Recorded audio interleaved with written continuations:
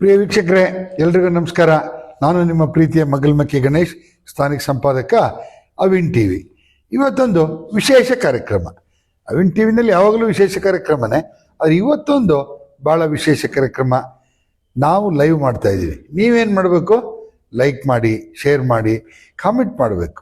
ಇವತ್ತಿನ ಒಂದು ವಿಶೇಷ ಕಾರ್ಯಕ್ರಮ ಅಂದರೆ, ಕಡು ಬಡತನದಲ್ಲಿ ಹುಟ್ಟಿ ಯಾವ ರಂಗವನ್ನು ಆರಿಸ್ಕೊಂಬಾರ್ದು ಆ ರಂಗವನ್ನು ಆರಿಸಿಕೊಂಡು, ಏನಿವತ್ತು ಹೇಳ್ತೀವಿ 4 ಅಂಗಗಳಿದೆ ಅಂತ, ಅದರಲ್ಲಿ 3 ಅಂಗದವರು ಚೆನ್ನಾಗಿರ್ತಾರೆ. ಆದರೆ ಈ ಪತ್ರಿಕಾ ರಂಗದವರು ಕೆಲವು ಜನ ಉತ್ತಮವಾಗಿರ್ಬೋದು, ಅದು ಬೇರೆ ವಿಚಾರ. ಡಿ ದರ್ಜೆ ನೌಕರರು ಎಲ್ಲರೂ ಬರೀ ಸಂಬಳಕ್ಕೆ ದುಡಿಯಲ್ಲ, ಅವರು ಏನೇನೋ ಮಾಡಿ ಬೇರೆ ಥರದಲ್ಲೂ ಇದ್ದಾರೆ. ಆ ಥರ ಈ ಪತ್ರಿಕಾ ರಂಗ. ಈ ಒಂದು ಪತ್ರಿಕಾ ರಂಗದಲ್ಲಿರ್ತಕ್ಕಂಥ ವ್ಯಕ್ತಿ, ಅದರಲ್ಲೂ ವಿಶೇಷವಾಗಿ ನಮ್ಮ ಮೂಡಿಗೆರೆಯ ಅಳಿಯ, ಅವ್ರನ್ನ ಇವತ್ತು ಕರೆದಿದ್ವಿ, ಬಂದಿದ್ದಾರೆ. ನೋಡೋಣ ಬಡತನ ಅಂದರೆ ಹೆಂಗಿರುತ್ತೆ, ಅದನ್ನು ಮೆಟ್ಟಿ ನಿಂತದ್ದು ಹೆಂಗೆ, ಆ ನಂತರ ಹಣದ ವ್ಯಾಮೋಹ ಇಲ್ದೇ, ಯಾವುದೇ ಭ್ರಷ್ಟಾಚಾರ ಮಾಡ್ದೇ, ಪತ್ನಿ ಮತ್ತು ಇವರ ಒಂದು ಸರಳ ಅಮೌಂಟು, ಒಂದು ತಿಂಗಳಿಗೆ ಒಂದು 50,000 ರೂಪಾಯಿ ಬರೋಂಥದ್ದು, ಅದರಲ್ಲಿ ಜೀವನ ಮಾಡ್ತಾ ಇರೋಂಥದ್ದು, ಜೊತೆಗೆ ಪತ್ರಿಕೆ ಬೇರೆ. ಹಾಗಾಗಿ ಅಂಥ ಒಂದು ವ್ಯಕ್ತಿ ಹೇಳಿದ್ರೆ ವಿಶೇಷ ಅಂದರೆ ನಮ್ಮ ಮೂಡಿಗೆರೆ ಅಳಿಯ ಬೇರೆ. ಭಾಳಷ್ಟು ಜನಕ್ಕೆ ಗೊತ್ತಿದೆ. ನಮಗೆ ಕಾಫಿ ಕುಡಿಯೋತ್ತಿಗೆ ನಮ್ಮ ಸಮಾಜ ಸೇವಕರು ಸಿಕ್ಕಿದ್ರು. ಹಸನ್ ಅವ್ರ ಜೊತೆ ಮಾತನಾಡುವಾಗ ಸುಮಾರು 20 ವರ್ಷಗಳ ಹಿಂದಿನ ಒಂದು ಕತೆ ಹೇಳಿದರು ಇವರು. ಆಗ ದಿಗ್ಭ್ರಾಂತರಾಗಿಬಿಟ್ರು ಅವರು. ಹೌದಾ, ನೀವು ಅದು ಅಂತ. ನೋಡೋಣ, ಅವ್ರನ್ನೇ ಎಲ್ಲ ಕೇಳ್ತಾವನ್, ಯಾರು, ಏನು, ಯಾಕೆ ಕರೆದಿದ್ದೀವಿ ಅಂತ. ನಮಸ್ಕಾರ ಸರ್. ನಮಸ್ತೆ. ತಮ್ಮ ಪೂರ್ಣ ಹೆಸರು? ಅವಿನ್ ಟಿವಿಯ ಎಲ್ಲ ವೀಕ್ಷಕ ಬಳಗಕ್ಕೆ ಮೊದಲನೇದಾಗಿ ನಾನು ನಮಸ್ಕಾರಗಳನ್ನ ತಿಳಿಸ್ತೇನೆ. ವಿಶೇಷವಾಗಿ ಮಗಲ್ಮಕ್ಕಿ ಗಣೇಶಣ್ಣ, ಅಣ್ಣ ಅಂತ ಕರಿತೀನಿ, ಯಾಕೆಂದರೆ ಅವರು ನನಗಿಂತ ತುಂಬ ಹಿರಿಕರಿದ್ದಾರೆ. ಅವರು ನನ್ನ ಪತ್ರಿಕೆಯ ಸುದೀರ್ಘ ಓದುಗರು ಅನ್ನೋದು ಕೇಳಿ ತುಂಬ ನನಗೆ ಸಂತೋಷ ಆಯಿತು. ಅಂದರೆ ಅವ್ರನ್ನ ನಾನು ಯಾವತ್ತೂ ಭೇಟಿ ಮಾಡಿದ್ದಿಲ್ಲ, ಆದರೆ ಸುದೀರ್ಘವಾದಂಥ ಓದುಗರು ದಿನ ರಾತ್ರಿ 10 ಗಂಟೆಗೆ ನನ್ನ ಪತ್ರಿಕೆ ನೋಡ್ತೀನಿ ಅಂತೇಳಿ ಹೇಳಿದಾಗ ನಾನೇ ಬೆನ್ನು ತಟ್ಕೊಂಡೆ ನಾನು. ಯಾಕೆಂದರೆ ಇಂಥ ಸಹೃದಯರು, ಇಂಥ ಆತ್ಮೀಯರು ನನ್ನ ಪತ್ರಿಕೆ ಓದುಗರು ಅಂತ ಕೇಳ್ಪಟ್ಟಾಗ ನನಗೆ ತುಂಬ ಸಂತೋಷ ಆಯಿತು. ಅವರು ನನ್ನನ್ನು ಅಲ್ಲಿ ಚಿಕ್ಕಮಗಳೂರಿನಲ್ಲಿ ಸಾದಾಸೀದಾ ಯಾವುದೋ ಒಂದು ಸಣ್ಣ ಪುಟ್ಟ ಕೆಲಸ ಮಾಡ್ಕೊಳ್ತಾ ಒಂದು ಪತ್ರಿಕೆ ನಡೆಸ್ತಾ ಇರೋಂಥ ನನ್ನನ್ನು ಸಹ ಗುರುತು ಮಾಡಿ ಅವರು ನಡೆಸ್ತಾ ಇರ್ತಕ್ಕ ಮಾಧ್ಯಮದಲ್ಲಿ ತಾವೊಂದು ಸಂದರ್ಶನ ಕೊಡಬೇಕು ಅಂತ ಕರೆದು ನನ್ನನ್ನು ಈ ವೇದಿಕೆಯಲ್ಲಿ ಕೋರಿಸಿದ್ದಾರೆ. ಅವರಿಗೆ ವೀಕ್ಷಕರ ಪರವಾಗಿ ಮತ್ತು ನನ್ನ ವೈಯಕ್ತಿಕವಾಗಿ ಅವರಿಗೆ ಧನ್ಯವಾದಗಳನ್ನ ಅರ್ಪಿಸ್ತೇನೆ. ನಾನು ರಾಜೇಶ ಪಿ ಅಂತ ಹೇಳ್ಬಿಟ್ಟು, ಪಿ ಅಂದ್ರೆ ನನ್ನ ತಂದೆ ಹೆಸರು ಪೆರುಮಾಳ್ ಅಂತೇಳಿ. ಅವರ ಹೆಸರನ್ನ ಬಾರಿ ತುಂಬಾ ಹೆಮ್ಮೆಯಿಂದ, ಅದು ಪಿ ಅಂತ ತುಂಬಾ ಜನ ಕೇಳ್ತಾರೆ, ಏನದು ಪಿ ಅಂತ ಕೇಳಿದ್ರೆ ನನ್ನ ತಂದೆ ಹೆಸರು. ನನ್ನ ತಂದೆ ಪೆರುಮಾಳ್ ಅಂತೇಳಿ, ತಾಯಿ ಲಕ್ಷ್ಮೀದೇವಮ್ಮ. ನಿಮ್ಮ ತಂದೆ ತಾಯಿಗೆ ನೀವು ಎಷ್ಟು ಜನ ಮಕ್ಕಳು? ನಾವು ನಮ್ಮ ತಂದೆ ತಾಯಿಗೆ 9 ಜನ ಮಕ್ಕಳು. ನಾವು 3 ಜನ ಹೆಣ್ಮಕ್ಳು, 6 ಜನ ಗಂಡು ಮಕ್ಕಳು. ನಾವು 6 ಜನದಲ್ಲಿ ಈಗಾಗಲೇ ನಮ್ಮ ಹಿರೇಅಣ್ಣ ರೈಲ್ವೆ ಡಿಪಾರ್ಟ್ಮೆಂಟ್ ಅಲ್ಲಿ railway store supervisor, class 1 officer ಅವರು. ಆಮೇಲೆ ಇನ್ನ ನನ್ನ ಅಣ್ಣ ನನ್ನೊಂದಿಗೆ ಇದ್ದಾರೆ. ಆಮೇಲೆ ಇನ್ನ ತಮ್ಮ ಅವರು ಬೇರೆ ಬೇರೆ ಕೆಲಸಗಳನ್ನ, ವೃತ್ತಿಗಳನ್ನ ಮಾಡ್ಕೊಂಡಿದ್ದಾರೆ. ಇನ್ನೊಬ್ಬ ಕಡೆ ತಮ್ಮ ಒಬ್ಬ ರೈಲ್ವೆಯಲ್ಲಿ ಸೀನಿಯರ್ ಇಂಜಿನಿಯರು. ಇನ್ನೊಬ್ಳು ತಂಗಿ ಮಹಿಳಾ ಲೋಕೋ ಪೈಲಟ್, ಮೆಟ್ರೋದಲ್ಲಿ ಇವತ್ತಿಗೆ ಗಾಡಿ ಇದು ರೈಲ್ ಓಡಿಸ್ತಾಳೆ. ಹೌದೌದು, ಉಷಾ ಅಂತ ಹೇಳ್ಬಿಟ್ಟು ಆಕೆ. ಬಾಕಿ ಎಲ್ಲ ನನ್ನ ಅಕ್ಕದಿರಿಗೆಲ್ಲ ಮದುವೆ ಆಗಿದೆ. ನಮ್ದೊಂಥರದ್ದು ಕೂಡು ಕುಟುಂಬ, ಅವಿಭಕ್ತ ಕುಟುಂಬ. ನಮ್ದು 9 ಜನದ್ದು ಒಂದು ಅವಿಭಕ್ತ ಕುಟುಂಬ, ತುಂಬಾ ಅವಿನಾಭಾವಾದಂಥ ಸಂಬಂಧ ಇರುವಂತ ಕುಟುಂಬ. ಅಣ್ಣ ತಮ್ಮದಿರು ಅಂದ್ರೆ ನಮ್ದು ಒಂಥರ ಜೇನುಗೂಡಿನ ಮನೆ. ಅದು ತುಂಬಾ ಸಂತೋಷದ ಮನೆ ಸರ್ ನಮ್ದು. ಈಗ ನಿಮ್ಮ ಸ್ವಂತ ಊರು, ಈಗ ನೀವು ಚಿಕ್ಕಮಗಳೂರಿನಲ್ಲಿ ಇದ್ದೀರಿ, ಬಟ್ ಸ್ವಂತ ಊರು ಯಾವ್ದು ಸರ್ ನಿಮ್ದು? ಸ್ವಂತ ಊರು ಅಂದ್ರೆ ನಾವು ಈ ಬಿದಿರು ವೃತ್ತಿ ಮಾಡೋರು. ನಾವು ಈ ಬಿದಿರು ವೃತ್ತಿ ಮಾಡೋರು ಏನಾಗುತ್ತೆ, ನಾವು ಮನೆಯಲ್ಲಿ ಭಾಷೆ ಬಂದು ತೆಲುಗು ಮಾತಾಡೋದು. ಆಮೇಲೆ ಆಚರಣೆಗಳೆಲ್ಲ ತಮಿಳುನಾಡಿನ ಆಚರಣೆಗಳಿದೆ, ನಾವಿರೋದು ಕರ್ನಾಟಕದಲ್ಲಿ. ಅದು ಹೇಗೆ ಅಂದ್ರೆ, ಪ್ರತಿ ಕಾಡು, ಯಾವುದೇ ದೊಡ್ಡ ಕಾಡಿರ್ಬೋದು, ಬಿದಿರು ಪ್ರತಿ 100 ವರ್ಷಕ್ಕೊಂದ್ಸರಿ ಕಟ್ಟೆ ಅಂತ ಬರುತ್ತೆ, ಹೌದೌದು. ಸಂಪೂರ್ಣವಾಗಿ ನಿರ್ನಾಮ ಆಗುತ್ತೆ. ನಮ್ಮ ಬದುಕುಗಳು ಏನು ಅಂತಂದ್ರೆ, ನಮ್ಮ ಪೂರ್ವಜರ ಬದುಕುಗಳು, ನಮ್ಮ ತಂದೆ ತನಕನೂ ನಮ್ಮ ಬದುಕುಗಳು ಹೇಗೆ ಅಂದ್ರೆ,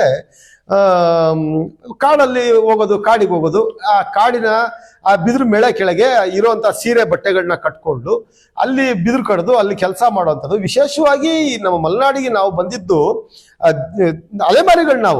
ಅಲೆಮಾರಿಗಳು ಒಂದು ಕಡೆ ನಿಲ್ಲುವಂತ ಜನ ಏನಲ್ಲ. ಆದ್ರೆ ನಾವೆಲ್ಲ ಎಜುಕೇಟೆಡ್ ಆದ್ಮೇಲೆ ಈ ಕರ್ನಾಟಕಕ್ಕೆ ಬಂದು ಹೆಚ್ಚು ಕಡಿಮೆ ಒಂದು 200 ವರ್ಷದ ಇತಿಹಾಸ ಅಂತ ಹೇಳ್ತಾರೆ, ಆದ್ರೆ ನನಗೆ ಗೊತ್ತಿಲ್ಲ. ನಮ್ಮ ಅಜ್ಜನ ಕಾಲದ ಇತಿಹಾಸ ಹೇಳ್ತಾರೆ. ಕಾಫಿ ಬುಟ್ಟಿ ಮಾಡಕ್ ಬಂದವ್ರು ನಾವು. ಅದು ಯಾವ ಮೂಲ ಅಂತ ಇವತ್ತಿಗೂ ನಮ್ಗೆ ಕಂಡುಹಿಡ್ಕೊಳಕ್ ಆಗ್ತಾ ಇಲ್ಲ. ನಾವು ಮಾತಾಡೋ ಭಾಷೆ ತೆಲುಗು ಭಾಷೆ ಇದೆ, ಆ ಭಾಷೆ ಏನ್ ಮೂಲ ಅಂತ ನಮ್ಗೆ ಅರ್ಥ ಆಗ್ತಾ ಇಲ್ಲ. ನಾವೆಲ್ಲ ನಾಗರಿಕರ ಮಧ್ಯೆ ಅದು ಆ ಭಾಷೆನೇ ಮಾತಾಡಲ್ಲ. ಆ ತರದೊಂದು ಭಾಷೆ ನಮ್ದು. ನಮ್ಮ ತಂದೆ ತಾಯಿ ಎಲ್ಲ ಈ ತರ ಬಂದವರು, ಬಿದಿರು ಬುಟ್ಟಿ ಮಾಡ್ಕೊಳ್ತಾ ಈ ಕಾಫಿ ಬುಟ್ಟಿ ಮಾಡಕ್ ಬಂದವರು. ವಿಶೇಷವಾಗಿ ಮಲೆನಾಡಿಗೆ ನಾವು ಈ ಕಾಫಿ ಏನು ಇದು ಶುರು ಆಯ್ತಲ್ಲ, ಕಾಫಿ ಶುರು ಆಯ್ತಲ್ಲ, ಅವಾಗ ನಮ್ಮ ಕುಟುಂಬಗಳು ಒಂದಿಷ್ಟು ಕಾಫಿ ಬುಟ್ಟಿ ಮಾಡಕ್ ಬಂದವರು ನಾವು. ಹಾಗೇನೆ ಇಲ್ಲಿ ನೆಲೆ ಕಂಡುಕೊಂಡ್ವಿ. ಇದೇ ನಾಡು, ಇದೇ ಭಾಷೆ, ಎಂದೆಂದು ನನ್ನದು. ನಾನು ಕರ್ನಾಟಕ ನನ್ನ ನಾಡು ಕರ್ನಾಟಕ, ನನ್ನ ಭಾಷೆ ಕನ್ನಡ, ನನ್ನ ಮಾತೃಭಾಷೆ ಕನ್ನಡ.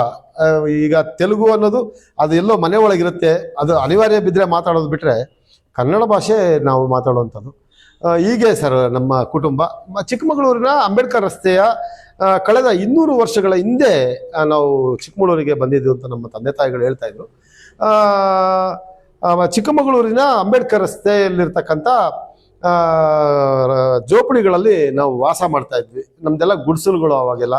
ಆ ಗುಡಿಸಲುಗಳಲ್ಲಿ ವಾಸ ಮಾಡ್ತಾ ಇದ್ವಿ. ನಮ್ಮ ತಂದೆ ತಾಯಿ 9 ಜನ ಮಕ್ಕಳನ್ನ ಆ ಬಿದಿರು ವೃತ್ತಿ ಮಾಡ್ತಾನೆ ನಮ್ಮನ್ನೆಲ್ಲ ಸಾಕಿದ್ರು, ಒಂದಿಷ್ಟು ಓದಿಸಿದ್ರು. ಸಕಾಲದಲ್ಲಿ ಒಂದು ಎಜುಕೇಶನ್ ಎಲ್ಲ ಮುಗೀತು ಅನ್ನೋ ದಿನ, ಒಂದು ಎಜುಕೇಶನ್ ಮುಗ್ದಿರಲಿಲ್ಲ. SLC ನಾನು ಮುಗಿಸಿದ್ದೆ. ಆವಾಗಲೇ ನಮ್ಮ ತಂದೆ ತಾಯಿ ಇಬ್ರು ಕಾಲ ಆಗ್ಬಿಟ್ರು. ಅವರು ವಯೋಸಹಜವಾಗಿದ್ರೆ ಅವ್ರಿಗೆ, ನಮ್ಮ ತಂದೆಗೆ ಒಂದು 60 ವರ್ಷ ಆಗಿತ್ತು, ತಾಯಿಗೆ ಒಂದು 55 ವರ್ಷ ಆಯಿತು. ತುಂಬ ಕಷ್ಟಜೀವಿಗಳು, ಜೀವನ ಪೂರ್ತಿ ಕಷ್ಟನೇ ಅನುಭವಿಸಿದ. ಅದರಿಂದ ಅವರ ಆಯುಸ್ಸು ಗಟ್ಟಿಯಾಗಿರಲಿಲ್ಲ ಆ ದಿನಗಳಲ್ಲಿ. ನಮಗೆ ಒಳ್ಳೆ ದಿನಗಳಲ್ಲಿ ಅವ್ರನ್ನ ತುಂಬ ಮಿಸ್ ಮಾಡ್ಕೊಳ್ತಾ ಇದೀವಿ ಅಂತ ಅನ್ಸುತ್ತೆ ಸರ್. ಈಗ ನಿಮ್ಮ ಅವತ್ತು 9 ಮಕ್ಕಳು, ಬಡತನ ಎಲ್ಲ ಇತ್ತು, ಆದರೆ ನಿಮ್ಮ ವ್ಯಾಸಂಗ ಶುರುವಾಗಿದ್ದು ಎಲ್ಲಿ ಸರ್? 1ನೇ ಕ್ಲಾಸ್ ಎಲ್ಲ ಚಿಕ್ಕಮಗಳೂರಿನ ಪೋಟ್ರುಪೇಟೆ ಶಾಲೆ. ಎಲ್ಲ ಇಡೀ ನಮ್ಮ 9 ಜನ ಮಕ್ಕಳು ಚಿಕ್ಕಮಗಳೂರಿನ MG ರಸ್ತೆಯಲ್ಲಿರ್ತಕ್ಕಂಥ ಪೋಟ್ರುಪೇಟೆ ಶಾಲೆ, ನಮ್ದು ಸರ್ಕಾರಿ ಪ್ರಾಥಮಿಕ ಪಾಠಶಾಲೆ ಪೋಟರ್ಪೇಟೆ ಅಂತ ಹೇಳ್ಬಿಟ್ಟು. ಅದರಲ್ಲಿ ನಮ್ಮ ಗುರುಗಳು MS ಅನಂತರಾಮಯ್ಯ ಅಂತ ನಮ್ಮಲ್ಲಿ ಒಂದು ಕಲೆಯ ಕಿಚ್ಚು ಮೂಡಿಸಿದಂಥವ್ರು ವೈ ಪುಟ್ಟಸೋಮಪ್ಪ ಅಂತ. ಅವರ ಪ್ರಭಾವ ಇಡೀ ಕುಟುಂಬಕ್ಕೆ ಗಾಢವಾಗಿದೆ. ವೈ ಪುಟ್ಟಸೋಮಪ್ಪ ಅಂತೇಳಿ ಈಗ ನಿವೃತ್ತರಾಗಿ ಮನೆಯಲ್ಲಿದ್ದಾರೆ. ಅವರ ಪ್ರಭಾವ ಇಡೀ ನಮ್ಮ ಕುಟುಂಬಕ್ಕೆ ಗಾಢವಾಗಿದೆ. ಇವತ್ತೇನಾದ್ರು ಕಲಾವಿದ ಏನಾದ್ರು ಕಲೆ ಬಗ್ಗೆ ಮಾತಾಡ್ತೀನಿ ಅಂತ ಹೇಳಿದ್ರೆ ಪುಟ್ಟಸೋಮಪ್ಪನವರು ಇಲ್ದಲೆ ನಾನು ಇರೋಕ್ಕೆ ಸಾಧ್ಯನೇ ಇಲ್ಲ. ಅದಂತೂ ಸತ್ಯ ಸರ್. ಈಗ ಅವತ್ತಿನ ಒಂದು ವಿದ್ಯಾಭ್ಯಾಸ ಮಾಡಿದಿರಿ, ಎಲ್ಲಿವರೆಗೆ ಓದಿದಿರಿ ಸರ್? ನಾನು ಓದಿದ್ದು PUC ಅಷ್ಟೇನೆ. ಏನಾಯ್ತು, ನಮ್ಮ ಅಣ್ಣ ಒಬ್ಬರೇ ಚೆನ್ನಾಗಿ ಓದಿದ್ರು ಅವಾಗ. ಅಂದ್ರೆ ನಮ್ಮ ತಂದೆ ಜೀವಂತ ಇದ್ರು. ಅವರು ಡಿಪ್ಲೊಮೊ ತನಕನೂ ಓದಿಸಿದ್ರು, ಆಟೋಮೊಬೈಲ್ ಡಿಪ್ಲೊಮಾ ಓದಿದ್ರು. ನಮ್ಮ ಅಣ್ಣ ಪ್ರವರ್ಧಮಾನಕ್ಕೆ ಬಂದು ಅವರು ನಮ್ಮನ್ನೆಲ್ಲ ಓದಿಸೋ ಪ್ರಯತ್ನ ತುಂಬಾ ಪಟ್ರು.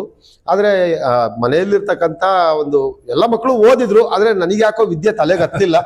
SLC 3 ಸರಿ ಫೇಲ್ ಆದೆ. SLC 3 ಸರಿ ಫೇಲ್ ಆಗ್ಬಿಟ್ಟೆ ನಾನು. ಕಡೆಗೆ ನಾನು ನಮ್ಮ ಅಣ್ಣನ ತುಂಬಾ ಟೀಸ್ ಮಾಡ್ತಾ ಇದ್ದೆ. ಏನು ಅಂದ್ರೆ, ಓದು ಅಂತ ಹೇಳಿದ್ರೆ ಓದ್ತಾ ಇರ್ಲಿಲ್ಲ. ಒಂದು ದಿನ ಅವನು ರೈಲ್ವೆಯಲ್ಲಿ ಪೊಲೀಸ್ ಆಗಿ ಕೆಲ್ಸಕ್ಕೆ ಸೇರ್ಕೊಂಡಿದ್ದ. ಪ್ರತಿ ವಾರ ಬಂದು ನಮ್ಮನ್ನೆಲ್ಲ ಏನ್ ಮಾಡ್ತಾ ಇದ್ದೀರಾ ಅಂತ ಕೇಳ್ಕೊಂಡು ಹೋಗ್ತಾ ಇದ್ದ. ಅಂತ ಒಂದು ತಲೆ ನಾನು ಸ್ವಲ್ಪ ಉಡಾಫೆ ಮಾತಾಡಿದೆ. ಅವನು ಓದ್ಬೇಕು ನೀನು ಅಂತೇಳಿ ಹೇಳಿ ತುಂಬಾ ಒತ್ತಾಯ ಮಾಡ್ದ. ಕಡೆಗೊಂದಿನ ನನ್ನನ್ನು ಕರ್ಕೊಂಡೋಗಿ ನೀರಿನ ತೊಟ್ಟಿ ಒಳಗೆ ಮುಳುಗಿಸಿ ನಾನು ಹೆಚ್ಚು ಕಡಿಮೆ ಒಂದು ನೀರು ಕುಡಿದ್ಬಿಟ್ಟಿದ್ದೆ. ಹೆಚ್ಚು ಕಡಿಮೆ ಒಂದು 4-5 ಲೀಟರ್ ನೀರು ಕುಡಿದ್ಬಿಟ್ಟಿದ್ದೆ. ಇನ್ನೇನು ಸತ್ತೋಗೋ ಪರಿಸ್ಥಿತಿನೇ. ಆ ಥರ ಸಿಟ್ಟು ಆ ಮನುಷ್ಯನಿಗೆ.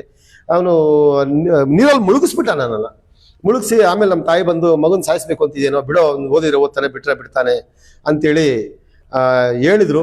ಆದ್ರೆ ಆತ ಅಷ್ಟಕ್ಕೆ ಬಿಡ್ಲಿಲ್ಲ. ನನ್ನನ್ನು ಕರ್ಕೊಂಡು ಕೂರಿಸ್ಕೊಂಡು ನನ್ನನ್ನು ಇವತ್ತು ನಾವು ಕೌನ್ಸಿಲಿಂಗ್ ಅಂತ ಹೇಳ್ತೀವಿ,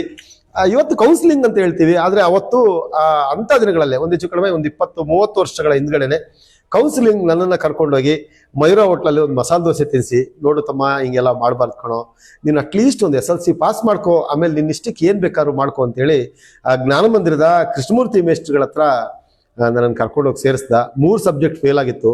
ಅವರು ಕರ್ಕೊಂಡು ಹೋಗ್ಬಿಟ್ಟು ಕೃಷ್ಣಮೂರ್ತಿಗಳ ಹತ್ರ ಒಬಿಡಿಯಂಟ್ ತುಂಬಾ ವಿಧೇಯ ವಿದ್ಯಾರ್ಥಿ ನಾನು. ಅವರ ಆ ವಾತಾವರಣ ಮತ್ತೆ ಆ ಗುರುಗಳ ಒಂದು ಆಶೀರ್ವಾದ, SLCನ 3 ಸಬ್ಜೆಕ್ಟ್ ಒಂದೇ ಇದರಲ್ಲಿ ಪಾಸ್ ಮಾಡಿದೆ. ಆಮೇಲೆ ನೀನು ಕಾಲೇಜ್ಗೆ ಹೋಗ್ಬೇಕು ಅಂತೇಳಿ ನನ್ನನ್ನು ಜೂನಿಯರ್ ಕಾಲೇಜಿಗೆ ಸೇರಿಸಿದ್ರು. ಜೂನಿಯರ್ ಕಾಲೇಜಲ್ಲಿ 2 ವರ್ಷಗಳ ಕಾಲ ನಾನು ವ್ಯಾಸಂಗ ಮಾಡಿದೆ. ಆಗಲೇ ನಮ್ಮ ತಂದೆ ಇಬ್ರು ಆ ವರ್ಷದಲ್ಲಿ ತೀರ್ಕೊಂಡ್ರು. ನೆಕ್ಸ್ಟ್ ಏನು ಜೀವನ ಅಂತ ಕೇಳಿದ್ರು, ನಮ್ಮ ಅಣ್ಣ ಕೇಳಿದ್ರು, ಏನ್ ಮಾಡ್ತೀಯಪ್ಪ, ಎಲ್ಲರೂ ಕಾಲೇಜ್ಗೆ ಹೋಗು ಅಂತ ಕೇಳಿದ್ರು. ಇಲ್ಲ ಅಣ್ಣ, ನಾನು ಕೆಲಸ ಮಾಡ್ತೀನಿ ಅಂತ ಹೇಳಿದಕ್ಕೆ ಸರಿ ಆಯ್ತು ಅಂತೇಳಿ ಅವರೇ ಒಂದು 25,000 ರೂಪಾಯಿ ಸಾಲ ಕೊಡಿಸಿ ಒಂದು ಆಟೋ ಕೊಡಿಸಿದ್ರು. ಸುಮಾರು ಒಂದು 5 ವರ್ಷಗಳ ಕಾಲ ನಾನು ಚಿಕ್ಕಮಗಳೂರಿನ ಗಲ್ಲಿಗಳಲ್ಲಿ ನಾನು ಆಟೋ ಓಡಿಸಿದ್ದೀನಿ ಸರ್. ಆಟೋ ರಾಜ ಆಗ್ಬಿಟ್ರಿ. ಹೌದೌದು, ಆಟೋ ಓಡಿಸಿ. ಆನಂತರ ಈಗ PUC ಮಾಡಿದಾಗ ಅಥವಾ ನಿಮ್ಮ ಅಣ್ಣ ಸರ್ಕಾರಿ ಹುದ್ದೆಗೆ ಸೇರಿದ್ರಿಂದ ನಿಮಗೂ ಯಾವ್ದಾರ ಒಂದು ಸರ್ಕಾರಿ ಹುದ್ದೆಗೆ ಸೇರ್ಬೇಕು, ಸರ್ಕಾರಿ ನೌಕರರಾಗ್ಬೇಕು ಅಥವಾ ಖಾಸಗಿ ನೌಕರರಾಗ್ಬೇಕು ಅನ್ನೋ ಭಾವನೆ ಬರಲಿಲ್ವ ಸರ್? ಇಲ್ಲ, ಮನಸ್ಸಲ್ಲಿ ಇತ್ತು. ಎಲ್ಲ ಅಣ್ಣ ಎಲ್ಲ ಚೆನ್ನಾಗಿದ್ದಾರೆ, ನಾವು ಒಂದು ವೃತ್ತಿ ಮಾಡಬೇಕು ಅಂತ. ಆಮೇಲೆ ನಾನು ಓದಿದ್ದು SLC ಸರ್. ತುಂಬಾ ನಾನು ಪಾಸ್ ಅಂತ ಹೇಳಿದ್ರೆ ಪಾಸ್ ಮಾರ್ಕ್ಸ್ ಅಷ್ಟೇ ತಗೊಂಡಿದ್ದು. PUC ಅಷ್ಟೇ 50% ತಗೊಂಡಿದ್ದು ನಾನು. ಆಮೇಲೆ ನೋಡಿದೆ ನನಗೇನು ಹುದ್ದೆ ಸಿಗ್ಬೋದು ಅಂತ ಯೋಚನೆ ಮಾಡಿದೆ. ನನಗೆ ಸಿಕ್ಕಿದ ಹುದ್ದೆ ಎಲ್ಲ ಏನು ಅಂದ್ರೆ ಡ್ರೈವರ್ ಆಗಿ ಇಂಟರ್ವ್ಯೂಗಳು ಬಂದು, ಆಮೇಲೆ ಪೊಲೀಸ್ ಇದು ಇಂಟರ್ವ್ಯೂಗಳು ಬಂದು. ಆದ್ರೆ ನನ್ನ ಹೈಟು ಕಮ್ಮಿ ಇತ್ತು. ಹಾಗಾಗಿ ಒಂದು 3-4 ಇಂಟರ್ವ್ಯೂಗಳಲ್ಲಿ ನಾನು ರಿಜೆಕ್ಟ್ ಆದೆ. ಹಾಗಾಗಿ ಮತ್ತೆ ಯಾವುದು ನಾನು ಗೌರ್ಮೆಂಟ್ ಹುದ್ದೆಗೆ ಹೋಗ್ಬೇಕು ಅಂತ ಯಾವತ್ತೂ ಮನಸ್ಸು ಮಾಡಲಿಲ್ಲ. ದೊರೆತ ಹುದ್ದೆಗಳನ್ನ ಮಾಡಕ್ ಶುರು ಮಾಡಿದೆ ಅಷ್ಟೇ. ಈಗ ಪ್ರಾಥಮಿಕವಾಗಿ ಆಟೋ ಓಡಿಸಿದ್ರಿ. ಹೌದು. 5 ವರ್ಷದ ನಂತರ ನಾನು ಯಾಕೆ ಇದನ್ನ ಕೇಳ್ತಾ ಇದ್ದೀನಿ ಅಂದ್ರೆ, ನೀವು ಅಷ್ಟು ಬಡತನದಿಂದ ಬಂದಿದ್ರಿಂದ ಇವತ್ತು ಒಂದು ಯಂಗ್ಸ್ಟರ್ಸಿಗೆ, ನಾನು ಬಡವ ಅನ್ನೋನಿಗೆ ಒಂದು ಮಾರ್ಗದರ್ಶನ ಆಗಲಿ ಅನ್ನೋದಕ್ಕಾಗಿ 5 ವರ್ಷ ಆಟೋ ಓಡಿಸಿದ್ಮೇಲೆ ಆಟೋ ಓಡಿಸೋದು ಬಿಟ್ಬಿಟ್ರೆ ಸರ್? ಇಲ್ಲ, ಆಟೋ ಓಡಿಸ್ತಾ ಆ ಆಟೋಗಳಲ್ಲೇ 4 ಆಟೋ ನಾನು ಖರೀದಿ ಮಾಡಿದೆ. ನನ್ನ ಅಣ್ಣ ತಮ್ಮದಿರೆಲ್ಲ ಇದ್ರು. ನನ್ನ ಅಣ್ಣದಿರಿದ್ರು, ತಮ್ಮ ಒಬ್ಬ ಇದ್ದ, ಅಣ್ಣ ಇದ್ದ. 4 ಆಟೋಗಳನ್ನ ಓಡಿಸಿದೆ. ಆಟೋಗಳನ್ನ ಖರೀದಿ ಮಾಡಿದೆ, ಓಡಿಸಿದ್ವಿ. ಓಡಿಸ್ತಾ ಒಂದು ಫೈನ್ ಡೇ ನನ್ನ ಮನ್ಸಲ್ಲಿ ಬಂತು, ಒಂದು ಲಾರಿ ಮಾಡಿದ್ರೆ ಹೆಂಗಿರ್ಬೋದು ಅಂತೇಳಿ ಇದು ಬದ್ದ ಒಂದು ಸ್ವಲ್ಪ ದುಡ್ಡುಗಳನ್ನ ಕ್ರೋಢೀಕರಣ ಮಾಡಿ ಆಟೋಗಳನ್ನೆಲ್ಲ ಮಾರಿ ಒಂದು ಮಿನಿ ಲಾರಿ ತಗೊಂಡೆ. ಅದು ನನ್ನ ಜೀವನನ ಬರ್ಬಾದ್ ಮಾಡಿಟ್ಬಿಡ್ತು. ನನ್ನ ಸುಮಾರು 5 ವರ್ಷಗಳ ಕಾಲ ಆ ಲಾರಿ ಇಟ್ಟ 5 ವರ್ಷಗಳ ಕಾಲ ಪ್ರತಿ ಒಂದು ತುತ್ತಿಗೂ ನಾನು ಒಂದು ಹೊತ್ತಿನ ಊಟಕ್ಕೂ ತುಂಬಾ ಕಷ್ಟ ಪಡ್ಬೇಕಾದಂತ ಪರಿಸ್ಥಿತಿ. ಲಾರಿ ಓನರ್ ಆದ್ರೂ ಊಟಕ್ಕೆ ಕಷ್ಟ. ಹೌದೌದು, ಆಗ್ಲಿಲ್ಲ. ಸಾಲ ಕಟ್ಟಬೇಕು, ಲಾರಿಗಳ ರಿಪೇರಿ, ಆಮೇಲೆ ಬೇರೆ ಸಮಸ್ಯೆಗಳು ಎದುರಾದವು. ಸಾಲಗಾರ ಸಮಸ್ಯೆನೇ ದೊಡ್ಡದು. ಅಂತದ್ರಲ್ಲಿ ತುಂಬಾ ಕಷ್ಟ ಆಗ್ಬಿಡ್ತು. ಅಂತ ಹೊತ್ತಲ್ಲಿ ಒಂದಿನ ನಮ್ಮ ಟ್ರಾಫಿಕ್ ಇನ್ಸ್ಪೆಕ್ಟ್ರು ರಮೇಶ್ ಅಂತೇಳಿ ಚಿಕ್ಕಮಗಳೂರಲ್ಲಿ ಸಬ್ ಇನ್ಸ್ಪೆಕ್ಟರ್ ಇದ್ರು. ಅವರು ಅವಾಗಲೇ ನಾನು ಈ ನಮ್ಮ ಸಿನೋಜಿರಾವ್ ಅಂತೇಳಿ ಚಿಕ್ಕಮಗಳೂರಿನ ಸಮಾಚಾರ ಅಂತ ಪತ್ರಿಕೆ ನಡೆಸ್ತಾ ಇದ್ರು. ಅವರ ಒಡನಾಟ ಇಟ್ಕೊಂಡಿದ್ದೆ. ಆ ಒಡನಾಟದ ಬಗ್ಗೆ ನಾನು ಮುಂದೆ ಮಾತಾಡ್ತೀನಿ. ಅವಾಗ ಏನಾಯ್ತು, ಈ ರಮೇಶ್ ಅವರು ಬರೋ ಇಲ್ಲಿ ಅಂತ ಕರೆದ್ರು ನನ್ನನ್ನ. ಯಾರ್ದು ಲಾರಿ? ಇದು ನಂದೇ ಲಾರಿ. ನಾಳೆ ಬೆಳಗ್ಗೆ ಇದನ್ನ ಮಾರಿ ಬರ್ಬೇಕು ನೀನು. ಅಷ್ಟಂಕ ನೀನ್ ಮಾರ್ಲಿಲ್ಲ ಅಂದ್ರೆ ನಿನ್ ಕರ್ಕೊಂಡೋಗಿ ಕೇಸ್ ಫೈಲ್ ಮಾಡ್ತೀನಿ, ನಿನ್ ಗಾಡಿನ ಸೀಸ್ ಮಾಡ್ತೀನಿ ನಾನು ಅಂತ. ಅದಕ್ಕೆ ಇನ್ಶೂರೆನ್ಸು ಆಗ್ಲಿ, FC ಆಗ್ಲಿ, ಟ್ಯಾಕ್ಸ್ ಹೆಚ್ಚು ಕಡಿಮೆ 5 ವರ್ಷಗಳ ಕಾಲ ಟ್ಯಾಕ್ಸು ಕಟ್ಟಕ್ ಆಗಿರ್ಲಿಲ್ಲ. ಏನೋ ಸುಮ್ನೆ ಹಿಂಗೆ ಕಷ್ಟದಲ್ಲಿ ಅದನ್ನ ನಡೆಸ್ಕೊಂಡಿದ್ದೆ. ಕಡೆಗೆ ಒಂದಿನ ರಮೇಶ್ ಅವರು ಹೇಳಿದ್ರು, ಇಲ್ಲ ಇದು ನೀನ್ ಸರಿ ಇಲ್ಲಪ್ಪ, ನೀನೊಬ್ಬ ಪ್ರಜ್ಞಾವಂತಾಗಿ ಇದು ಮಾಡ್ತಾರ, ಸರಿ ಇಲ್ಲ ನೀನಂತ ಬುದ್ಧಿ ಹೇಳಿದ್ಮೇಲೆ ನನಗೂ ಸರಿ, ನಾನು ಮಾಡ್ತಾರ ಸರಿ ಇಲ್ಲ ಅಂತ ಅನಿಸ್ತು. ಅದನ್ನ ಲಾಸ್ಟ್ಗೆ ಗುಜರಿಗೆ ಹೊಡೆದ್ಬಿಟ್ಟೆ ನಾನು. 35,000 ರೂಪಾಯಿ ಗುಜರಿಗೆ ಹೊಡೆದೆ. 35,000 ರೂಪಾಯಿ ಗುಜರಿಗೆ ಹೊಡೆದು 25,000 ರೂಪಾಯಿ ಮತ್ತೊಂದು 3 ಚಕ್ರದ ಆಟೋ, ಒಂದು ಗೂಡ್ಸ್ ಗಾಡಿ ಒಂದು ತಗೊಂಡು ನನ್ನ ಮತ್ತೆ ಹೊಸದೊಂದು ಪಯಣ ಶುರು ಮಾಡಿದ್ದೆ ನಾನು. ಈಗ ಸರ್, ನಿಮ್ಮ ಮನೇಲಿ ಯಾರ್ಯಾರು ಇದ್ದೀರಿ ನೀವು? ನಾನು, ನನ್ನ ಪತ್ನಿ, 2 ಮಕ್ಕಳು. ನಮ್ದು ನನ್ನ ಮಿಸ್ಸಸ್ಸು ಚಿಕ್ಕಮಗಳೂರಿನ ಜ್ಯೋತಿನಗರದಲ್ಲಿರ್ತಕ್ಕಂಥ ನಮ್ಮ ಕ್ಲಿನಿಕ್ ಅಲ್ಲಿ ಆಕೆ ಸ್ಟಾಫ್ ನರ್ಸು. ನನ್ನ ಮಗ ಈಗ ಫಸ್ಟ್ ಇಯರ್ PUC ಓದ್ತಾನೆ, ಮಗಳು ಸಣ್ಣವಳು 2ನೇ ಕ್ಲಾಸ್ ಓದ್ತಾಳೆ. ಇಷ್ಟೆಲ್ಲ ಜ್ಞಾನವಂತರಾಗಿ ಇಷ್ಟೆಲ್ಲ ವ್ಯವಹಾರ ಮಾಡಿದ ನೀವು ಮದುವೆ ಆದ್ರಲ್ಲ ಪತ್ನಿ, ಲವ್ ಮ್ಯಾರೇಜ್ ಅರೇಂಜ್ ಮ್ಯಾರೇಜ್? ಇಲ್ಲ ಇದು ಏನಾಯ್ತು, ಅರೇಂಜ್ ಮ್ಯಾರೇಜ್ ಇದು ಪಕ್ಕ. ನನ್ನ ಪತ್ನಿ ಆಗ್ಲೇನೆ ನರ್ಸಿಂಗ್ ಮಾಡ್ತಾ ಇದ್ಲು.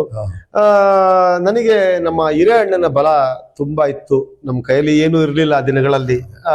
ಏನು ಅಂದ್ರೆ ಏನೂ ಇರ್ಲಿಲ್ಲ ಅಂತ ಹೊತ್ತಲ್ಲಿ ನಮ್ಮ ಅಣ್ಣ ಧೈರ್ಯವಾಗಿ ಬಂದು ಇಲ್ಲಿ ಮೂಡಿಗೆರೆಯಲ್ಲಿ ಇರ್ತಕ್ಕಂಥ ನಮ್ಮ ಅತ್ತೆ ಲೀಲಮ್ಮ ಅಂತ ಹೇಳಿ ಅವ್ರ ಹತ್ರ ನನ್ನ ತಮ್ಮನಿಗೆ ಹೆಣ್ಣು ಕೊಡಿ ಅಂತ ಕೇಳಿದ್ರು. ಏನ್ ವೃತ್ತಿ ಮಾಡ್ತಾನೆ? ಅವ್ನು ಸೌದೆ ಹೊಡಿತಾ ಇದ್ದಾನೆ.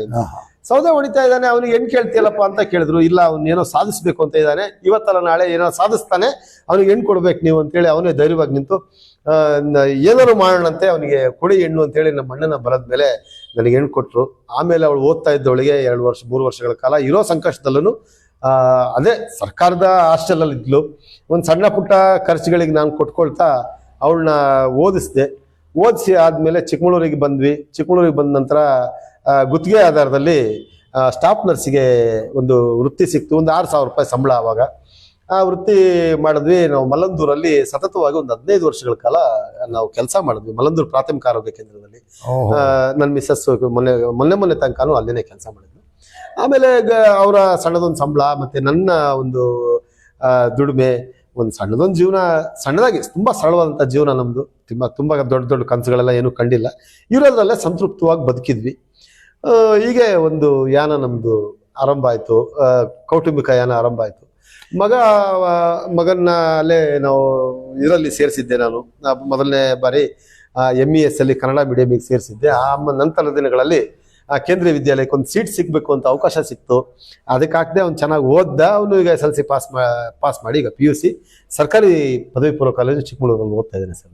ಸರ್, ಈಗ ಒಂದು ಈ ಬಡತನದ ಕುಟುಂಬ ಯಾರು ಕಷ್ಟಪಡ್ತಾರೆ ಅವರು ಜಾಸ್ತಿ ಚಟಗಳಿಗೆ ಬಲಿಯಾಗಂಥದ್ದು. ಮದ್ಯಪಾನ ಇರ್ಬೋದು, ಧೂಮಪಾನ, ಬೇರೆ ಬೇರೆ. ಇದಕ್ಕೆ ನಿಮ್ಮ ಕುಟುಂಬದಲ್ಲಿ 9 ಜನದಲ್ಲಿ 6 ಜನ ಗಂಡು ಮಕ್ಕಳು ಅಂತ ಇಟ್ಕೊಳ್ಳೋಣ, ಇದರಲ್ಲಿ ಯಾರು ಚಟಕ್ಕೆ ಬಲಿ ಆಗಿಲ್ವಾ ಸರ್? ಅದೊಂದು ಸಂತೋಷದ ವಿಚಾರ. ನಾವು ಈಗ ನಮಗೆ ಎಲ್ಲ ನಮ್ಮ ಅಣ್ಣ ತಮ್ಮದರಿಗೆ ಈಗ ಹೆಚ್ಚು ಕಡಿಮೆ ಅಬೌವ್ 45, ಎಲ್ಲ 45. ನಮ್ಮ ತಂದೆ ಕುಡಿತಾ ಇದ್ರು, ಧೂಮಪಾನ ಮಾಡುವಂತ ಎಲ್ಲ ಅಭ್ಯಾಸಗಳು ಇತ್ತು. ಆದ್ರೆ ಅವರು ಹೇಳಿಕೊಟ್ಟಂತ ದಾರಿ, ತೋರಿಸಿದ ಮಾರ್ಗ ಮಕ್ಕಳನ್ನು ಸಾಂಸ್ಕೃತಿಕ ಜಗತ್ತಿಗೆ ಪರಿಚಯಿಸಿದ್ರು. ಫಸ್ಟ್ ಸಾಂಸ್ಕೃತಿಕ ಜಗತ್ತಿಗೆ ಹೇಗೆ ಅಂದ್ರೆ ಇದಾಗಿದ ತಕ್ಷಣನೇ ಒಬ್ಬ ನನಗೆ 7, ನಮ್ಮ ಅಣ್ಣಂಗೆ 8:30, ಇನ್ನೊಬ್ಬರಿಗೆ 12:30 ವಯಸ್ಸು. ಈ ತರ ಸೀರಿಯಲ್ ಆಗಿ ಹುಡುಗರು ಅವ್ರನ್ನ ಕರ್ಕೊಂಡೋಗಿ ಬರೋ ಇಲ್ಲಿ ಅಂತ ಕರ್ಕೊಂಡು ಹೋಗೋದು. ಅಲ್ಲಿ ಗರಡಿ ಮಲೆ ಇತ್ತು ನಮ್ದು, ಶಂಕರ್ಪುರದಲ್ಲಿ ಮಾರಿಗರಡಿ ಅಂತ. ಮಾರಿಗರಡಿಯಲ್ಲಿ ಕರಡಿ ಕಾಸಿಂ ಅವರಿಗೆ ಹೋಗಿ ಇವರೇ ನಿಮ್ ಗುರು, ಅವರಿಗೆ ಕಾಲಿಡ್ಕೊಂಡ್ರು, ಇವತ್ತಿಂದ ನೀವು ಕುಸ್ತಿ ಕಲಿಬೇಕು ಅಂತೇಳಿ ಮಟ್ಟಿ ಒಳಗ್ ಬಿಟ್ರು. ನಮ್ಮನ್ನ ಮಟ್ಟಿ ಒಳಗ್ ಬಿಡೋದಲ್ದಲೆ ನಮ್ಮ ಪಾಲನೆ ಪೋಷಣೆ ಮಾಡಿದ ರೀತಿ ಇದೆಯಲ್ಲ, ಬಡವ ಸರ್, ತುಂಬಾ ಬಡವ ಅಂದ್ರೆ ಬಡವ. ಅವತ್ತಿಂದು ದುಡಿಮೆ ಮಾಡ್ಕೊಂಡು ತಿಂತಾ ಇದ್ದ ವ್ಯಕ್ತಿ. ಆದ್ರೆ ಆತ ಪಾಲನೆ ಪೋಷಣೆ ಮಾಡಿದ್ದಿದೆಯಲ್ಲ, ಇವತ್ತಿಗೂ ಯಾರು ಮಾಡಲ್ಲ ಸರ್, ಆಗಲ್ಲ. ನಾವು ತಿಂದಷ್ಟು ಯಾರು ತಿನ್ನಕ್ ಸಾಧ್ಯನೇ ಇಲ್ಲ, ಅಷ್ಟು ತಿಂದಿದೀವಿ ಸರ್. ಇವತ್ತು ಈ 30 ವರ್ಷಗಳ ಕಾಲ, 35 ವರ್ಷ ಆಗಿರ್ಬೋದು, ಅವಾಗ್ಲೇನೆ ಗರಡಿ ಮನೆಗೆ ಹೋಗಿ ಬಂದ್ರೆ 12 ರೂಪಾಯಿಗೆ ಮಲೈ ಅಂತೇಳಿ ಕೊಡ್ಸೋರು ಸರ್ ನಮಗೆ. ಅವಾಗ್ಲೇ 12 ರೂಪಾಯಿ ಸರ್. ಅದು ತಿಂಗಳಿಗೆ ಪೇಮೆಂಟೇ 1,500 ರೂಪಾಯಿ ಪೇಮೆಂಟ್ ಬರ್ತಾ ಇತ್ತು. 3 ಜನ ಮಕ್ಕಳಿಗೂ ಗರಡಿ ಮನೆಗೆ ಹೋಗಿ ಬಂದ್ರೆ ಮಲೈ ಅಂತ ಕೊಡ್ಸೋರು. ಅಮೂಲ್ ಡಬ್ಬ 4 ಅಮೂಲ್ ಡಬ್ಬ ಇರ್ತಾ ಇತ್ತು ಮನೆಯಲ್ಲಿ. ನಿಮಗೆ ಬೇಕಾದಷ್ಟು ನಾನ್ ವೆಜ್, ಏನ್ ನಾನ್ ವೆಜ್ ಅಂದ್ರೆ ನಾನ್ ವೆಜ್, ದಿನಾ ನಾನ್ ವೆಜ್ ಮಕ್ಕಳಿಗೆ. ಆತರ ಒಂದು ಮಹತ್ವಾಕಾಂಕ್ಷಿ. ಒಂದು ರಂಗಭೂಮಿ ನಾಟಕ ಕಲಿತೀನಿ, ನಾಟಕ ಅಂತ ಹೇಳಿದ್ರೆ ಆಯ್ತು ನಡಿ ಹೋಗೋಣ ಅಂತೇಳಿ ಕರ್ಕೊಂಡೋಗಿ ಈ ಡ್ರಾಮಾ ಕಂಪನಿಗಳಲ್ಲಿ ಇರ್ತಕ್ಕಂಥ ಹಳೆ ಸೀನ್ಸ್ಗಳನ್ನ, ಡ್ರೆಸ್ಗಳನ್ನೆಲ್ಲ ಕೇಳಿ ಇಸ್ಕೊಟ್ಟು ಮಾಡ್ತಾ ಇದ್ರು. ಆಮೇಲೆ ಇನ್ನೊಬ್ಬ ತಮ್ಮನ್ನ, ಒಬ್ಬ ಸಿಂಗರ್ ಅವನು, ನನ್ನ ತಮ್ಮ ಅಮರೇಶ ಅಂತ, ಅವನು ಆಡ್ತಾನೆ ಅಂತ ಗೊತ್ತಾಗಿದ್ದ ತಕ್ಷಣನೇ ಅವನಿಗೆ ಟ್ರೈನ್ ಅಪ್ ಮಾಡಿ ಇವತ್ತು ಒಳ್ಳೆ ಹಾಡುಗಾರ ಸರ್. ಬೆಂಗಳೂರಲ್ಲಿ ಅವನು ಆರ್ಕೆಸ್ಟ್ರಾ ಪಾರ್ಟಿ ಇಟ್ಕೊಂಡಿದ್ದಾನೆ. ಇನ್ನೊಬ್ಬ ಚಿತ್ರಕಲೆ ಮಾಡ್ತೀನಿ ಅಂತ ಹೇಳ್ದ, ಅವನ್ನ ಪ್ರೇರೇಪಣೆ ಮಾಡಿ ಇವತ್ತು ಬೆಂಗಳೂರಿನ ಯಶವಂತಪುರದಲ್ಲಿ ರೈಲ್ವೆ ಸ್ಟೇಷನ್ ಅಲ್ಲಿ ಅವ್ನು ಸೀನಿಯರ್ ಇಂಜಿನಿಯರ್. ಅವನು ಇಂಜಿನಿಯರ್ ಅನ್ನೋದಕ್ಕಿಂತ ಒಬ್ಬ ಕಲಾವಿದ ಆಗ್ಬಿಟ್ಟಿದ್ದಾನೆ ಸರ್. ಇಡೀ ಸ್ಟೇಷನ್ ನಲ್ಲಿ ಎಷ್ಟೆಷ್ಟು ಗೋಡೆಗಳಿದಾವೆ, ಇವನ್ ಚಿತ್ರನೇ ಇದೆ. ಆಮೇಲೆ ಅಲ್ಲಿರ್ತಕ್ಕಂಥ ಸ್ಕ್ರಾಪ್ ಅಲ್ಲಿ ಅವನು, ಅಲ್ಲಿ ವೇಸ್ಟ್ ಬರುತ್ತಲ್ಲ, ರೈಲ್ವೆ ವೇಸ್ಟ್ ಅಲ್ಲೇನೆ ಒಂದು ಅಬ್ದುಲ್ ಕಲಾಂ ಅವ್ರದ್ದು ಒಂದು ಪ್ರತಿಮೆ ಮಾಡಿಟ್ಟಿದ್ದಾನೆ ಸರ್. ನೀವು ಹೋದ್ರೆ ನೋಡ್ಬೋದು. ಅವನು ನನ್ನ ತಮ್ಮ. ಹೌದು, ಅವನು ಯಶವಂತಪುರ ರೈಲ್ವೆ ಸ್ಟೇಷನ್ ಅಲ್ಲಿ, ಹೌದು ರೈಲ್ವೆ ಸ್ಟೇಷನ್ ಅಲ್ಲಿ ಅಬ್ದುಲ್ ಕಲಾಂ ಅವ್ರ ಚಿತ್ರ ಮಾಡಿದಾನೆ. ಅವ್ನು ನನ್ನ ತಮ್ಮ. ಅಂದ್ರೆ ಮೂರ್ತಿ ಮಾಡಿದಾನೆ, ದೊಡ್ಡದೊಂದು 8 ಅಡಿ ಮೂರ್ತಿ ಮಾಡಿದಾನೆ. ಫೈಬರ್ ಮೋಲ್ಡಿಂಗ್ ಗಳೆಲ್ಲ ಮಾಡಿದಾನೆ. ಅವನು ಕಲಾವಿದ. ಈ ತರ ನಮ್ಗಳನ್ನ ಸಾಂಸ್ಕೃತಿಕ ಜಗತ್ತಿಗೆ ಪರಿಚಯಿಸಿದ್ರು. ಆಮೇಲೆ ನಮಗೇನು ಅಂತ ಕಷ್ಟನೇ, ಬೇರೆ ಬೇರೆ ಸಂಪರ್ಕಗಳಿದ್ದು ನಮ್ಗೆ, ಬೇರೆ ಬೇರೆ ನಮ್ಮ ಜೀವನ ಪೂರ್ತಿ ಕೆಳದರ್ಜೆಯ ಅತಿ ಕೆಳದರ್ಜೆಯ ಜನರ ಸಂಪರ್ಕನೇ ದಿನ ನಾವು ಭೇಟಿ ಆಗ್ತಾ ಇದ್ದಿದ್ದು. ನಾವು ಅಂದ್ರೆ ನಮ್ಮ ಒಡನಾಟ ಸೌದೆ ಹೊಡೆಯೋರು, ಬಿದಿರು ಕೆಲಸ ಮಾಡೋರು, ಅಮಾಲಿಗಳು, ಕೂಲಿ ಕೆಲಸ ಮಾಡೋರು, ಇವ್ರ ಒಳಗೆ ಸಂಪರ್ಕ ಇದ್ರೂ ಕೂಡ ನಮಗೆ ಆತರ ಏನೋ ಆತರ ಬೇಕು ಅಂತ ಏನು ಅನ್ಸಿಲ್ಲ.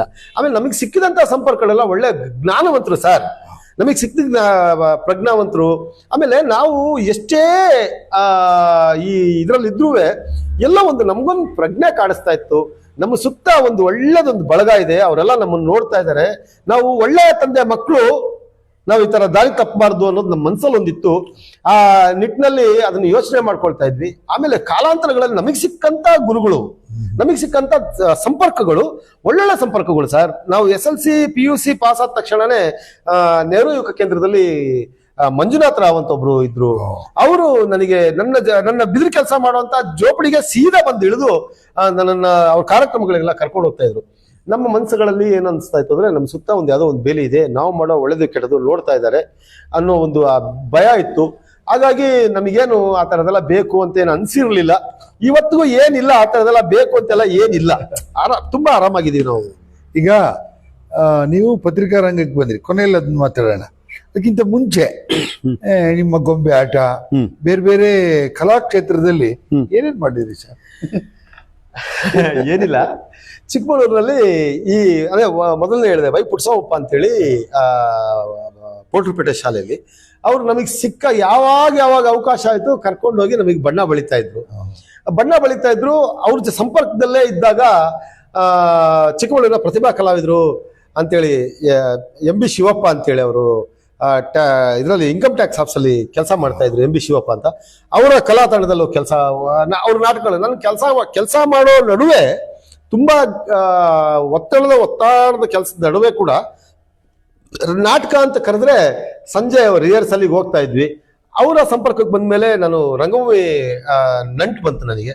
ಅದಾದ್ಮೇಲೆ ಜಾರ್ಜ್ ಚಕ್ರವರ್ತಿ ಅಂತ ಹೇಳ್ಬಿಟ್ಟು ಇನ್ನೊಬ್ರು ನವರಸ ಕಲಾವಿದರು ಅಂತ ಭಾರಿ ಆತ್ಮೀಯ ಸ್ನೇಹಿತರವರು, ಅವ್ರ ಜೊತೆ ಹೋಗಿ ನಾನು ಆಕ್ಟ್ ಮಾಡ್ತಾ ಇದ್ದೆ. ಆಟೋ ಓಡಿಸ್ತಾ ಇದ್ದಾಗ್ಲೇನೆ ಆಟೋ ಸೈಡಿಗೆ ಬಿಟ್ಟು ರಿಹರ್ಸಲ್ಗೆ ಹೋಗ್ತಾ ಇದ್ವಿ ನಾವು. ಅದಾದ್ಮೇಲೆ ನಮ್ಮ ಚಿಕ್ಕಮಗಳೂರಿನ ರಂಗಭೂಮಿ ಕಲಾವಿದ ಬಿ ರವಿಕುಮಾರ್ ಅವ್ರ ಜೊತೆ ಎಲ್ಲ ಸೇರ್ಕೊಂಡು ನಾಟಕಗಳನ್ನ ಮಾಡ್ತಾ ಇದ್ವಿ. ಅದೇ ಒಂದು ಎಷ್ಟೇ ಬಿಸಿ, ಎಷ್ಟೇ ತಲೆ ಬಿಸಿ ಇದ್ರು ನಾಟಕ ಅಂತ ಹೋದ್ರೆ ಎಲ್ಲಾನು ಮರೆತು ಬಣ್ಣ ಹಚ್ಚಿ ರಂಗದಲ್ಲಿ ಕುಣಿತಾ ಇದ್ವಿ. ಆಮೇಲೆ ನಮ್ಗೆ ಈ ಗಣಪತಿ ಮಾಡೋ ಹಾಬಿ ಇರ್ತಾ ಇತ್ತು. ಗಣಪತಿ ನಮ್ಮ ತಮ್ಮ ರೈಲ್ವೇಲಿ ಇದ್ದಾನೆ ಅಂತ ಹೇಳಿದ್ನಲ್ಲ, ಅವನು ಗಣಪತಿ ಎಲ್ಲ ಮಾಡ್ತಾ ಇದ್ದ. ಅವನಿಗೆ ಸಹಾಯಕನಾಗಿ ಕೆಲಸ ಮಾಡ್ತಾ ಇದ್ದೆ. ಹಾಗೆ ಒಂದ್ಸರಿ ನನಗೆ ತೋಚಿತ್ತು, ಈ ಗಾಲಡಿ ಗೊಂಬೆಗಳನ್ನ ಮಾಡಿದ್ರೆ ಹೇಗಿರ್ಬೋದು, ಒಂದು ತಂಡ ಮಾಡಬೇಕು ನಾವು ಅಂತೇಳಿ ಆಸೆ ಆಗಿತ್ತು. ಸರಿ ಆಯ್ತು, ನಾವೇ ಕುತ್ಕೊಂಡು ಮಣ್ಣಲ್ಲಿ ಮೋಲ್ಡ್ ರೆಡಿ ಮಾಡಿ ಅದಕ್ಕೆ ಪೇಪರ್ ಅಂಟಿಸಿ ಒಂದು ಗಾಲಡಿ ಗೊಂಬೆಗಳನ್ನ, ಒಂದು 4 ಗಾಲಡಿ ಗೊಂಬೆಗಳನ್ನ ರೆಡಿ ಮಾಡಿದೆ. ಗಾಲಡಿ ಗೊಂಬೆಗಳನ್ನ ರೆಡಿ ಮಾಡಿ ಅದನ್ನ ಪ್ರದರ್ಶನಕ್ಕೆ ಕೊಟ್ಟೆ. ಕಲಾಂತ ಸಂಸ್ಕೃತಿ ಇಲಾಖೆಯಿಂದ ಆಗ್ಲೇನೆ ಒಂದು ಸಣ್ಣ ಪುಟ್ಟ ಮೊತ್ತಗಳನ್ನ ಕೊಡ್ತಾ ಇದ್ರು. ನಾನು ಆ ಗೊಂಬೆಗಳನ್ನ ಮಾಡಿ ಕುಣಿಸಿದ್ದಕ್ಕೂ ನನಗೊಂದು ಸಣ್ಣ ಪುಟ್ಟ ದುಡ್ಡು ಸಿಗ್ತಾ ಇತ್ತು. ಆ ದುಡ್ಡಿಗೂ ಕೆಲಸ ಮಾಡ್ತಾ ಇದ್ದೆ, ಮತ್ತೆ ಆತ್ಮಸಂತೋಷಕ್ಕೂ ಕೆಲಸ ಮಾಡ್ತಾ ಇದ್ದೆ. ಅದು ನನ್ನ ಅಂದ್ರೆ ಹೊಟ್ಟೆಪಾಡು ಮತ್ತೆ ನನ್ನ ಸಂಕಷ್ಟ ನನ್ನ ಕಲಾವಿದನಾಗೂ ರೂಪಿಸ್ತು. ಆಮೇಲೆ ಅದರಲ್ಲಿ ಏನಾದ್ರು ಸಾಧನೆ ಮಾಡಬೇಕು ಅಂತಾನು ಪ್ರೇರೇಪಿಸ್ತು. ಅದಾದ ನಂತರ ದಿನಗಳಲ್ಲಿ ಗರಡಿ ಮನೆ ಕಲೆಗಳನ್ನ ಕಲಿತೆ. ಅಂದ್ರೆ ನಮ್ಮ ತಂದೆ ನಮಗೆ ಕುಸ್ತಿ 7 ವರ್ಷ 8 ವರ್ಷಕ್ಕೇನೆ ನಮಗೆ ಕುಸ್ತಿಗೆ ಹಾಕಿದ್ರು. ಒಂದು 3-4-5 ವರ್ಷ ನಾನು ಗರಡಿ ಮನೆಗೆ ಹೋಗಿ ಗರಡಿ ಸಾಧನೆ ಮಾಡಿದೆ. ಸಣ್ಣ ಪುಟ್ಟ ಸ್ಪರ್ಧೆಗಳಲ್ಲಿ ಭಾಗವಹಿಸಿದೆ. ಆಮೇಲೆ ಆಮೇಲೆ ದಿನಗಳು ನಡೆದಂಥದ್ದೆಲ್ಲ ಆಗ್ಲಿಲ್ಲ. ಆಮೇಲೆ ಇನ್ನೊಂದು ವಿಶೇಷ ಏನು ಅಂದ್ರೆ, ಸಾಧ್ಯ ಯಾವಾಗೆಲ್ಲ ಸಾಧ್ಯ ಆಯ್ತು, ಇನ್ನೊಂದು ಕೋಲ್ವರ್ಸೆ ನಮ್ಮ ತಂದೆ ಹುಲಿವೇಷಗಳನ್ನ, ಈ ಬಂಗಾರಣ್ಣ ಅಂತ ಹೇಳಿ ಚಿಕ್ಕಮಗಳೂರಿನಲ್ಲಿದ್ದಾರೆ, ಅವ್ರ ಜೊತೆಯಲ್ಲಿ ಹುಲಿವೇಷ ಹಾಕೊಂಡು ಕುಣಿತಾ ಇದ್ವಿ. ಹಾಗೆ ಒಂದು ದಿನ ಒಬ್ಬ ಹುಲಿವೇಷ ಹಾಕೊಂಡು ಕುಣಿಯುವಾಗ ಒಂದು ಸರ್ಕಲ್ ಅಲ್ಲಿ ಒಂದು ಪ್ರದರ್ಶನ ಮಾಡಿದ್ವಿ ನಾವು. ಅಂತ ಹೊತ್ತಲ್ಲಿ ಯಾರೋ ಒಬ್ರು ಭಿಕ್ಷುಕರು, ಅಂದ್ರೆ ಜಿಪ್ಸಿಸ್, ಅದು ಯಾವ ಊರಿನವರು ಏನು ಗೊತ್ತಿರಲಿಲ್ಲ ನಮಗೆ, ಅವ್ರು ಬಂದು ಒಂದು ಒಳ್ಳೇದೊಂದು ಪ್ರದರ್ಶನ, ನಮ್ಮ ಕೋಲ್ಗಳನ್ನೇ ತಗೊಂಡು ಅವ್ರು ಒಳ್ಳೇದೊಂದು ಪ್ರದರ್ಶನ ಮಾಡಿದ್ರು. ಆವಾಗ್ಲೇನೆ ನಮ್ಮ ತಂದೆ ಅವ್ರನ್ನ ಗುರುತು ಮಾಡಿ ಅವರಿಗೊಂದು ಹೊಸ ಪಂಚೆ, ಹೊಸ ಡ್ರೆಸ್ ಕೊಡಿಸಿ ಕರ್ಕೊಂಡೋಗಿ, ಇವ್ರು ನಿಮ್ಮ ಗುರುಗಳು, ಇವತ್ತು ವಿದ್ಯೆ ಕಲಿಬೇಕು ಅಂತ ಹೇಳಿ ನಮ್ಮ 3 ಜನ ಅಣ್ಣ ತಮ್ಮದಿರ್ನು ಅವ್ರನ್ನ ಮಾಡಿಸಿದ್ರು, ಇಂಟ್ರೊಡ್ಯೂಸ್ ಇಂಟ್ರೊಡ್ಯೂಸ್ ಮಾಡಿಸಿದ್ರು. ಅವ್ರ ಹತ್ರ ನಾವು ಕಲ್ತ್ವಿ. ಒಂದು ಕೋಲ್ ತಿರುಗಿಸೋದು, ಬೆಂಕಿ ತಿರುಗಿಸೋದು, ಆಮೇಲೆ ಬ್ಲೇಡ್ ತಿರುಗಿಸೋದು, ಚಾಕು ತಿರುಗಿಸೋದು, ಈ ಥರದ್ದನ್ನೆಲ್ಲ ಅದು ಪುರಾತನವಾದಂಥ ಕಲೆ, ಈಗೆಲ್ಲ ಮರೆಮಾಚಿ ಹೋಗ್ತಾ ಇದೆ. ಅಂಥದನ್ನೆಲ್ಲ ಕಲ್ತ್ವಿ. ಅದು ಜೀವನೋಪಾಯಕ್ಕೇನು ಆಗ್ಲಿಲ್ಲ. ಅದೇನ್ ಮಾಡ್ತಾ ಇದ್ವಿ ಅಂದ್ರೆ, ನಾವು ಯಾವಾಗ ಸಂತೋಷ ಆಗ್ತಾ ಇತ್ತೋ ಅವಾಗೆಲ್ಲ ಈ ಗಣಪತಿ ಮೆರವಣಿಗೆಗಳಲ್ಲಿ, ಗಣಪತಿ ಮೆರವಣಿಗೆ ಯಾವ್ದೋ ಬಂತು ಅಂದ್ರೆ ನಾವೇ ತಗೊಂಡೋಗಿ ಹುಡುಗರೆಲ್ಲ ಕರ್ಕೊಂಡೋಗಿ ನಾವೇ ಕುಣಿತಾ ಇದ್ವಿ ನಮ್ ಸಂತೋಷಕ್ಕೆ. ಅದು ಇವತ್ತು ಕಣ್ಮರೆ ಆಗ್ತಾ ಇದೆ. ಅದು ಕಲೆನೇ ಕಣ್ಮರೆ ಆಗ್ತಾ ಇದೆ. ಅದು ಇವತ್ತು ಜೀವಂತ ಇಡೋ ನಿಟ್ಟಿನಲ್ಲಿ ನಾವು ಅಟ್ಲೀಸ್ಟ್ ಕಲ್ತ್ವಿ ಅನ್ನೋ ಒಂದು ಸಂತೃಪ್ತಿ ಇದೆ. ಆ ನಿಟ್ಟಿನಲ್ಲಿ ನಮ್ಮನ್ನೆಲ್ಲ ನಮ್ಮ ತಂದೆ ತಾಯಿ ಬೆಳೆಸಿದ್ರು ನಮ್ಮನ್ನ. ನೋಡಿದೆ ನಿಮ್ಮ 47 ಫೋಟೋ ಕಳಿಸಿದ್ರಿ. ಅದೇನೋ ಟೆಕ್ನಿಕಲ್ ಪ್ರಾಬ್ಲಮ್ಮು, ಡಿಸ್ಪ್ಲೇ ಆಗ್ತಾ ಇಲ್ಲ ಬಿಟ್ರೆ ತುಂಬ ವಿಶೇಷವಾಗಿದೆ ಅಂತೇಳಿ ನಮ್ಮ ಟೆಕ್ನಿಷಿಯನ್ ಕೂಡ ಬಹಳ ಖುಷಿ ಪಟ್ರು. ವಸಂತ್ ಅವರು ನೋಡಿದ್ರೆ ಹೆದರಿಕೆ ಏನಿಲ್ಲ ಸರ್, ಏನಿಲ್ಲ. ಕಲೆ ಪ್ರತಿಯೊಬ್ಬ ಮನುಷ್ಯನಲ್ಲೂ ಇದೆ. ಅದು ಅನಾವರಣ ಆಗ್ಬೇಕು, ಮತ್ತೆ ಸಕಾಲದಲ್ಲೇ ಅನಾವರಣ ಆಗ್ಬೇಕು. ನಾವು ಕುಣಿದಾಗ, ನಾವು ಆದಿ ಬೀದಿಯಲ್ಲಿ ಕುಣಿದಾಗ ಅದಕ್ಕೆ ಪ್ರಾಧಾನ್ಯತೆ ಸಿಗ್ಲಿಲ್ಲ. ಇವತ್ತು ಸಾಮಾಜಿಕ ಜಾಲತಾಣಗಳು ಮತ್ತೆ ತಾಂತ್ರಿಕತೆ ಹೆಚ್ಚಾಗಿದೆ. ಅದು ಒಬ್ಬರಿಂದ 100 ಜನಕ್ಕೆ ರೀಚ್ ಆಗುತ್ತೆ. ಈ ತರದೊಂದು ಕಲೆ ಇದೆಯಾ ಅನ್ನೋದು ತುಂಬಾ ಆಶ್ಚರ್ಯವಾಗಿ ನೋಡ್ತಾ ಇದ್ದಾರೆ. ಅದು ನಮಗೇನು ಆಶ್ಚರ್ಯ ಅಂತ ಅನ್ಸಲ್ಲ. ನಾವು ಬೀದಿ ಆದಿಲೆಲ್ಲ ಕುಣಿದಿದೀವಿ ಅದನ್ನ. ಅಂದ್ರೆ ಬೇರೆ ಎಲ್ಲ ಜಿಲ್ಲೆ, ರಾಜ್ಯ, ಬೇರೆ ಎಲ್ಲ ಕಡೆ ಹೋಗ್ತಾ ಇದ್ರಾ? ಹೌದೌದು. ಈ ರಂಗಭೂಮಿ ವಿಚಾರಕ್ಕೆ ಸಂಬಂಧಿಸಿದಂತೆ ನಾಟಕ, ನಾವು ಹಿಂದಿ ನಾಟಕ ಕಲ್ತಿದ್ವಿ. ಇಲ್ಲಿಂದ ಒಂದು ರಾಷ್ಟ್ರೀಯ ಯೋಜನೋತ್ಸವಕ್ಕೆ ಒಂದು ಬಾರಿ ರವಿಕುಮಾರ್ ಜೊತೆಯಲ್ಲಿ, ಚಿಕ್ಕಮಗಳೂರಿನ ರವಿಕುಮಾರ್ ಜೊತೆಯಲ್ಲಿ ನಾವು ಇದಕ್ಕೆ ಹೋಗಿದ್ವಿ, ಅಹಮದಾಬಾದ್ ಹೋಗಿದ್ವಿ. ಆಮೇಲೆ ಒಂದ್ಸರಿ ಛತ್ತೀಸ್ಗಢ ಹೋಗಿದ್ವಿ. ಆಮೇಲೆ ಈ ಗೊಂಬೆಗಳನ್ನೆಲ್ಲ ತಗೊಂಡು ಇತ್ತೀಚೆಗೆ ಅಂದ್ರೆ ಒಂದು 5 ವರ್ಷಗಳ ಮೊದಲು ಜಾರ್ಖಂಡ್ ನಲ್ಲಿ ಇರ್ತಕ್ಕಂಥ ಬಿರ್ಸಾ ಮುಂಡಾ ಬಿರ್ಸಾ ಮುಂಡಾ ಆದಿವಾಸಿ ವಿಶ್ವವಿದ್ಯಾಲಯ ಇದೆ, ಅಲ್ಲಿ ಒಂದು ಕಾರ್ಯಕ್ರಮ ಕೊಟ್ಟು ಆ ತರದ್ದು ಬೇರೆ ಬೇರೆ ರಾಜ್ಯಗಳ, ತಮಿಳುನಾಡಿಗೆ ಹೋಗಿದ್ವಿ. ಒಂದ್ಸರಿ ಆಂಧ್ರದಲ್ಲಿ ಕನ್ನಡ ಮತ್ತು ಸಂಸ್ಕೃತಿ ಇಲಾಖೆಯಿಂದ ಸಾಂಸ್ಕೃತಿಕ ಎಕ್ಸ್ಚೇಂಜ್ ಅಂತ ಹೇಳ್ತಾ, ಅದು ಸಾಂಸ್ಕೃತಿಕ ಅದ್ಲು ಬದ್ಲು ಒಂದು ಕಾರ್ಯಕ್ರಮ ಇದೆ ಕನ್ನಡ ಮತ್ತು ಸಂಸ್ಕೃತಿ ಇಲಾಖೆಯಲ್ಲಿ ಮತ್ತೆ ನೆಹರು ಯುವ ಕೇಂದ್ರದಲ್ಲಿ. ಅವರು ನಮ್ಗೆ ಕೊಡ್ತಾ ಇದ್ರು. ನಾವೆಷ್ಟೇ ಕೆಲಸದ ಬ್ಯುಸಿ ಇದ್ರು, ಈ ಪತ್ರಕರ್ತ ಅಂತ ಆದ್ರೂ ಕೂಡ ನನಗೆ ನಿನ್ ಗೊಂಬೆ ಕುಣಿಸ್ಬೇಕು ಅಂತ ಆಯ್ತು ಅಂದ್ರೆ ನನ್ನ ವೃತ್ತಿ ಅವತ್ತೊಂದು ದಿನಕ್ಕೆ ಸ್ಟಾಪ್ ಮಾಡಿ ಗೊಂಬೆ ಎಲ್ಲ ರೆಡಿ ಮಾಡಿ ನನ್ನ ಮಕ್ಕಳನ್ನು ಕರ್ಕೊಂಡು, ನಮ್ಮ ಹುಡುಗರನ್ನು ಕರ್ಕೊಂಡು ಹೋಗದೆ ಆನಂದವಾಗಿ ಸ್ವಚ್ಛಂದವಾಗಿ ಒಂದು 8-10 ದಿವಸ ಆರಾಮಾಗಿರೋದೆ. ಯಾವುದೇ ಕಾರ್ಯಕ್ರಮ ಇದ್ರು ಹೋಗಿ ಆನಂದವಾಗಿ ಮಾಡ್ಕೊಂಡು ಬರ್ತೀವಿ. ತುಂಬಾ ಸಂತೋಷ ಇದೆ ನನಗೆ ಈ ವೃತ್ತಿ ಮತ್ತೆ ನಡುವೆ. ಅದು ಎಲ್ಲ ತುಂಬಾ ಸಂತೋಷ ಕೊಡುವಂತ ವಿಚಾರಗಳು, ಇದು ಅಂದ್ರೆ ಜೀವನೋತ್ಸಾಹ ಕೊಡುವಂತ ವಿಚಾರಗಳು. ಅದ್ರ ಜೊತೆಗೆ ಏನೇನ್ ಗೊಂಬೆ ತಯಾರು ಮಾಡ್ತಿದ್ರಿ ಸರ್? ಗೊಂಬೆಗಳು ಏನಿಲ್ಲ, ನಾನು ಈ ಖರೀದಿ ಮಾಡೋದಾದ್ರೆ ಬೇರೆ ಬೇರೆ, ಈಗ ಮಂಗಳೂರು ಕಡೆ ಎಲ್ಲ ಬರುತ್ತೆ ಗೊಂಬೆಗಳು, ಅವೆಲ್ಲ ಲಕ್ಷಾಂತರ ರೂಪಾಯಿ ಇನ್ವೆಸ್ಟ್ಮೆಂಟ್. ನಾವು ಅದನ್ನ ವೃತ್ತಿಯಾಗಿ ತಗೊಂಡ್ ಮಾಡಿದ್ರೆ ಏನಾರ ಗಳಿಸ್ಬೋದು. ಅದ್ರ ಲಕ್ಷಾಂತರ ರೂಪಾಯಿ ಬಂಡವಾಳ ಹಾಕಿ ಬಂಡವಾಳ ವಾಪಸ್ ತೆಗಿಬಹುದು. ಹಾಗಾಗಿ ನಾನೇನಿಲ್ಲ, ಫೈಬರ್ ಮೋಲ್ಡ್ ಎಲ್ಲ ಹಾಕಕ್ ಬರುತ್ತೆ ನನಗೆ. ಫೈಬರ್ ಮೋಲ್ಡ್ ಎಲ್ಲ ಹಾಕಕ್ ಬರುತ್ತೆ. ಮಣ್ಣಲ್ಲಿ ಮೂರ್ತಿಗಳನ್ನೆಲ್ಲ ಮಾಡಕ್ ಬರೋದಾದ್ರಿಂದ ರಾಜಾರಾಣಿ ಗೊಂಬೆ, 1-2 ಜೋಕರ್ ಗೊಂಬೆ, ಈ ತರದೊಂದು ಒಂದು ಎಮ್ಮೆ ತರದ ಮುಖದ್ದೊಂದು, ಮತ್ತೆ ಎಮ್ಮೆ ತರದ ಮುಖದ್ದೊಂದು, ಒಂದು ಉಗ್ರ ನರಸಿಂಹ, ಆ ತರದ್ದು ಒಂದು 5-6 ಗೊಂಬೆಗಳು, ಮತ್ತೆ ಜೋಕರ್ ಗೊಂಬೆಗಳು ಒಂದು 5-6 ಈ ತರದ್ ಇಟ್ಕೊಂಡಿದೀನಿ. ಅವಕಾಶಗಳು ನನಗೆ ಬೇಕು ಅಂತ ಅನ್ಸಿದ್ರೆ, ಅದೇನು ನನ್ಗೇನು ಕಷ್ಟ ಅಂತ ಅನ್ಸಲ್ಲ. 1-2-3 ದಿವಸ ಯಾವುದೇ ಗೊಡವೆಗೆ ಹೋಗ್ದಲೆ ಲುಂಗಿ ಉಟ್ಕೊಂಡು ಮನೇಲಿ ಕುತ್ಕೊಂಡ್ಬಿಟ್ಟೆ ಅಂದ್ರೆ ರೆಡಿ ಮಾಡ್ಬಿಡ್ತೀನಿ. ಅದೇನಿಲ್ಲ. ಬಟ್ಟೆ ಹೊಲಿಬೇಕು ಅಂದ್ರೆ ನಂದೇ ಟೈಲರಿಂಗ್ ಮಿಷಿನ್ ಇದೆ, ಅದಕ್ಕೆ ಗೊಂಬೆಗಳಿಗೆ ಬಟ್ಟೆ ಹೊಲಿಬೇಕು ನಂದೇ ಟೈಲರಿಂಗ್ ಮಿಷಿನ್ ಇದೆ, ಕುತ್ಕೊಂಡು ಹೊಲಿತೀನಿ. ಅದಕ್ಕೆ ಡ್ರೆಸ್ ಡಿಸೈನ್ ಮಾಡ್ಬೇಕು ಅಂದ್ರೆ ಕುತ್ಕೊಂಡು ಡಿಸೈನ್ ಮಾಡ್ತೀನಿ.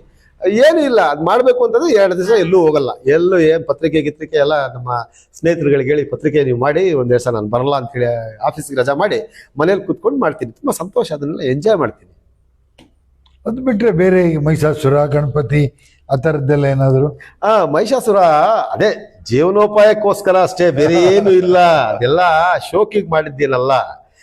ಸಾಲ ಕಟ್ಟಕ್ಕೆ, ಸಾಲಗಳನ್ನ ಕಟ್ಟಕ್ಕೆ, ಬಡ್ಡಿ ಕಟ್ಟಕ್ಕೆ. ಮಹಿಷಾಸುರ ಮಾಡಿದ್ರೆ ಒಂದು 5-6 ಸಾವಿರ ರೂಪಾಯಿ ಕೊಡ್ತಾ ಇದ್ರು. ಅದನ್ನ ಮಾಡಿದ್ರೆ ಅರ್ಜೆಂಟಿಗೆ ತಗೊಂಡ್ ಬಂದು ಇಡುಗಂಟು ತಗೊಂಡಾಗ ಯಾರೋ ಬಡ್ಡಿ ಅವನಿಗೆ ಕೊಟ್ಟು ಬರೋಂಥದ್ದಷ್ಟೇ. ಅದೇನು ಉಳಿಸ್ಕೊಳಕ್ಕೇನಲ್ಲ. ಆದ್ರೆ ಮರ್ಯಾದೆ ಉಳಿಸಿದೆ. ಆ ವೃತ್ತಿಗಳು ಏನೇನ್ ಮಾಡಿದ್ವಿ, ಒಂದು ಮಹಿಷಾಸುರ ಮಾಡೋದು ಒಂದು, ಆಮೇಲೆ ಮಣ್ಣಿನ ಮೂರ್ತಿಗಳನ್ನ ದುರ್ಗಿ ಉತ್ಸವಗಳ, ಚಿಕ್ಕಮಗಳೂರಿನ ದುರ್ಗಿ ಉತ್ಸವಗಳಲ್ಲಿ ಸತತವಾಗಿ 3 ವರ್ಷ ಮಣ್ಣಿನ ಮೂರ್ತಿಗಳನ್ನ, ಗಣಪತಿಗಳನ್ನ ಮಾಡ್ತಾ ಇದ್ವಿ. ಅದೇ ಜೀವನೋಪಾಯಕ್ಕೆ ಸಂಕಷ್ಟಕ್ಕೆ ಒದಗ್ತಾ ಇದ್ವು ಅವೆಲ್ಲ. ಅಂದ್ರೆ ಆಪತ್ತಿಗೆ ಆಗ್ತಾ ಇದ್ದಂತ ಹಣ, ಅದನ್ನೆಲ್ಲ ಮಾಡಿ ಆ ಕಾಲಕ್ಕೆ ಮಾಡ್ತಾ ಇದ್ವಿ. ಅದಾದ್ಮೇಲೆ ನಮಗೆ ಗಣಪತಿ ಸೀಸನ್ ಶುರು ಆಯ್ತು ಅಂದ್ರೆ ಒಂದು ಸಣ್ಣದೊಂದು ದುಡಿಮೆ ಶುರು ಆಗ್ಬಿಡೋದು. ಒಂದು ಗಣಪತಿ ಮಾಡೋದು, ಗಣಪತಿ ಮಾಡಿದ ತಕ್ಷಣನೇ ಅದಕ್ಕೆ ಆರ್ಚ್ಗಳನ್ನ ಮಾಡೋದು, ಬಿದಿರಲ್ಲೇ ಆರ್ಚ್ಗಳು ಮಾಡಿ ಅದಕ್ಕೆ ಹೂ ಅಂಟಿಸಿ ಅವ್ರಿಗೆ ಯಾರಿಗೋ ಕೊಟ್ಟು ಒಂದು 500-1000 ಈ ತರ ದುಡಿಮೆ ಮಾಡೋದು. ಅದಾದ ತಕ್ಷಣ ದುರ್ಗಿ ಉತ್ಸವ ಬರ್ತಾ ಇತ್ತು, ಅವ್ರ ಹತ್ರ ಯಾರಿಗೋ ಕಾಡ್ಸಿ ಬೇಡಿಸಿ ಹೋಗಿ ದುರ್ಗಿ ಉತ್ಸವ ಮೂರ್ತಿ ಮಾಡ್ತೀನಿ ಅಂತೇಳಿ ಇಸ್ಕೊಂಡ್ಬರೋದು. ದುರ್ಗಿ ಮಣ್ಣು ತಗೊಂಡ್ ನಾವೇ ಇದಕ್ಕೆ ಹೋಗಿ ಚಿಕ್ಕಮಗಳೂರಿನ ಮುಕ್ತೇಳಿ ಕೆರೆಯಲ್ಲಿ ಇರ್ತಕ್ಕಂಥ ಕೆರೆಯಲ್ಲಿ ಮಣ್ಣೆಲ್ಲ ಅಗದು ಮಣ್ಣು ನಾವೇ ಉಂಡೆ ಕಟ್ಟಿ ಮಣ್ಣೆ ತಗೊಂಡ್ಬಂದು ನಾವೇ ಒಂದು ಮೂರ್ತಿ ಮಾಡಿಕೊಡ್ತಾ ಇದ್ವಿ. ಅದು ಆದ ತಕ್ಷಣನೇ ಈ 10 ದಿವಸಕ್ಕೆ ಮತ್ತೆ ನವರಾತ್ರಿ ಮಹಿಷ ಹಸಿರು ದಹನ ಬರ್ತಾ ಇತ್ತು, ಅದಕ್ಕೆ ಗೊಂಬೆಗಳನ್ನ ಮಾಡ್ಬಿಡ್ತಾ ಇದ್ವಿ. ಈ ತರ ಎಲ್ಲ ಹೊಟ್ಟೆಪಾಡು ಮತ್ತೆ ನಮ್ಮ ಸಂಕಷ್ಟಗಳಿಗೆ ಈ ವೃತ್ತಿಗಳೆಲ್ಲ ಪೂರಕವಾಗಿ ಬಂದು ಅದು ನಾವು ಹೊಟ್ಟೆಪಾಡು ಅನ್ನೋದು ಮರೆ ಆಯ್ತು, ಆ ಕಲೆ ಉಳ್ಕೊಳ್ತು ನಮ್ಮ ಹತ್ರ. ಈಗ ಕಲಾವಿದರಾಗಿ ನೀವು ನಿಮ್ಮ ಆತ್ಮಸಂತೋಷಕ್ಕಾಗಿ ಮಾಡಿದ್ರಿ, ಅಂದ್ರೆ ಜೀವನ ಹೋಗಲ್ಲ ಅದರಲ್ಲಿ. ಆತ್ಮಸಂತೋಷಕ್ಕೆ ಖುಷಿಯಾಗಿರ್ತೀರಿ, ಆರೋಗ್ಯನೂ ಚೆನ್ನಾಗಿರುತ್ತೆ, ಓಕೆ. ಆದ್ರೆ ಈ ಕಲಾಕ್ಷೇತ್ರದಲ್ಲೇ ಹೋದಾಗ ಯಾವುದೋ ಗಣಪತಿ ಫಂಕ್ಷನ್ನು, ಕನ್ನಡ ಸಾಹಿತ್ಯ ಪರಿಷತ್ತಿನ ಸಮ್ಮೇಳನಗಳು ಈ ಥರ ಎಲ್ಲ ಹೋದಾಗ ಕನ್ನಡ ಸಂಸ್ಕೃತಿ ಇಲಾಖೆಯವರು ನಿಮ್ಗೆ ದುಡ್ಡು ಕೊಡೋದು ಅದು ತಡ ಆಗಂಥದ್ದು. ಬಂದು ಕಲಾವಿದರಿಗೆ ಬಸ್ ಚಾರ್ಜ್ಗೆ ದುಡ್ಡಿರಲ್ಲ ಅಥವಾ ತಿಂಡಿಗೆ ದುಡ್ಡಿರಲ್ಲ, ಅವ್ರಿಗೆ ನೀವು ದುಡ್ಡು ಹೊಂದಿಸ್ಬೇಕು. ಅಂತ ಸಂದರ್ಭದಲ್ಲಿ ಕಲೆನ ಬಿಟ್ಟುಬಿಡೋಣ ಅನ್ಸಿಲ್ಲ ಸರ್? ಇಲ್ಲ ಇಲ್ಲ ಇಲ್ಲ ಇಲ್ಲ ಇಲ್ಲ ಏನಾಗಿದೆ, ಇದು ಸರ್ಕಾರದ ವ್ಯವಸ್ಥೆನೇ ಹಂಗೆ. ಈಗ ಕನ್ನಡ ಮತ್ತು ಸಂಸ್ಕೃತಿ ಇಲಾಖೆಯಲ್ಲಿ ಒಂದು ಕಾರ್ಯಕ್ರಮ ಮಾಡಿದ್ರೆ ಅವ್ರು ದುಡ್ಡು ಹಾಕೋದು ಯಾವಾಗಲೋ ವರ್ಷಕ್ಕೋ 1 ವರ್ಷಕ್ಕೋ ಯಾವಾಗ್ಲೂ ಆಗ್ತಾರೆ. ಕೊಡೋದು ಒಂದು ಸಂಭಾವನೆ ಅಂತ ಒಂದು 20-25 ಸಾವಿರ ರೂಪಾಯಿ ಕೊಡ್ತಾರೆ. ಒಂದು ಕಾರ್ಯಕ್ರಮ ಮಾಡ್ತೀನಿ ಅಂತ ಹೊರಟ್ರೆ ಒಂದು 10,000-15,000 ಸಾವಿರ ರೂಪಾಯಿ ನಮ್ಮ ಎಕ್ಸ್ಪೆಂಡಿಚರ್ ಅದು. ನಾನ್ ಕರ್ಕೊಂಡು ಹೋದ್ರೆ ನಮ್ಮ ಕಲಾವಿದರುಗಳನ್ನ ಉಪವಾಸ ವನವಾಸ ಎಲ್ಲ ಕರ್ಕೊಂಡ್ ಬರಲ್ಲ. ನಾನು ಹೋಗೋದೇ ಆನಂದ ಪಡಕ್ಕೆ, ಎಲ್ಲರಿಗೂ ತಿನ್ಸಿ ಕುಡ್ಸೋಲ್ಲ, ತಿನ್ಸಿ ಚೆನ್ನಾಗಿ ತಿನ್ಸಿ ಅವ್ರಿಗೆ ಎಂಜಾಯ್ ಮಾಡಿಸಿ ಅವ್ರಿಗೆ ಕೊಡ್ಬೇಕಂತ ಸಂಬಳ ಅವಾಗಲೇ ಕೊಟ್ಟು ಕಳಿಸುವಂಥದ್ದು. ಆ ದುಡ್ಡು ಏನಾಗುತ್ತೆ, ಈಗ ಯಾವುದೋ ನನ್ನ ಪತ್ರಿಕೆಗೆ ಸಂಬಂಧಿಸಿದ ದುಡ್ಡಿರುತ್ತೆ ಹಾಕೋದು, ಸರಿ ಬಂದಾಗ ಬರ್ಲಿ ಅಂತ. ಮುಂಚೆ ಏನು ಇಲ್ಲ, ನಮ್ಮ ತಂದೆಗೆ ಗಂಟು ಬಿದ್ದು ಬಿಡ್ತಾ ಇದ್ದೆ, ಅಪ್ಪ ಕೊಡಪ್ಪ ಅಂತೇಳಿ ಕೊಡ್ತಾ ಇದ್ರು ಅವ್ರ ದುಡ್ಡು. ಬಂದಾಗ ತಗೊಂಡೋಗಿ ಆ ದುಡ್ಡನ್ನ ವಾಪಸ್ ಕೊಡ್ತಾ ಇದ್ದೆ. ಅವ್ರ ದುಡ್ಡು ಇರ್ತಾ ಇರ್ಲಿಲ್ಲ, ಆದ್ರೂ ಕೂಡ ಕೊಡ್ತಾ ಇದ್ರು, ಸುಧಾರಣೆ ಆಗ್ತಾ ಇತ್ತು. ಇಲ್ಲ ಅಂದ್ರೆ ಅವರು ದಾಸೇಗೌಡರು ಅಂತ ಇದ್ರು, ಮತ್ತೆ ಕುಬೇರಪ್ಪ ಅಂತ ಇದ್ರು, ಅವ್ರಿಗೆ ಹೋಗಿ ಹೇಳ್ತಾ ಇದ್ದೆ, ಸರ್ ನನ್ನ ದುಡ್ಡಿಲ್ಲ ಸರ್, ಇವತ್ತು ಕರ್ಕೊಂಡು ಹೋಗಕ್ಕಾಗಲ್ಲ ಅಂತ ಹೇಳಿದ್ರೆ, ಸರಿ ಆಯ್ತು ಇಟ್ಕೊಂಡಿರೋ ಅಂತೇಳಿ ಒಂದು 1,500 ಕೊಟ್ಟಿರ್ತಾ ಇದ್ರು. ಆ ದುಡ್ಡು ಇಟ್ಕೊಂಡೋಗಿ ಕಾರ್ಯಕ್ರಮ ಮುಗಿಸ್ಕೊಂಡು ಬಂದು ಅವ್ರು ಅಂದ್ರೆ ಅವಾಗ ಒಂದು ಶಾರ್ಟ್ ಪೀರಿಯಡ್ ಅಲ್ಲಿ ಕೊಡ್ತಾ ಇದ್ರು ದುಡ್ಡು. ಅವಾಗ ಓಚರಿಗೆ ಸೈನ್ ಹಾಕಿ ಅವ್ರಿಗೆ ಕೊಡ್ಬೇಕಂತ ಕೊಟ್ಟು ಉಳಿದ ದುಡ್ಡು ಇಸ್ಕೊಂಡ್ ಬರ್ತಾ ಇದ್ರು. ಈಗ ಕೆಲವು ಸಮ್ಮೇಳನಗಳಿಗೆ ಎಲ್ಲ ಹೋದಾಗ ಒಂದ ತಡವಾಗಿ ಹೋಗೋದು, ವೆಹಿಕಲ್ ಪ್ರಾಬ್ಲಮ್ಮು ಅಥವಾ ಕಲಾವಿದರದೇ ಪ್ರಾಬ್ಲಮ್ಮು, ಇನ್ ಟೈಮಿಗೆ ಮುಟ್ಟಕ್ಕಾಗ್ತಿರ್ಲಿಲ್ಲ ಅಂತ ಇದರಲ್ಲಿ ಅಲ್ಲಿ ಆಯೋಜಕರಿಗೂ ನಿಮ್ಗೂ ಯಾವ್ದು ಗೊಂದಲ ಆಗಿಲ್ಲ? ಅದು ಅದೇ ಹೇಳ್ಬೇಕು. ಬಂದಾಗ ನಾನು ಮಾತಾಡ್ತಾ ಇದ್ದೆ, ಒಂದಿನ ಮೂಡಿಗೆರೆಯಲ್ಲಿ ನಡೆದಂತ ಈ ಒಂದು ಸಾಹಿತ್ಯ ಸಮ್ಮೇಳನದ ಕಾರ್ಯಕ್ರಮಕ್ಕೆ ನನ್ನ ಗೊಂಬೆ ತಂಡವನ್ನು ಕನ್ನಡ ಮತ್ತು ಸಂಸ್ಕೃತಿ ಇಲಾಖೆ ನನಗೆ ಪ್ರಾಯೋಜಕತ್ವ ಕೊಟ್ಟಿತ್ತು. ನಾನು ಬಂದೆ, ಬೆಳಗ್ಗೆ ತಿಂಡಿ ಮಾಡ್ಬೇಕು ಅಂತ ಹೇಳಿದ್ರು. ಗೊಂಬೆ ಹೊರಡ್ಸೋಕ್ ಮೊದಲು ಮಕ್ಕಳಿಗೆ ತಿಂಡಿ ಮಾಡಿಸೋದು ನನ್ನ ಪರಿಪಾಠ. ಉಪವಾಸ ವನವಾಸ ನಾನು ಯಾವತ್ತೂ ಗೊಂಬೆ ಎತ್ಸಲ್ಲ. ತಿಂಡಿ ಮಾಡಿಸಿ ಎಲ್ಲ ರೆಡಿ ಮಾಡ್ತಾ ಇದ್ದೆ. ಟೈಮು 9 ಗಂಟೆ ಆಗ್ಬಿಡ್ತು. ಮಗಲ್ಮಕ್ಕಿ ಗಣೇಶ್ ಅವ್ರು ಬಂದ್ಬಿಟ್ರು. ಅವಾಗ ವಿಶೇಷವಾಗಿ ಬಿಳೆ ಡ್ರೆಸ್ ಹಾಕೊಂಡಿದ್ರು, ಭಾರಿ ಟಾಕ್ ಟೀಕ್ ಆಗಿ ಬಂದ್ರು. ಯಾವ ನಾವು ರಾಸ್ಕಲ್, ನಾನು ಅವಾಗ ಅಕ್ಷರ ತೋರಣ ಪತ್ರಿಕೆ ಸಂಪಾದಕ, ಪತ್ರಿಕೆ ತಂದು ಒಂದು 5 ವರ್ಷ ಆಗಿತ್ತು, ಪತ್ರಿಕೆ ನಡೆಸ್ತಾ ಇದ್ದೆ, ಕಾರ್ಯಕ್ರಮಕ್ಕೂ ಬಂದಿದ್ದೆ. ಅವನು ರಾಸ್ಕಲ್, ಯಾವನವನು ಗೊಂಬೆ, ಅವನು ಎಲ್ಲಿದ್ದಾನ, ಅವನು ಕರೆ ಅವನ ಅಂತೇಳಿ ಗದರಿದ್ರು ನನ್ನನ್ನ. ನಾನು ಹೇಳಿದೆ, ನಾನು ತುಂಬಾ ಸೈಲೆಂಟ್ ಆಗ್ಬಿಟ್ಟೆ ಅವತ್ತಿಗೆ. ಇಲ್ಲ ಸರ್, ಈಗ ರೆಡಿ ಮಾಡ್ತಾ ಇದ್ದೀನಿ, ಹುಡುಗರು ತಿಂಡಿ ಮಾಡಕ್ ಹೋಗಿದ್ರು. ಅವನು ಕನ್ನಡ ಸಂಸ್ಕೃತಿ ಇಲಾಖೆಗೆ ಹೇಳಿ ಬಿಲ್ ಇಲ್ದಂಗೆ ಮಾಡ್ಬಿಡ್ತೀನಿ ಅಂತ ಗದರಿದ್ರು. ಆದ್ರೆ ನಾವು ಸಂಘರ್ಷಕ್ಕೆ ಇಳಿಯೋ ಒತ್ತಲ್ಲ ಅದು. ನಾನೊಬ್ಬ ಕಲಾವಿದ, ಸರಿ. ಅವರು ಏನೋ ಅವರ ಒತ್ತಡದ ನಡುವೆ ನಮ್ಮನ್ನು ಮಾತಾಡಿದ್ರು. ಅದನ್ನ ದೊಡ್ಡದಾಗಿ ತಗೊಂಡಿದ್ರೆ ದೊಡ್ಡದಾಗಿ ಬಿಡ್ತಾ ಇದ್ದು, ನಾನು ತುಂಬಾ ಸಣ್ಣದಾಗಿ ಬಿಡ್ತಾ ಇದ್ದೇನೆ ಅವತ್ತು. ಆದ್ರೆ ಇವತ್ತು ಅದೇ ಮಗಲ್ಮುಖಿ ಗಣೇಶ್ ಅವರೇ ನನ್ನ ಕರೆದು ಇಲ್ಲಿ ಕೂರ್ಸ್ಕೊಂಡು ಮಾತಾಡ್ತಾ ಇದ್ದಾರೆ ಅಂದಾಗ ತುಂಬಾ ಸಂತೋಷ ಆಗ್ತಾ ಇದೆ. ಅವತ್ತೇನಾದ್ರು ಮಗಲ್ಮುಖಿ ಗಣೇಶ್ ಹತ್ರ ಹೋಗ, ನಿನ್ ಕೆಲಸ ಏನಿದೆ ನೋಡ್ಕೊಂಡು ಹೋಗು, ಗೊಂಬೆ ಕುಣಿಸಲ್ಲ ನಾನು ಅಂತೇಳಿ ಪ್ಯಾಕಪ್ ಮಾಡ್ಕೊಂಡಿದ್ದೀರಾ. ಅವತ್ತು ಇವತ್ತಿಗೆ ಮಗಲ್ಮುಖಿ ಗಣೇಶ್ ಮತ್ತೆ ರಾಜೇಶ್ ನಡುವೆ ಸಂಬಂಧಗಳು ಉಳಿಯೋಕೆ ಸಾಧ್ಯನೇ ಇರಲಿಲ್ಲ. ಅವ್ನು ಯೂಸ್ಲೆಸ್ ಫೆಲೋ ಅವನು ಅಂತೇಳಿ ನೀವು ಅವತ್ತೇ ನಿರ್ಧಾರ ಮಾಡ್ಬಿಡ್ತಾ ಇದ್ರಿ. ನನ್ನ ಮುಖ ನೋಡಿದ್ರೆ ಗೊತ್ತಾಗ್ಬಿಡ್ತಾ ಇತ್ತು ನಿಮಗೆ, ಅವ್ನು ಗಲಾಟೆ ಮಾಡಿದವನಲ್ವಾ ನನ್ನ ಹತ್ರ ಅಂತ. ಆದ್ರೆ ಇಲ್ಲ, ನನ್ನ ತಾಳ್ಮೆ ಮತ್ತೆ ಅವತ್ತಿನ ಒಂದು ಸೈನ್ಸ್ ಟೈಮಿಂಗ್ ಸೆನ್ಸ್ ನನ್ನನ್ನ ಇಲ್ಲಿ ತನಕ ಕರ್ಕೊಂಡ್ಬಂದು ನನ್ನ ಯಾರು ಬೈದ್ರು ಅವತ್ತು ಆಕ್ಚುಲಾಗಿ ತುಂಬಿದ ಸಭೆ, ಅದು ನನ್ನ ಅವಮಾನಿಸಿದ್ರು, ಅವರೇ ಕರ್ಕೊಂಡ್ಬಂದು ಕೈ ಹಿಡಿದು ಕರ್ಕೊಂಡ್ಬಂದು ಪಕ್ಕ ಕುಳಿಸ್ಕೊಂಡಿದ್ರಿ. ತುಂಬಾ ಸಂತೋಷ ಆಯ್ತು. ಓಕೆ ಸರ್, ಗೊತ್ತಿರ್ಲಿಲ್ಲ ಅವತ್ತೇನೋ ಮಾತಾಡಿರ್ಲಿಲ್ಲ. ಇಲ್ಲ ಇಲ್ಲ ಇಲ್ಲ ಇಲ್ಲ ಇಲ್ಲ, ಆ ಪರಿಸ್ಥಿತಿಗಳು ಆ ತರದ್ದು ಅದು ಯಾರು ಹೇಳಕ್ ಬರಲ್ಲ. ಆದ್ರೆ ನನ್ನ ಒಂದು ಟೈಮ್ ಸೆನ್ಸು ಮತ್ತೆ ಆ ಹೊತ್ತಿನ ನನ್ನ ಒಂದು ಪ್ರಜ್ಞೆ, ಸಮಯ ಪ್ರಜ್ಞೆ ನನ್ನನ್ನ ಇವತ್ತು ಅವಿನ್ ಟಿವಿಗೆ ಕರ್ಕೊಂಡು ಬಂದು ಕೂರ್ಸುವಂತೆ ಮಾಡಿದೆ. ತುಂಬಾ ಈ ಕ್ಷಣ ನನಗೆ ತುಂಬಾ ಸಂತೋಷ ಅನಿಸ್ತಾ ಇದೆ. ಓಕೆ ಸರ್, ಈಗ ಜೀವನದಲ್ಲಿ ಬಡತನ ಒಂದ್ ಕಡೆ ಓಕೆ, ಅದ್ರ ಬಗ್ಗೆ ನೀವು ತಲೆನೇ ಕೆಡಿಸ್ಕೊಂಡಿರ್ಲಿಲ್ಲ. ತಂದೆ ಸಪೋರ್ಟಿವ್ ಆಗಿದ್ರು, ನಿಮ್ಮ ಎಲ್ಲ ದೊಡ್ಡಣ್ಣ ಹೌದು, ಒಂದಷ್ಟು ಪ್ರೌಢಾವಸ್ಥೆ ದಾಟಿದ ಮೇಲೆ ನಿಮಗೆ ಅವರೇ ತಂದೆ ಆದ್ರು. ಆ ನಂತರ ಮಾಡ್ತಾ ಬಂದ್ರಿ, ಆಟೋ ತಗೊಂಡ್ರಿ, ಆಮೇಲೆ ಲಾರಿ ತಗೊಂಡ್ರಿ, ಆಮೇಲೆ ಮತ್ತೆ 3 ಚಕ್ರದ ಆಟೋ ತಗೊಂಡ್ರಿ, ಸೀಟ್ ಕೂಗಿದೆ. ಚೀಟ್ ಹೌದು, ಬಿಸ್ಲಹಳ್ಳಿ ಬುಕ್ ಸಾಗರ, ಸಕ್ರಾಪಟ್ಟಣ, ಕಡೂರು. ಹೌದು, 10 ರೂಪಾಯಿ ಒಂದು ಗಾಡಿಗೆ ಸೀಟ್ ಕೂಗಿದೆ, 10 ರೂಪಾಯಿ ಅಷ್ಟೇನೆ. ಅದು ಬಿಸ್ಲಹಳ್ಳಿ ಬುಕ್ ಸಾಗರ, ಸಕ್ರಾಪಟ್ಟಣ, ಕಡೂರು ಅಂತೇಳಿ ಕೂಗಿದ್ರೆ ಒಂದು ಗಾಡಿಗೆ ಲೋಡ್ ಮಾಡಿಕೊಟ್ರೆ 10 ರೂಪಾಯಿ ನನಗೆ ಕೊಡ್ತಾ ಇದ್ರು. ಆ ತರದೊಂದು ಪ್ರತಿದಿನ ಒಂದು 10 ಗಾಡಿಗಳಿಗೆ ನಾನು ಲೋಡ್ ಮಾಡಿಕೊಡ್ತಾ ಇದ್ದೆ. ಒಂದು 100 ರೂಪಾಯಿ ಅಂತ ದುಡಿತಾ ಇದ್ದೆ. ಅದ್ರ ನಡುವೆ ಹೋಗಿ ಸೊಪ್ಪು ಮಾರಕ್ ಹೋಗ್ತಾ ಇದ್ದೆ, ಸೊಪ್ಪು ಮಾರ್ತಾ ಇದ್ದೆ ನಾನು. ಬೆಳಗ್ಗೆ ಕರೆದು ಸೊಪ್ಪು ಮಾರ್ತಾ ಇದ್ದೆ. ಆಮೇಲೆ ಚಿಕ್ಕಮಗಳೂರಿನ ಗಿರಿವಾರ್ತಾ ಪೇಪರ್ ಅಲ್ಲಿ ಪೇಪರ್ ಹಾಕಿದೆ. ಆಮೇಲೆ ಅದಾದ ನಂತರ ಒಂದಿನ ಏನೋ ಮಾಡ್ಬೇಕು ಅಷ್ಟೇ, ನೋಡೋಣ ಏನಾಗುತ್ತೆ ಅಂತ ಹೋಗೋದು. ಐಸ್ ಕೆಂಡೆ ಮಾರಕ್ಕೆ ಅಂತ ಹೋಗಿದ್ದೆ. ಐಸ್ ಕೆಂಡೆ ಮಾರ್ತಾ ಇದ್ದೆ, ಐಸ್ ಕ್ರೀಮ್ ಮಾರ್ತಾ ಇದ್ದೆ. ಒಂಥರ ಅದೇನೋ ಏನ್ ಮಾಡಿದ್ನೋ ಅದನ್ನು ಒಪ್ಕೊಂಡು ಮಾಡಿದೆ. ಅದೆಲ್ಲನೂ ಅದೇನೇನ್ ಮಾಡಿದ್ನೋ ಅವೆಲ್ಲ ಇವತ್ತು ಎಕ್ಸ್ಪೀರಿಯನ್ಸ್ ಆಗಿ ಉಳ್ಕೊಂಡಿದೆ ನನ್ನ ಕೈಯಲ್ಲಿ. ಅದು ಯಾವತ್ತು ನೋವು ಮಾಡ್ಕೊಂಡಿಲ್ಲ. ಜಿರ್ರ ಅಂತ ಸುಳಿಯೋ ಮಳೆಯಲ್ಲಿ ಚಿಕ್ಕಮಗಳೂರು ತಾಲೂಕಿನಲ್ಲಿರ್ತಕ್ಕಂಥ ಎಷ್ಟು ತೋಟಗಳಿದೆಯೋ ಅಷ್ಟು ತೋಟಗಳಲ್ಲಿ ಸೌದೆ ಒತ್ತಿದ್ದೀನಿ ನಾನು. ಸೌದೆ ಒತ್ತಿದ್ದೀನಿ, 500 ರೂಪಾಯಿ ಕೂಲಿ. 500 ರೂಪಾಯಿ ಕೂಲಿಗೆ ಸೌದೆ ಒತ್ತಿದ್ದೀನಿ. ಯಾವತ್ತು ದೇವ್ರೆ ಏನಪ್ಪ ಇಂಥ ಕಷ್ಟ ಕೊಟ್ಬಿಟ್ಟೆ, ಏನಪ್ಪ ಈ ತರ ಒಂದು ಪರೀಕ್ಷೆ ಮಾಡ್ತಾ ಇದೀಯಾ ಅಂತ ಯಾವತ್ತೂ ಅನ್ಸ್ಕೊಂಡಿಲ್ಲ. ಎಷ್ಟೇ ಮೈ ನೋವಿದ್ರು ಬೆಳಗ್ಗೆ ಎದ್ದು 7 ಗಂಟೆಗೆ ಎದ್ದು 7ರಿಂದ 8 ಗಂಟೆ ತನಕ ಎಕ್ಸಸೈಸ್ ಮಾಡಿ, ಗರಡಿ ಮನೆಗೆ ಹೋಗಿ ಎಕ್ಸಸೈಸ್ ಮಾಡಿ, ಆಮೇಲೆ 8 ಗಂಟೆ ಹೊರಡಬೇಕು ಅಂದ್ರೆ ಮನೇಲಿದ್ದಂತ ತಂಗಳು ಏನಿದೆಯೋ ನಮ್ಮ ಹಿರಿಯ ಅಕ್ಕ ಮಣಿ ಅಂತೇಳಿ, ಆಕೆ ಏನ್ ಕೊಡ್ತಾಳೋ ಆ ತುತ್ತನ್ನ ತಿಂದು ಅದು ಸ್ವಲ್ಪ ಕಟ್ಕೊಂಡು ನಾವು ತೋಟ ತುಡಿಕೆ ಏನಿದೆಯೋ ಹೋಗ್ತಾ ಇದ್ವಿ. ಸಂಜೆ ಮತ್ತೆ 7-8 ಮನೆಗೆ ಬರ್ತಾ ಇದ್ವಿ. ನಮ್ಗೆ ಈಗ ಕಾಟಗಳಿಲ್ಲ, ಕಿರಿಕಿಲ್ಲ ಯಾವುದು. ಮನೇಲಿ ಕುಟುಂಬ ಒಳ್ಳೆ ಕುಟುಂಬ, ಸುಸಂಸ್ಕೃತವಾದಂಥ ಕುಟುಂಬ ನಮ್ದು. ತುಂಬಾ ಚೆನ್ನಾಗಿ ನಡೆಸ್ಕೊಂಡ್ರು ನಮಗೆ. ಆ ಥರ ನಮ್ಮ ಬದುಕು. ಏನು ಅದೇ ಹೇಳ್ತೀನಲ್ಲ ಸರ್, ಹೊಟ್ಟೆ ಪಾಡೋಕೆ ಏನೇನು ಮಾಡಿದ್ನೋ ಅದೆಲ್ಲ ಇವತ್ತು ಎಕ್ಸ್ಪೀರಿಯನ್ಸ್ ಆಗಿ ನನ್ನ ಕೈಯಲ್ಲಿ ಉಳ್ಕೊಂಡಿದೆ. ಏನ್ ಬೇಕಾದ್ರೂ ಮಾಡ್ತೀನಿ ಸರ್. ಬಿದಿರು ಕೆಲಸದಲ್ಲಿ ನಿನ್ನ ಏಣಿ, ಎಷ್ಟು ದೊಡ್ಡ ಏಣಿ ಬೇಕು ನಿಮಗೆ, ಅಷ್ಟು ದೊಡ್ಡ ಏಣಿ ಮಾಡ್ತೀನಿ. ಬಿದಿರು ಮೆಳೆಗಳು, ಈ ಎಬ್ಬಿದ್ರು ಮೆಳೆ ಕಡಿಯೋದು ಅನ್ನೋದು ದೊಡ್ಡ ಸಾಹಸದ ಕೆಲಸ. ನೀವು ಕರ್ಕೊಂಡೋಗಿ ಎಂತ ಸಿಕ್ಕಿರೋ ಮೆಳೆ ಬಿಡ್ರಿ, ನನ್ನನ್ನ ಬಿದಿರು ಕಡಿದು ಹೊರಗೆ ತೆಗಿತೇನೆ ನಾನು. ಆ ಚಾತಿ ಕಲ್ಸ್ಯಾರ ನಮ್ಮಪ್ಪ ನನಗೆ. ನೀವು ಆ ಬಿದಿರು ಕೆಲ್ಸಕ್ಕೆ ಮೂಡಿಗೆರೆ ಕಡೆ ಬರ್ತಾ ಇದ್ದೀರಾ ಸರ್? ಚಿಕ್ಕಮಗಳೂರು, ಮೂಡಿಗೆರೆ, ಮೂಡಿಗೆರೆಯ ಕುಂದೂರು, ತಳವಾರ, ಕಣಗದ್ದೆ, ಆಮೇಲೆ ಎಲ್ಲ ಕಾಡುಗಳು ಗೊತ್ತು ನಮಗೆ.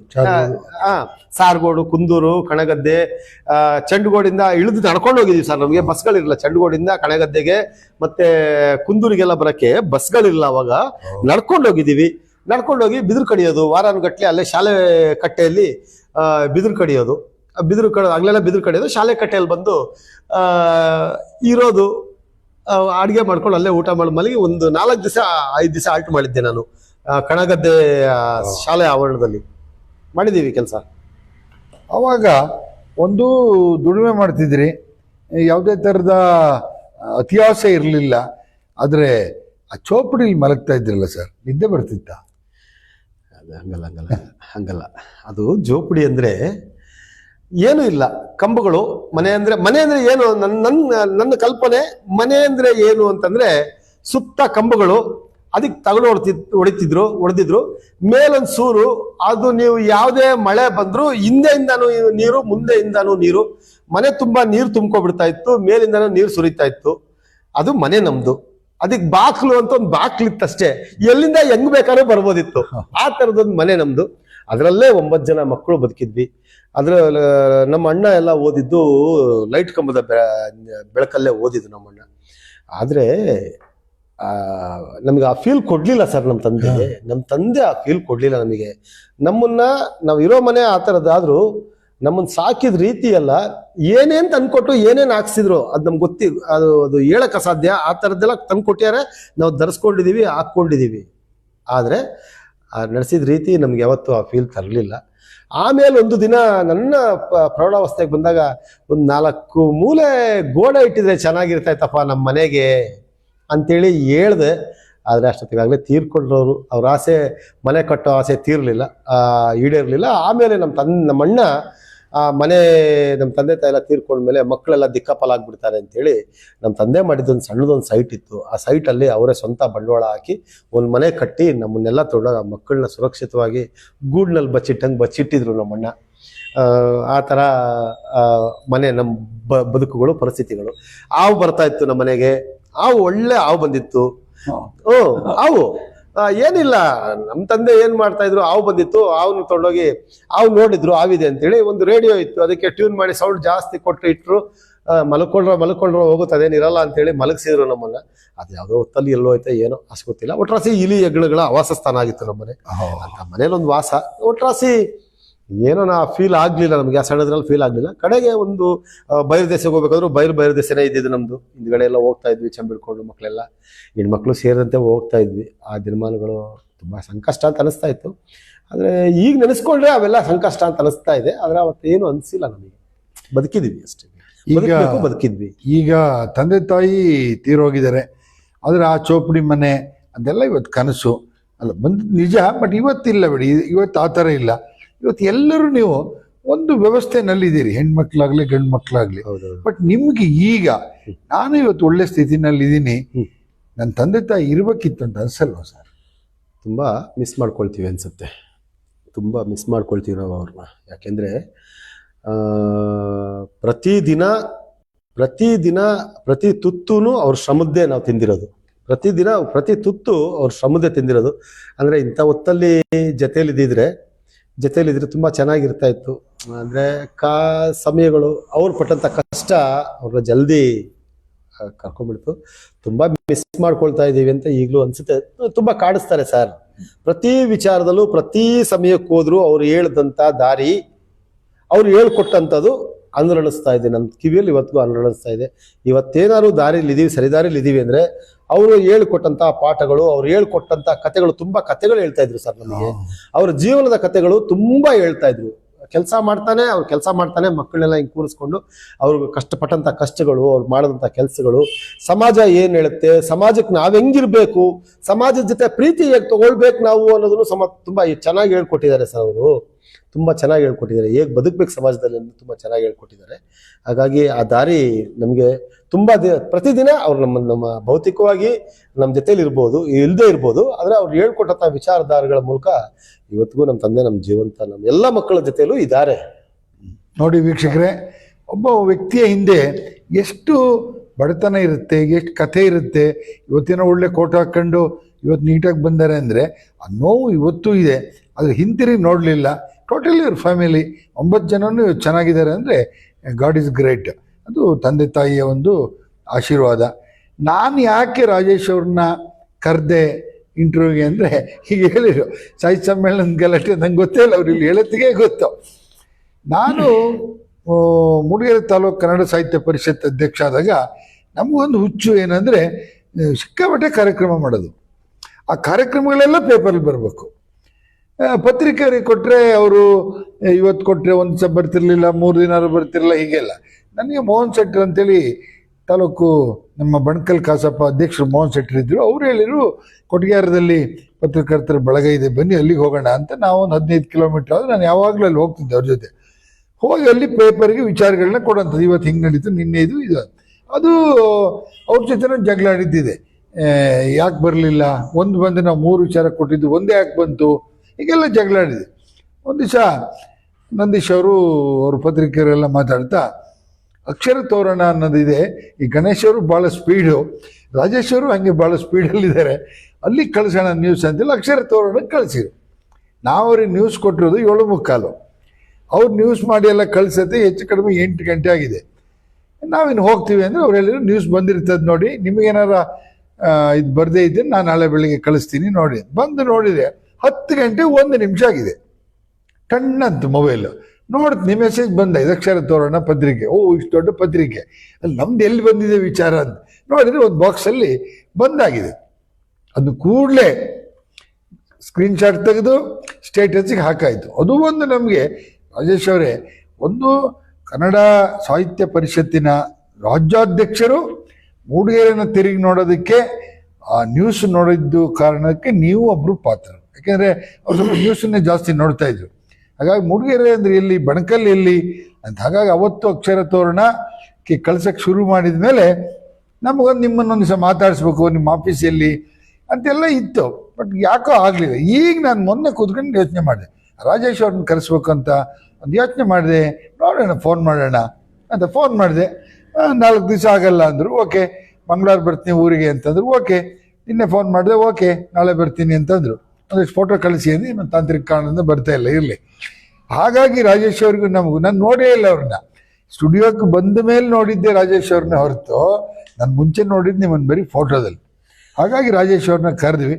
ಕರೆದ ಮೇಲೆ ಈಗ ಕಾಫಿ ಕುಡಿಯೋದಿಗೆ ಒಂದಿಷ್ಟು ಕೆಲವು ವಿಚಾರಗಳನ್ನ ಹೇಳಿದ್ರು. ಬಡತನ ಇದೆಲ್ಲ ನಾನಲ್ಲೇ ಹೇಳಿ ಸ್ಟುಡಿಯೋದಲ್ಲಿ ಇಷ್ಟೆಲ್ಲ ಜೀವನ ಮಾಡ್ಕೆ ಬಂದಂಥವ್ರು ಪತ್ರಿಕಾ ರಂಗಕ್ಕೆ ಬರೋದು ಅಷ್ಟು ಸುಲಭ ಅಲ್ಲ. ಬೇರೆ ಬೇರೆ ಏನೆಲ್ಲ ಇದೆ ಜೀವನ ಮಾಡೋದಕ್ಕೆ, ಅದನ್ನೆಲ್ಲ ಆರಿಸ್ಕೊಬೋದಿತ್ತು. ಆದರೆ ಸಣ್ಣ ದುಡ್ಡೇ ಸಾಕು, ಸಣ್ಣ ಸಂಸಾರ, 2 ಮಕ್ಕಳು, ಒಬ್ಬಳೇ ಹೆಂಡ್ತಿಯಲ್ಲ, ಒಬ್ಬರೇ ಹೆಂಡ್ತಿ. ಹಾಗಾಗಿ ಒಂದು ಸಣ್ಣ ಫ್ಯಾಮಿಲಿ, ನನಗೆ ಬರೋಷ್ಟು ದುಡ್ಡು, ಅವಳು ದುಡಿತಾಳೆ, ನನ್ನ ಹೆಂಡ್ತಿನೋ ಸಾಕು ಅಂತೇಳಿ ಒಂದು ವ್ಯವಸ್ಥಿತವಾಗಿ ಪ್ರಜಾಪ್ರಭುತ್ವದಲ್ಲಿ ಬದುಕ್ತಾ ಇದ್ದಾರೆ ಅಂತಂದರೆ ರಾಜೇಶ್ ನಿಜವಲ್ಲೂ ಭಾಳ ಖುಷಿ ಆಯಿತು. ನೀವು ನಗಾಡ್ಬೋದು, ಆದರೆ ನಗುವಿನ ಹಿಂದೆ ಅಷ್ಟೇ ನೋವಿದೆ ಅನ್ನೋದು ವೀಕ್ಷಕರೇ. ಅದಕ್ಕೆ ನಾನೀಗೇನು ಮಾಡ್ತಿದ್ದೀವಿ, ಲೈವ್ ಮಾಡ್ತಿದ್ದೀವಿ. ನೀವೇನು ಮಾಡಬೇಕು, ಲೈಕ್ ಮಾಡಿ, ಶೇರ್ ಮಾಡಿ, ಕಾಮೆಂಟ್ ಮಾಡಿ, ಬೇರೆಯವ್ರಿಗೆ ಶೇರ್ ಮಾಡಿ. ಶೇರ್ ಮಾಡಿದರೆ ಇವರ ಬದುಕನ್ನು ನೀವೇನು ನೋಡ್ತಾ ಇದ್ದೀರಿ ಅದು ಇನ್ನೊಬ್ರಿಗೂ, ನಮಗೆ ಅಲ್ಲದೆ ಇದ್ದರೂ ನಮ್ಮ ಮಕ್ಕಳಿಗೆ, ನಮ್ಮ ಪಕ್ಕದ ಮನೆಯವರಿಗೆ ಒಂದಷ್ಟು ಮಾರ್ಗದರ್ಶನ ಆಗಲಿ. 100 ಜನಕ್ಕೆ ಹೇಳಿದ್ರೆ 100 ಜನಗೂ ಆಗ್ಬೇಕು ಅಂತ, ಒಂದು ಇಬ್ಬರಿಗಾದರೂ ಒಂದು ಮಾರ್ಗದರ್ಶನ ಆಗಲಿ. ಇವತ್ತು ಬಡತನ ಏನು ಹೋಗಿಲ್ಲ. ಆ ಥರ ಬಡತನದಲ್ಲಿ ಬದುಕ್ತಾ ಇದ್ದರು, ಚೋಪ್ರಿಲಿ ಮಲಗ್ತಾ ಇದ್ರು. ಸರ್, ಇಲ್ಲ ಇವತ್ತು ವ್ಯವಸ್ಥೆ ಒಳಗೆ ನಾನು ಪ್ರತಿದಿನ ಅದನ್ನ ನೋಡಿ ನೋವು ಅನುಭವಿಸ್ತೀನಿ. ಏನಂದ್ರೆ ವ್ಯವಸ್ಥೆ ಸಂಪೂರ್ಣ ಬದಲಾಗಿಲ್ಲ ಸರ್. ನಾವೇನ್ ಬದುಕಿದ್ವಿ ಅದಕ್ಕಿಂತ ನಿಕೃಷ್ಟವಾಗಿ ಬದುಕ್ತಾ ಇರೋಂಥವ್ರು ತುಂಬಾ ಜನ ಇದೆ ಸರ್. ನೀವು ವ್ಯವಸ್ಥೆ ಪೂರ್ತಿ ಅಮೂಲಾಗ್ರ ಬದಲಾವಣೆ ಆಗ್ಬಿಟ್ಟಿದೆ ಅನ್ನೋ ಭ್ರಮೆಯಲ್ಲಿ ನಾನಂತೂ ಇಲ್ಲ, ಯಾರು ಭ್ರಮೆ ಇಲ್ಲ ಸರ್. ಇಲ್ಲ ಆಗಿಲ್ಲ, ನಾನು ಅದನ್ನ ಹೇಳ್ತೀನಿ, ಆಗಿಲ್ಲ. ಇವತ್ತು ಕೂಡ ಏನಾಗಿದೆ, ಬಡತನ ಅಂದ ತಕ್ಷಣನೇ ಅವ್ರು ಹೋಗ್ತಾ ಇರೋದು ಆಲ್ಕೋಹಾಲಿಗೆ ಹೋಗಿ ದುಡಿಮೆ ಏನು ಜಾಸ್ತಿ ಆಗಿರಲಿಲ್ಲ. 500 ರೂಪಾಯಿ, ಇವತ್ತು 500 ರೂಪಾಯಿ ದುಡಿಯೋರು ಇದ್ದಾರೆ. ಅದರಲ್ಲಿ 300ರಿಂದ 400 ರೂಪಾಯಿ ಕುಡಿತಾರೆ ಇವತ್ತು. ಹಾಗಾಗಿ ಆರೋಗ್ಯನೂ ಹಾಳಾಗ್ತಾ ಇದೆ ಹೊರತು ದುಡ್ಡು ಬರುತ್ತೆ, ಆರೋಗ್ಯ ಹಾಳಾಗುತ್ತೆ. ಇಂಥ ಸ್ಥಿತಿಗೆ ಇವತ್ತು ಬಡತನ ತಲುಪಿದೆ. ಕೊರೋನಾ ಸಂದರ್ಭದಲ್ಲಿ ಒಂದಷ್ಟು ಆಲ್ಕೋಹಾಲ್ ಇಲ್ಲ ಅಂದಾಗ ಒಂದಷ್ಟು ಜನ ಭಾಳ ಖುಷಿಲಿದ್ದರು ಸರ್, ತುಂಬ ಚೆನ್ನಾಗಿದ್ದರು. ಹಾಗಾಗಿ ಇವತ್ತು ಆಲ್ಕೋಹಾಲ್ ಕೂಡ ಮನುಷ್ಯನ ಹಾಳು ಮಾಡಿದೆ. ಇರಲಿ. ಆ ನಂತರ ಸರ್, ನಿಮ್ಮ ಇಷ್ಟೂ ವೃತ್ತಿಗಳನ್ನು ಕೇಳಿದೆ ಸರ್. ಸೌದೆ ಹೊಡಿತಾ ಇದ್ರಿ ನೀವು. ಸೌದೆ ಹೊಡೆಯಂತ ಒಂದು ಎಕ್ಸೈಸ್ ಇದೆಯಲ್ಲ, ಸೈಂಟಿಫಿಕ್ ಆಗಿ ಹೇಳುತ್ತೆ, ಸೌದೆ ಹೊಡೆಯುವ ಒಬ್ಬ ವ್ಯಕ್ತಿಯ ಎಕ್ಸೈಸ್ ಆದ ಹಾಗೆ ತಲೆ ಕೂದಲಿಂದ ಕಾಲು ಬೆರಳ ತನಕ ಎಕ್ಸೈಸ್ ಆಗುತ್ತಂತೆ. ಬೇರೆ ಎಲ್ಲ ಎಕ್ಸರ್ಸೈಸ್ ಬರೀ ಪಾರ್ಟ್ ಆಫ್ ಬಾಡಿ, ಇದು ಹಂಗಲ್ಲ, ಇಡೀ ಹೋಲ್ ಬಾಡಿ. ಆ ಸೌದೆ ಹೊಡೆಯುವಾಗ ಆ ಮೈಲ್ ಬೆವರು ಬರೋದು ಅವ್ರು ನೋಡೋದೇ ಒಂದು ವಿಶೇಷ. 1-2 ಕೋಲ್ಡ್ ಹೊಡೆಯ ತನಕ ಮೈ ಮೇಲೆ ಬಟ್ಟೆ ಇರುತ್ತೆ, ಸ್ವಲ್ಪ ಹೊತ್ತು ಆದ್ಮೇಲೆ ಅದಿಲ್ಲ. ಬನೀನ್ ಹಾಕಿದ್ರೆ 2 ಕೋಲ್ಡ್ ಹೊಡೆದು ಬನೀನೂ ಇಲ್ಲ, ಮೈಲಿ ಬೆವರೇ ಕಾಣ್ತಾ ಇರುತ್ತೆ. ಹೆಂಗ್ ಸರ್ ಮಜಾ ಕೇಳಿ ಅದ್ರದ್ದು. ನಾನು ಮೂಲತಃ ಗರಡಿ ಮನೆ ಕಲಾವಿದ, ಬಾಡಿ ಬಿಲ್ಡರು. ದೇಹದ ಇದಕ್ಕೂ ಹೋಗಿದ್ದೀನಿ, ನಾನು ಕಾಂಪಿಟೇಷನ್ಗೂ ಹೋಗಿದ್ದೀನಿ. ಹೇಗೆ ಅಂದ್ರೆ ಸೌದೆ ಹೊಡೆಯುವಾಗ ನಾನು ಗರಡಿ ಮನೆ ಎಕ್ಸರ್ಸೈಸ್ ಅಲ್ಲೇ ಮಾಡಕ್ ಶುರು ಮಾಡ್ಕೊಂಡ್ಬಿಡ್ತಾ ಇದ್ದೆ. ನೀವು ಬಿಟ್ಟು ಚಮಟಿ ಹೊಡಿಯೋದು ಹೇಗೆ ಅಂದ್ರೆ 2 ಕೈಯಲ್ಲಿ ಹೊಡಿತಾ ಇದ್ರು, ನಾನು 1 ಕೈ ಹೊಡಿಯೋಕೆ ಶುರು ಮಾಡ್ಬಿಡ್ತಾ ಇದ್ದೆ. ಹಿಂಗ್ ಹೊಡಿತಾ ಇದ್ದೆ, ಹಿಂಗ್ ಹೊಡೆದ್ರೆ ಶೋಲ್ಡರ್ ಡೆವಲಪ್ ಆಗ್ತಾ ಇತ್ತು, ಹಿಂಗ್ ಹೊಡೆದ್ರೆ ಶೋಲ್ಡರ್ ಡೆವಲಪ್ ಆಗ್ತಾ ಇತ್ತು. ಆಯ್ತಾ? ಆಮೇಲೆ ಈ ಗರ್ಗಾಸ ಎಳಿಬೇಕಲ್ಲ ಸೌದೆಗೆ, 500 kg ಸೌದೆ ಗರ್ಗಾಸ ಎಳಿಬೇಕು. ಸ್ಟ್ರೈಟ್ ಹಿಂಗ್ ಎಳೆದ್ರೆ ಬರೀ ಗರ್ಗಾಸ ಎಳೆಯೋದು, ಹಿಂಗ್ ಎಳೆದ್ರೆ ಚೆಸ್ಟ್ ಡೆವಲಪ್ ಆಗೋದು. ಈ ಟೆಕ್ನಾಲಜಿ ಕಂಡು ಹಿಡ್ಕೊಂಡಿದ್ವಿ ನಾವು, ಅದನ್ನ ಆತರ ಉಪಯೋಗಿಸ್ಕೊಳ್ತಾ ಇದ್ವಿ. ಸೌದೆ ಹೊಡೆಯಕ್ಕೆ ಹೋಗೋ ಒಂದಿಷ್ಟು ದಿವಸ ನಾನು ಗರಡಿ ಮನೆಗೆ ಹೋಗ್ತಾ ಇದ್ದೆ, ಇಲ್ಲೇ ತುಂಬಾ ಎಕ್ಸರ್ಸೈಸ್ ಆಗ್ತಾ ಇತ್ತಲ್ಲ. ಹಾಗಾಗಿ ಅದನ್ನ ಈ ಸೌದೆ ಎಳಿಬೇಕು ಅನ್ನೋವಾಗ ಇದನ್ನ ಸುಮ್ನೆ ಹಿಂಗ್ ಎಳೆದ್ರೆ ಗರ್ಗಾಸ ಬರೀ ಸ್ಟ್ರೈಟ್ ಹೋಗುತ್ತೆ. ಹಿಂಗ್ ಎಳೆದ್ರೆ ಪೂರ್ತಿ ದೇಹದ ಅಂಗಾಂಗಗಳು, ಅವಯವಗಳು ಎಲ್ಲ ಡೆವಲಪ್ ಆಗ್ತವೆ. ಚೆಸ್ಟ್ ಎಲ್ಲ ಡೆವಲಪ್ ಮಾಡ್ಕೊಂಡಿದ್ವಿ ನಾವು. ಆ ಥರದ ಎಕ್ಸ್ಪೀರಿಯನ್ಸ್ ಅದು. ಓಕೆ ಸರ್, ಈಗ ಇನ್ನೇನು ಕೆಲಸ ಮಾಡಿದ್ರಿ ಸರ್ ಬೇರೆ? ಆಮೇಲೆ ಪತ್ರಿಕೆ ರಂಗಕ್ಕೆ ಬರೋಣ. ಪತ್ರಿಕೆ ರಂಗ ಅದೇ ಇಷ್ಟು ವೃತ್ತಿ ಏನು ಬಿದಿರು ಕೆಲಸ ಮಾಡಿದೀನಿ. ಬಿದಿರು ಕೆಲಸ ತುಂಬಾ ತೃಪ್ತಿ ಸಂತೋಷದಲ್ಲಿ ಮಾಡೋದು. ಸರ್ ಹೊಳಗೆ ಮೀನ್ ಹಿಡಿಯಕ್ಕೆ ಹೋಗ್ತಿದ್ರಿ? ಇಲ್ಲ, ಅದೊಂದು ಕೆಲಸ ಮಾಡಿಲ್ಲ. ಇಲ್ಲ, ಅದೊಂದು ಕೆಲಸ ಮಾಡಿಲ್ಲ. ಬಾಕಿ ಅಂತೆ ಎಲ್ಲ ಎಕ್ಸ್ಪೀರಿಯನ್ಸ್. ಹೋಗೋದು ಸುಮ್ನೆ, ಆಮೇಲೆ ಏನೋ ಖುಷಿ ಆಗಿದೆ, ಯಾರೋ ಫ್ರೆಂಡ್ಸ್ ಕರೀತಾರೆ, ಬರ ಒಂದು ರೌಂಡ್ ಹೋಗ್ಬೇಡ, ಗಾಡಿ ಓಡಿಸ್ಬೇಕು ಬಾ ಅಂದ್ರೆ ಹತ್ಕೊಂಡು ಹೋಗೋದು. ಎಲ್ಲ ಗಾಡಿಗಳು ಓಡಿಸ್ತೀನಿ, ಈಗ ಅದೆಲ್ಲ ಕಲ್ತಿದ್ದೀನಿ, ಮಾಡಿದೆ. ಓಕೆ, ಒಳ್ಳೆ ಫೋಟೋಸ್ ಇತ್ತು, ನೋಡಕ್ಕಾಗ್ಲಿಲ್ಲ. ಆದ್ರೆ ಇರ್ಲಿ, ಗರಡಿ ಮನೆಗೆ ಹೋಗಂಥದ್ದು ಅಂತಂದ್ರೆ ಒಂದು, ಈಗ ಹಿಂದೆ ಮಹಾರಾಜ ಚರಿತ್ರೆಯಿಂದ ಇಲ್ಲಿವರೆಗೆ ಯಾರೋ ಉಳ್ಳವರು ಅಂತ, ಉಳ್ಳವರು ಹೋಗಂಥದ್ದು, ಬಡತನಕ್ಕೆ ಅದಕ್ಕೆ ಅವಕಾಶ ಇಲ್ಲ ಅಂತ. ಆದ್ರೆ ಬಡತನದಲ್ಲೇ ಇವರು ಗರಡಿ ಮನೆಗೆ ತಂದೆ ಕಳಿಸ್ತಾ ಇದ್ರು ಅಂತಂದ್ರೆ ಅವರಲ್ಲಿ ಎಷ್ಟು ಒಂದು ಆಲೋಚನೆ, ಮುಂದಾಲೋಚನೆ, ದೂರಾಲೋಚನೆ ಎಷ್ಟಿತ್ತು ಅಲ್ವಾ? ನಮ್ ತಂದೆ ಈ ಚೈನಾ ಪಿಕ್ಚರ್ಗಳಲ್ಲಿ ನೋಡಿ, ಬ್ರೂಸ್ಲಿ ಪಿಕ್ಚರ್ಗಳು ನೋಡಿ ತುಂಬಾ ಪ್ರಭಾವಿತರಾಗಿದ್ರು. ಯಾವುದೇ ಬ್ರೂಸ್ಲಿ ಪಿಕ್ಚರ್ ಹೋದ್ರು ಆತ ನಿರಕ್ಷರ ಕುಕ್ಷಿ, ಅಂದ್ರೆ ಏನು ತಲೆಯಲ್ಲಿ ವಿದ್ಯೆ ಅನ್ನೋದು ಏನು ಇಲ್ಲ, ಬರೆಯೋದು ಏನು ಇಲ್ಲ. ಆದ್ರೆ ಈ ಸಾಹಸದ ಬಗ್ಗೆ ತುಂಬಾ ಇದಿತ್ತು ಅವ್ರಿಗೆ, ಕ್ಯೂರಿಯಾಸಿಟಿ ಇತ್ತು. ಅದ್ ಹೆಂಗಿರ್ಬೋದು ಅಂತೇಳಿ ಚೀನಾ ಪಿಕ್ಚರ್ಗಳನ್ನ ತುಂಬಾ ಚೆನ್ನಾಗಿ ನೋಡ್ತಾ ಇದ್ರು ನಮ್ಮ ತಂದೆ. ಅದ್ ನೋಡ್ಕೊಂಡು ಬಂದಾಗ ಏನಾಯ್ತು, ಮಕ್ಕಳನ್ನು ಈ ತರ ಬೆಳೆಸ್ಬೇಕು, ಮಕ್ಕಳನ್ನು ಈ ತರ ಬೆಳೆಸಿ, ಈ ತರ ಒಬ್ಬ ಕುಸ್ತಿ ಆಡೋನ್ ಕಲಿಸ್ಬೇಕು, ಕುಸ್ತಿ ಹೆಂಗ ಆಡ್ತಾ ನೋಡ್ಬೇಕು ಅಂತೇಳಿ. ನಾನು ಯಾವ್ದೋ ಒಂದ್ಸರಿ ಲಂಗೋಟಿ ಕಟ್ಕೊಂಡಿದೀನಿ ಅಂದ್ರೆ, ಮಟ್ಟಿಗೆ ಇಳಿತಾ ಇದೀನಿ ಅಂದ್ರೆ ನಮ್ಮ ತಂದೆ ತಯಾರಾಗಿ ಬಂದಿರ್ತಾ ಇದ್ರು ನನ್ನ ಮಗನ್ ನೋಡಕ್ಕೆ. ಆ ತರ ಸಂಭ್ರಮ ಪಡುವಂತ ವ್ಯಕ್ತಿ ಆತ. ಸಾಂಸ್ಕೃತಿಕ ಜಗತ್ತಿಗೆ ತುಂಬಾ ಖುಷಿಯಾಗಿ ಅವರು ಪ್ರತಿ ಸಾರಿ ಹೇಳ್ತಾ ಇದ್ದಿದ್ದು, ನೀನು ಎಲ್ಲಾರು ಹೋಗು, ಏನ್ ಕೆಲಸನಾರು ಮಾಡು, ಯಾರ ಮಗ ಇವನು ಅಂತ ಕೇಳ್ಬೇಕು. ನಿನ್ನ ವೃತ್ತಿಯಲ್ಲಿ ಕೌಶಲ್ಯ ರೂಢಿಸ್ಕೋ, ಏನ್ ಮಾಡ್ತೀಯೋ ಪ್ರಾಮಾಣಿಕವಾಗಿ ಮಾಡು, ವೃತ್ತಿಯಲ್ಲಿ ಕೌಶಲ್ಯ ರೂಢಿಸ್ಕೋ, ಮಾಡಿದ ಕೆಲಸ ರೆಕಗ್ನೇಷನ್ ಆಗ್ಬೇಕು, ಯಾರ ಮಗ ನೀನು ಅಂತ ಕೇಳ್ಬೇಕು, ಆ ತರ ಬದುಕ್ಬೇಕು ಅಂತ ಹೇಳ್ಕೊಡುವಂಥವ್ರು. ಆ ಥರದ ಮಹತ್ವಾಕಾಂಕ್ಷಿ ಅವರು. ಓಕೆ ಸರ್, ಇಲ್ಲಿ ಇಷ್ಟು ನಿಮ್ಮ ಜೀವನದ ಒಂದು ಆಯಾಮ ಆಯಿತು. ಆನಂತರ PUC ಓದಿದ ನೀವು ಪತ್ರಿಕಾ ರಂಗಕ್ಕೆ ಪ್ರಥಮವಾಗಿ ಕಾಲಿಟ್ಟ ದಿನ ಯಾವತ್ತು ಸರ್? ಏನೂ ಇಲ್ಲ, ಅದು ನನಗೊಂದು ಎಜುಕೇಶನ್ ಡಿಪಾರ್ಟ್ಮೆಂಟ್ ಅಲ್ಲಿ ಒಂದು ಡ್ರೈವರ್ ಆಗಿ ಒಂದು ಇಂಟರ್ವ್ಯೂ ಬಂದಿತ್ತು. ಡ್ರೈವರ್ ಆಗಿ ಇಂಟರ್ವ್ಯೂ ಬಂತು. ಇಂಟರ್ವ್ಯೂ ಬಂದಾಗ ಯಾರೋ ಹೇಳಿದ್ರು, ರಾಜಕಾರಣಿಗಳನ್ನ ಯಾರೋ ಇಟ್ಕೊಂಡು ನೀವು ಇನ್ಫ್ಲೂಯೆನ್ಸ್ ಮಾಡಿ ಮಿನಿಟ್ ಲೆಟರ್ ಹಾಕ್ಸ್ಕೊಂಡು ಬಂದ್ರೆ ನಿಮಗೆ ಕೆಲಸ ಸಿಗುತ್ತೆ ಅಂತ ಹೇಳಿದ್ರು. ನಮ್ಗೆ ಈ ದೊಡ್ಡ ಹೊರಜಗತ್ತಿನ ಸಂಪರ್ಕ ಇಲ್ಲ, ಏನಿಲ್ಲ. ನಾವು ಅಲ್ಲಿ ನಮ್ಮ ವೃತ್ತಿ ಆಯ್ತು, ಆಟೋ ಓಡಿಸೋದಾಯ್ತು, ಆಯ್ತು. ನಮ್ ಕಣ್ಣಿಗೆ ರಾಜಕಾರಣಿಗಳು ಅಂತ ಕಂಡಿದ್ದು, ತಾರಾದೇವಿಯವ್ರು ಕಂಡಿದ್ರು, ಸಗಿರಾಮದವ್ರು ಕಂಡಿದ್ರು. ಆದ್ರೆ ಅವ್ರನ್ನ ಭೇಟಿ ಮಾಡೋ ದಾರಿ ಗೊತ್ತಿರ್ಲಿಲ್ಲ ನಮ್ಗೆ. ಅಲ್ಲಿ ಯಾರೋ ಒಬ್ರು ಇದ್ರು, ನಮ್ಮ ಬಡಾವಣೆಯಲ್ಲಿ ಒಬ್ರು ಇದ್ರು. ಅವ್ರನ್ನ ಕೇಳಿದೆ ಏನು ಅಂತ ಕೇಳಿದ್ರೆ, ಕರ್ಕೊಂಡೋಗಿ ಸೀನೋಜಿರಾವ್ ಅಂತೇಳಿ ಸಮಾಚಾರ ಅಂತ ಪತ್ರಿಕೆ ನಡೆಸ್ತಾ ಇದ್ರು, ಅವ್ರನ್ನ ಗುರುತು ಮಾಡಿದ್ರು. ಅವರು 35,000 ರೂಪಾಯಿ ಖರ್ಚಾಗುತ್ತೆ, ಆ ದುಡ್ಡು ಕೊಟ್ರೆ ನಿನ್ ಕೆಲಸ ಕೊಡಿಸ್ತೀನಿ ಅಂತೇಳಿ ಹೇಳಿದ್ರು. ನಾನು 35,000 ರೂಪಾಯಿಗೆ ಅಣ್ಣನಿಗೆ ಹೇಳಿದೆ ಈ ತರ ಆಗಿದೆ ಅಂತೇಳಿ. ಅವರೊಂದು 15,000 ಕೊಟ್ಟರು. ಆಮೇಲೆ ಬೇರೆ ಬೇರೆ ಮೂಲಗಳಿಂದ ಒಂದು 35,000 ರೂಪಾಯಿ ಜೋಡಿಸಿ ಅವ್ರಿಗೆ ತೊಗೊಂಡೋಗಿ ಕೊಟ್ಟೆ. ಇಂಟ್ರ್ಯೂ ದಿನ ಯಾರು ಕೆಲಸ ಕೊಡಿಸ್ತೀನಿ ಅಂತ ಹೇಳಿದಂತ ವ್ಯಕ್ತಿ ಕುಡಿದು ಮಂಕೋಬಿಟ್ಟಿದ್ರು. ಆ ದುಡ್ಡು, ಆ ಕೆಲಸನೂ ಹೋಯ್ತು. ಆ ದುಡ್ಡು ಏನಾಯ್ತು, ಕೊಡ್ತೀನಿ ನಿಮಗೆ, ಇನ್ನೊಂದ್ಸರಿ ಸಿಕ್ಕಿ ಹೇಳಿದ್ರು, ನಿಮಗೆ ದುಡ್ಡು ಕೊಡ್ತೀನಿ, ಡೇಟಿಗೆ ಬಂದ್ಬೇಡಿ, ದುಡ್ಡು ಕೊಡ್ತೀನಿ ಅಂತೇಳಿ. ಆ ಡೇಟ್ಗಳು 2 ವರ್ಷಗಳ ಕಾಲ ಅವರ ಪತ್ರಿಕಾ ಕಚೇರಿಗೂ ನಾನು ಎಳತಾಕ್ದೆ. ನನಗೆ ದುಡ್ಡು ಬರಲಿಲ್ಲ. ಕಡೆಗೊಂದಿನ ಪತ್ರಿಕಾ ಕಚೇರಿಗೆ ಹೋಗೋ ದಾರಿಯಲ್ಲಿ ರಸ್ತೆಯಲ್ಲಿ ನಡ್ಕೊಂಡು ಹೋಗ್ಬೇಕಾದ್ರೆ SP ಪರಶಿವಮೂರ್ತಿಯವರು ಹಾಲಪ್ಪ ಅಂತೇಳಿ ಒಬ್ರು PC-ಗೆ ರಸ್ತೆಯಲ್ಲಿ ನಿಂತ್ಕೊಂಡು ಕಪಾಳ ಕೊಡಿದ್ರು ಅವರು. ಅದನ್ನು ನನಗೆ ನೋಡಿದಾಗ ತುಂಬಾ ಬೇಸರ ಆಯ್ತು. ಒಬ್ರು ಏನೇ ಆಗ್ಲಿ PC ಅವರೊಬ್ರು ಸಣ್ಣ ನೌಕರದಾರರು, ಒಬ್ಬ ಹಿರಿಯ ಅಧಿಕಾರಿ ಕಾರಿಂದ ಇಳಿದು ಕಪಾಳ ಕೊಡದಿದ್ದು ಎಷ್ಟು ಸರಿ ಅನ್ನೋ ತರ ನನ್ನ ಮನಸ್ಸಲ್ಲಿ ಫೀಲ್ ಆಯ್ತು. ಆವಾಗ ಹೋಗಿ ಆ ಸೀನೋಜಿರಾವ್ ಅವರಿಗೆ ಇದನ್ನ ಹೇಳಿದೆ ನಾನು, ಸರ್ ಈ ತರ ಇದೆ, ಈ ತರ ಹೊಡೆದ್ಬಿಟ್ರು ಸರ್ ಅಂತೇಳಿ ಹೇಳಿದೆ. ಅವ್ರು ಏನ್ ಮಾಡಿದ್ರು ಅಂದ್ರೆ, ಅದನ್ನ ಪತ್ರಿಕೆಯಲ್ಲಿ ಕ್ಲೀನ್ ಆಗಿ ಇನ್ನೊಂದಿಷ್ಟು ಸುದ್ದಿಗಳನ್ನ ತಗೊಂಡು ಪತ್ರಿಕೆಯಲ್ಲಿ ಮೂಡಿಸಿ ಕೆಳಗೆ ವರದಿ P. ರಾಜೇಶ ಅಂತ ಹೇಳಿ ಹಾಕೊಟ್ಬಿಟ್ರು. ಅದು ಪತ್ರಿಕೆ ಪ್ರಕಟ ಆಯ್ತು. ಊರು ತುಂಬಾ ಪತ್ರಿಕೆ ಹರಿದಾಡ ಶುರು ಆಯ್ತು. ಪೊಲೀಸ್ ಅವ್ರಿಗೆಲ್ಲ ಸೋಜ್ಗ. ಯಾರು P. ರಾಜೇಶ, ಮಾರ್ಕೆಟ್ ರಸ್ತೆಯಲ್ಲಿ ಯಾರು P. ರಾಜೇಶ ಅಂತ ಹುಡುಕ್ತಾ ಇದ್ರೆ, ನಾನು ನೋಡಿದ್ರೆ ಇಲ್ಲಿ ಸೌದೆ ಹೊಡಿತಾ ಇದ್ದೆ. ಏನು ನೀನ್ ಯಾವಾಗ ಪತ್ರಿಕಾ ವರದಿಗಾರ ಅದು ಅಂತ ಕೇಳಿದ್ರು ನನ್ನನ್ನ. ಇಲ್ಲ ಸರ್ ನನಗೇನು ಗೊತ್ತಿಲ್ಲ ಅಂತ ಹೇಳಿ ಅವತ್ತಿಗೆ ಸಾಗ ಹಾಕ್ದೆ ಅವ್ರನ್ನ. ಆಮೇಲೆ ಅನಿಸ್ತು ಏನೋ ಇದೆ ಇದ್ರೊಳಗೆ ಅಂತ. ಈ ಸಾಲ ವಸೂಲಿ ಮಾಡೋ ಬರದಲ್ಲಿ ಓಡಾಡ್ತಾ ಇಲ್ಲಿ ಇದ್ದಂತಹ ಬೇರೆ ಬೇರೆ ವಿಚಾರಗಳು, ಒಂದು ಜೂಜು, ರಕ್ತ ಮಾರೋ ಅಂತ ವಿಚಾರಗಳು, ಮತ್ತೆ ದನದ ಕಸಾಯಿಖಾನೆ, ಗಾಂಜಾ ವ್ಯಾಪಾರ, ಇಸ್ಪೀಟ್ ಅಡ್ಡೆಗಳ ಬಗ್ಗೆ ಸುದೀರ್ಘವಾಗಿ ನನ್ನ ಭಾಷೆ ನನ್ನ ಬರೆಯಕ್ಕೆ ಬರ್ತಾ ಇರಲಿಲ್ಲ. ಒಟ್ರಾಸಿ ಏನಿದೆಯೋ ಅದನ್ನ ಬರೆದು ತೊಗೊಂಡೋಗಿ ಕೊಡ್ತಾ ಇದ್ದೆ ಅವರಿಗೆ. ಅವ್ರು ಅದನ್ನ ಪ್ರಿಂಟ್ ಮಾಡಿದ ಚಾಚು ತಪ್ಪದೆ ಪ್ರಿಂಟ್ ಮಾಡಿ ಕೆಳಗೆ ಪಿ ರಾಜೇಶ್ ಅಂತ ಹೆಸರು ಹಾಕೋದಂತೂ ತಪ್ತಾ ಇರಲಿಲ್ಲ. ಪ್ರತಿ 15 ದಿವಸಕ್ಕೊಂದ್ಸರಿ ನನ್ನ ಸೌದೆ ಮಂಡಿ ಹತ್ರ ಗಲಾಟೆ ನಡೆದೇ ಇತ್ತು. ಪ್ರತಿ ಸರಿ ಗಲಾಟೆನೆ. ಹೊಡೆದಾಟಕ್ಕೆ ಬಂದ್ರೆ ನಾನು ಹೊಡೆದಾಟಕ್ಕೆ ನಿಂತ್ಕೊಳ್ತಾ ಇದ್ದೆ, ಅವರಿಗೆ ಪ್ರತಿಯಾಗಿ ನಾನು ನಿಂತ್ಕೊಳ್ತಾ ಇದ್ದೆ. ಈ ತರ ಸಂಘರ್ಷಗಳಲ್ಲೇ ಮುಂದುವರಿತು. ಒಂದು ದಿನ ಅವರು ಪತ್ರಿಕೆ ನಿಲ್ಸಿದ್ರು.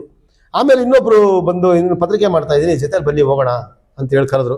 ಸರಿ ಆಯ್ತು ಮಾಡೋಣ ಅಂತೇಳಿ ಅವ್ರ ಜೊತೆ ಸೇರ್ಕೊಂಡೆ. ಆಮೇಲೆ ಒಂದು ಫೈನ್ ಡೇ ನನ್ನ ಸ್ನೇಹಿತ ಪ್ರವೀಣ ಅಂತೇಳಿ, ನಾನು ಬಾಲ್ಯ ಸ್ನೇಹಿತರು, ನಾನು ಅವನು ಏನೋ ನನ್ನ ಜೀವನದಲ್ಲಿ ಎಲ್ಲರೂ ಅವನ ಜೊತೆಲಿದ್ದ. ಅವನಿಗೆ ಕೇಳಿದೆ ನಾನು, ಪ್ರವೀಣ ಈ ಥರ ಇದೆ ಕಣೋ, ಏನು ಮಾಡೋದು, ಒಂದು ಪತ್ರಿಕೆ ಮಾಡೋಣ. ಸರಿ ಮಾಡೋಣ ಬಿಡು ಅಂತೇಳಿ ಒಂದು ಟೈಟಲ್ ತರಿಸಿದ್ವಿ.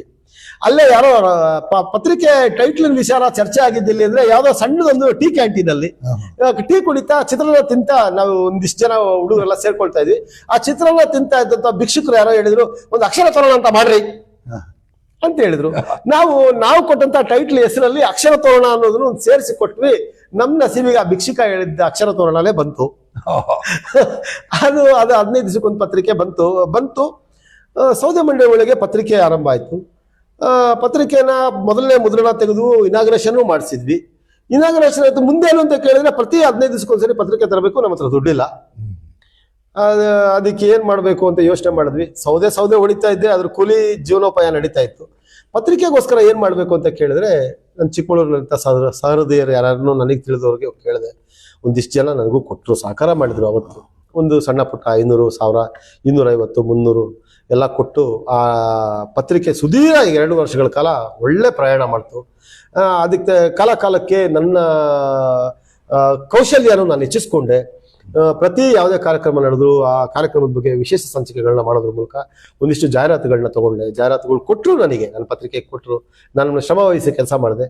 ಆಮೇಲೆ ಒಂದು ಫೈನ್ ಡೇ ನನ್ನ ಸ್ನೇಹಿತ ಒಬ್ಬ ಬಂದು ಹೇಳ್ದ, ಏನು ಫೋರ್ಟ್ನೈಟ್ಲಿ ಮಾಡ್ತೀಯ, ಒಂದಿನ ಡೈಲಿ ಮಾಡೋ ನೀನು, ಏನಾಗುತ್ತೆ ನೋಡೇ ಬಿಡೋಣ ಅಂತ ಅವನೊಂದು ನನಗೊಂದು ಟಾಸ್ಕ್ ಕೊಟ್ಟ. ನಾನು ಎಲ್ಲರಿಗೂ ಈ ಸ್ನೇಹಿತರಿಗೆಲ್ಲ ಕೇಳಿದೆ, ಹಿರಿಕರಿಗೆಲ್ಲ ಕೇಳಿದೆ, ಡೈಲಿ ಪೇಪರ್ ತುಂಬಾ ಅಷ್ಟು ಈಸಿ ಇಲ್ಲಪ್ಪ, ನೀನೇನು ಈ ಥರದ ಸಾಹಸ ಎಲ್ಲ ಮಾಡಕ್ ಹೋಗ್ತೀಯಾ, ಕಳ್ಕೊಂಡ್ಬಿಡ್ತೀಯಾ ಅಂತ ಹೇಳಿದ್ರು. ಆದ್ರೆ ಕಳ್ಕೊಂಡ್ಬಿಡ್ತೀಯಾ ಅಂತ ಹೇಳಿದ್ರೆ ಕಳ್ಕೊಂಡು ಇನ್ ಎಲ್ಲಿಗೆ ಬರ್ತೀವಿ, ತೀರಾ ಆಟೋ ಓಡಿಸ್ಬೇಕು, ಸೀದಾ ಸೌದೆನೆ ಹೊಡಿಬೇಕು. ಅದನ್ನು ಹೊರತುಪಡಿಸಿನ ಇನ್ನೇನು ಅದಕ್ಕಿಂತ ಕೆಳಗೆ ಹೋಗಕ್ ಸಾಧ್ಯನೇ ಇಲ್ಲ, ಅಷ್ಟೇ ತಾನೇ. ಸರಿ, ತೀರಾ ಸೋತೋದ್ರು ಅಂದ್ರೆ ಮತ್ತೆ ಸೌದೆ ಮಂಡಿಗೆ ಬಂದೇ ಬರ್ತೀವಿ, ಸೌದೆ ಹೊಡಿಯನ್ ಬಿಡು ಅಂತೇಳಿ ಒಂದು ನಿರ್ಧಾರ ಮಾಡಿ ಪತ್ರಿಕೆ ತಂದ್ವಿ. ಆರಂಭಿಕ ಹಂತದಿಂದ ಅದೊಂದು ಪತ್ರಿಕಾ ಮೀಡಿಯಾ ಲಿಸ್ಟಿಗೆ ಸೇರೋವರೆಗೂ ಒಂದು ಒಳ್ಳೆ ರೆಸ್ಪಾನ್ಸು. ಆಮೇಲೆ ಆ ಪತ್ರಿಕೆನ ಒಪ್ಕೊಂಡು ಬಹು ಪ್ರೀತಿಯಿಂದ ಇವತ್ತು ನನ್ನ ಪತ್ರಿಕೆಗೆ 15 ವರ್ಷ ಸಂದಿದೆ. ಈವನ್ ಟುಡೇ ಆ ಪತ್ರಿಕೆ ಬರಿಬೇಕು, ಸಾಯಂಕಾಲ ಲೇಔಟ್ ಮಾಡಿಸ್ಬೇಕು, ಪ್ರಿಂಟ್ ಹಾಕಿಸ್ಬೇಕು, ಎಲ್ಲ ಜವಾಬ್ದಾರಿ ನಂದೇ. ನನ್ನ ಸ್ನೇಹಿತರು ಎಲ್ಲ ಕೆಲಸ ಮಾಡ್ತಾರೆ. ನನ್ನ ಪತ್ರಿಕೆಯಲ್ಲಿ ಕೆಲಸ ಮಾಡೋರು ಇದ್ರೂ ಕೂಡ ನಾನು ಮುದ್ರಣ ಆಗೋ ತನಕ ನನ್ನ ಆಫೀಸಿಂದ ಹೊರಗೆ ಹೊರಡಲ್ಲ. ಮುದ್ರಣ ಕೊಟ್ಟೇನೆ, ಮುದ್ರಣ ಒಂದು ಪ್ರಿಂಟ್ ನೋಡಿನೇ ಮನೆಗೆ ಹೊರಡೋದು. ಎಷ್ಟೇ ಪ್ರೆಷರ್ ಇರಲಿ, ಏನೇ ಕೆಲಸ ಇರಲಿ, ಆ ಕೆಲಸನ ಪ್ರಾಮಾಣಿಕವಾಗಿ ಮಾಡ್ತಾ ಇದ್ವಿ. ಹಾಗಾಗಿ ತುಂಬ ಸಂತೋಷ ತಂದಿದೆ.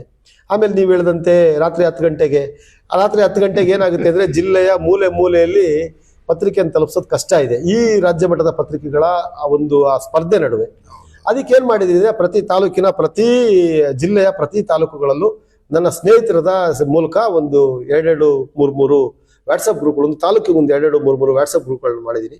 ಅದ್ರ ಮೂಲಕ ಒಂದು ಹೆಚ್ಚು ಕಡಿಮೆ ಒಂದು ರಾತ್ರಿಗೆ ಒಂದು 20,000 ಪತ್ರಿಕೆಗಳು ಸರ್ಕ್ಯುಲೇಷನ್ ಆಗೋ ಥರ ನಾನು ನೋಡ್ಕೊಂಡಿದ್ದೀನಿ. ವಾಟ್ಸಪ್ ಇವತ್ತು ಸಾಮಾಜಿಕ ಜಾಲತಾಣ ತುಂಬ ಫಾಸ್ಟ್ ಆಗಿದೆ, ಅದು ತಲುಪಿಸ್ತೀನಿ. ಮ್ಯಾನ್ಯುವಲ್ ಪ್ರಿಂಟ್ ಏನಿದೆ, 1,000 ನನ್ನ ಪತ್ರಿಕೆ 1,300 ಮ್ಯಾನ್ಯುವಲ್ ಪ್ರಿಂಟ್ ಸರ್ಕಾರದ ಅದು ನಾನು ಘೋಷಣೆ ಮಾಡ್ಕೊಂಡಿರೋದು. ಆ 1,300 ಪತ್ರಿಕೆ ಏನು ಪ್ರಿಂಟ್ ಮಾಡ್ಬೇಕು ಅದು ಪ್ರಿಂಟ್ ಮಾಡಿ ಹಂಚೋರು ಬೆಳಗ್ಗೆ ಅವ್ರು ಹಂಚ್ಕೊಳ್ತಾರೆ, ಬಂಡ್ಲು ಹಾಕೋರು ರಾತ್ರಿ ಬಂಡ್ಲು ಹಾಕ್ಬಿಡ್ತಾರೆ. ಈಗ ಈ ಸುದೀರ್ಘವಾದ ಪ್ರಯಾಣ ಇಲ್ಲಿ ತನಕ ನಡ್ಕೊಂಡು ಬಂದಿದೆ ಸರ್.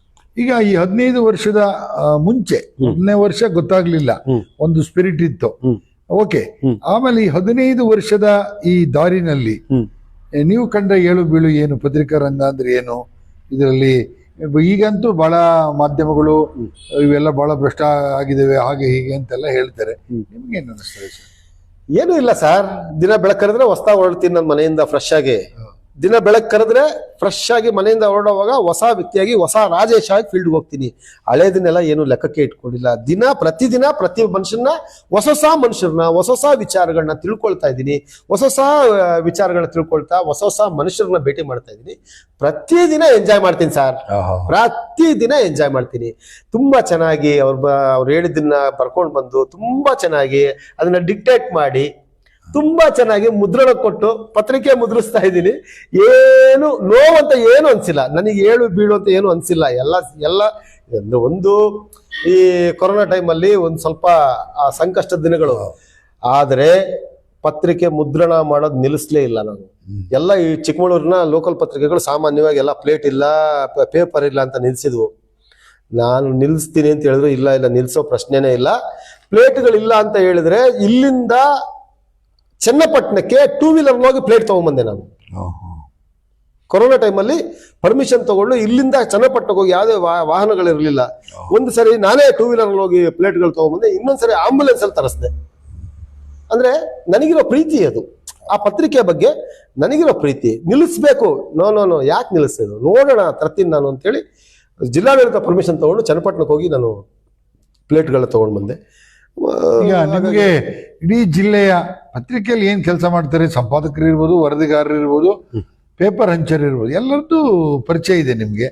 ಹಾಗಾಗಿ ಈ ಏನು ಪತ್ರಿಕಾ ಒಂದು ಸಂಘ ಇದೆ, ಅದ್ರಲ್ಲಿ ಏನಾದ್ರು ಇದೀರಾ ಸರ್, ಅಧ್ಯಕ್ಷರಾಗಂಥದ್ದು ಆ ತರ? ಇಲ್ಲ, ನಾನು ಕಾರ್ಯದರ್ಶಿ ಪತ್ರಕರ್ತರ ಸಂಘದಲ್ಲಿ ಪ್ರಧಾನ ಕಾರ್ಯದರ್ಶಿಯಾಗಿ ಕೆಲಸ ಮಾಡಿದೆ.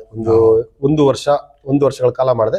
ಯಾಕೋ ಆ ವ್ಯವಸ್ಥೆ ಸರಿ ಇಲ್ಲ ಅಂತ ಅನಿಸ್ತು. ನಾನು ಯಾವುದೇ ತಕರಾರು ಮಾಡದಲೆ, ಯಾಕೋ ಸಣ್ಣದೊಂದು ವ್ಯವಸ್ಥೆ ನನಗೆ ಮನಸ್ಸಿಗೆ ನೋವಾಯ್ತು. ನಾನು ಯಾರಿಗೂ ತಕರಾರು, ಯಾರನ್ನೂ ಬ್ಲೇಮ್ ಮಾಡಲಿಲ್ಲ. ನಾನು ಬರ್ತಾ ಇಲ್ಲ ಅಂತೇಳಿ ರಾಜೀನಾಮೆ ಬರ್ಕೊಟ್ಟು ನಮಸ್ಕಾರ ಮಾಡಿ ಹೊರಗೆ ಬಂದೆ.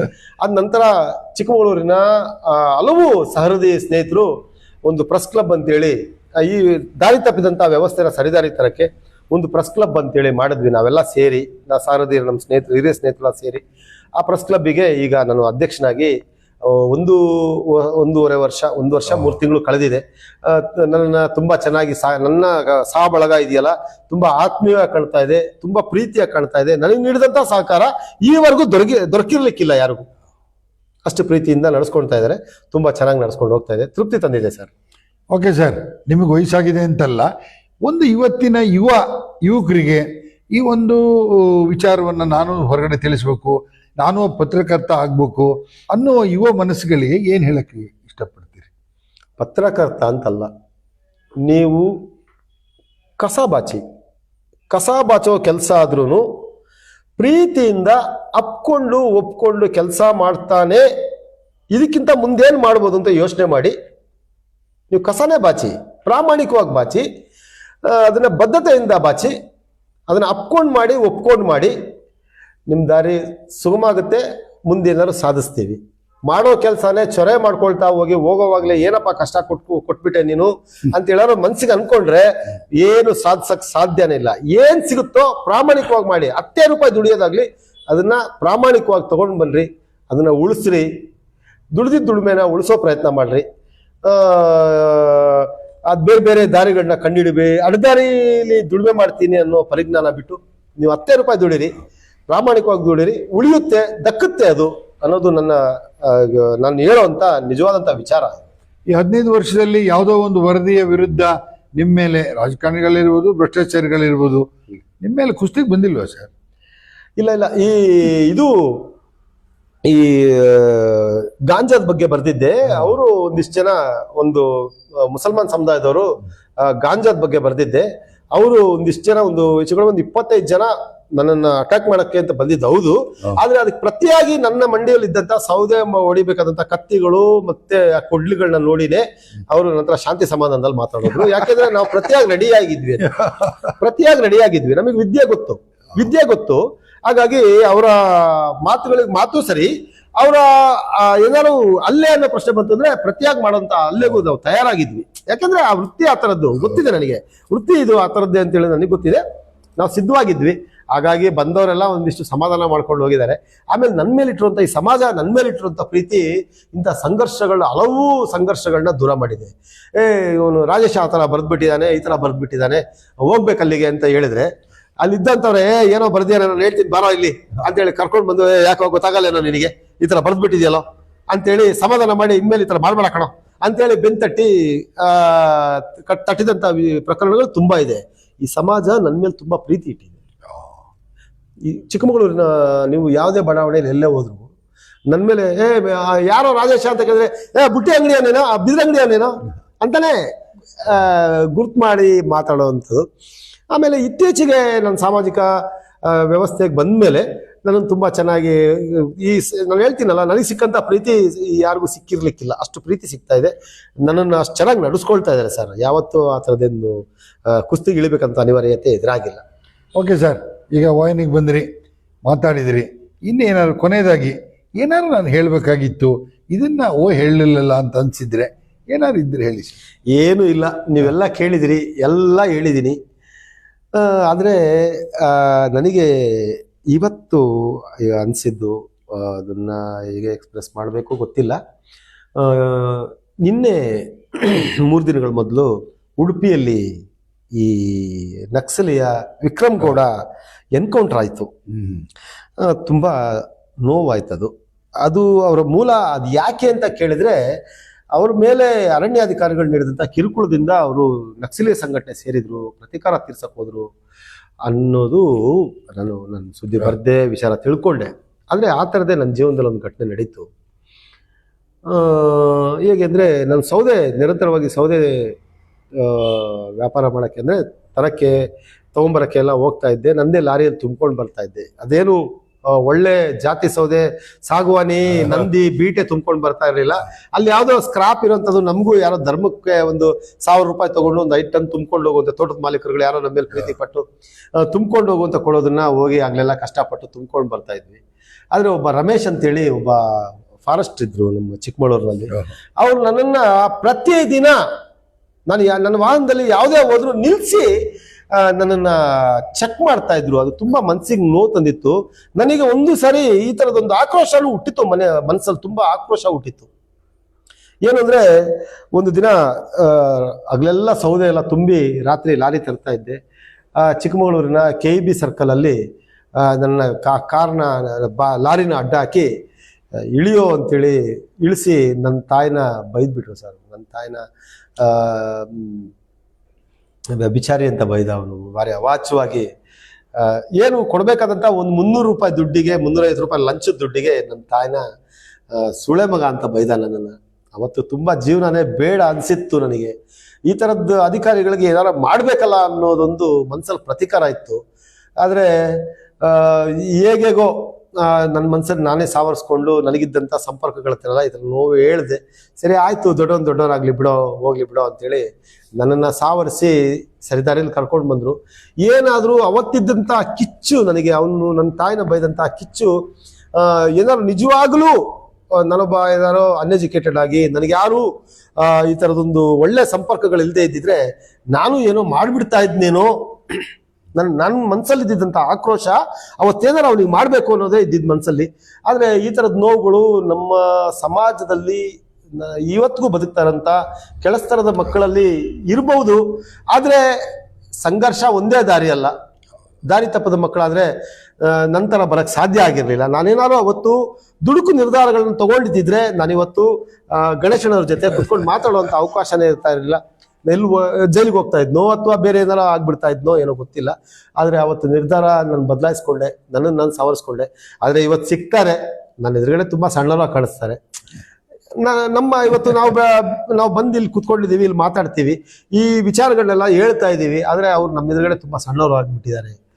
ನಾನು ಅವತ್ತೇನಾದ್ರು ಅವ್ರನ್ನ ಮಾತಾಡಿ ಬೇರೇನೋ ಮಾಡಿದರೆ ನನ್ನ ಬದುಕು ನಿರ್ಭರ ಆಗ್ಬಿಡ್ತಾ ಇತ್ತು.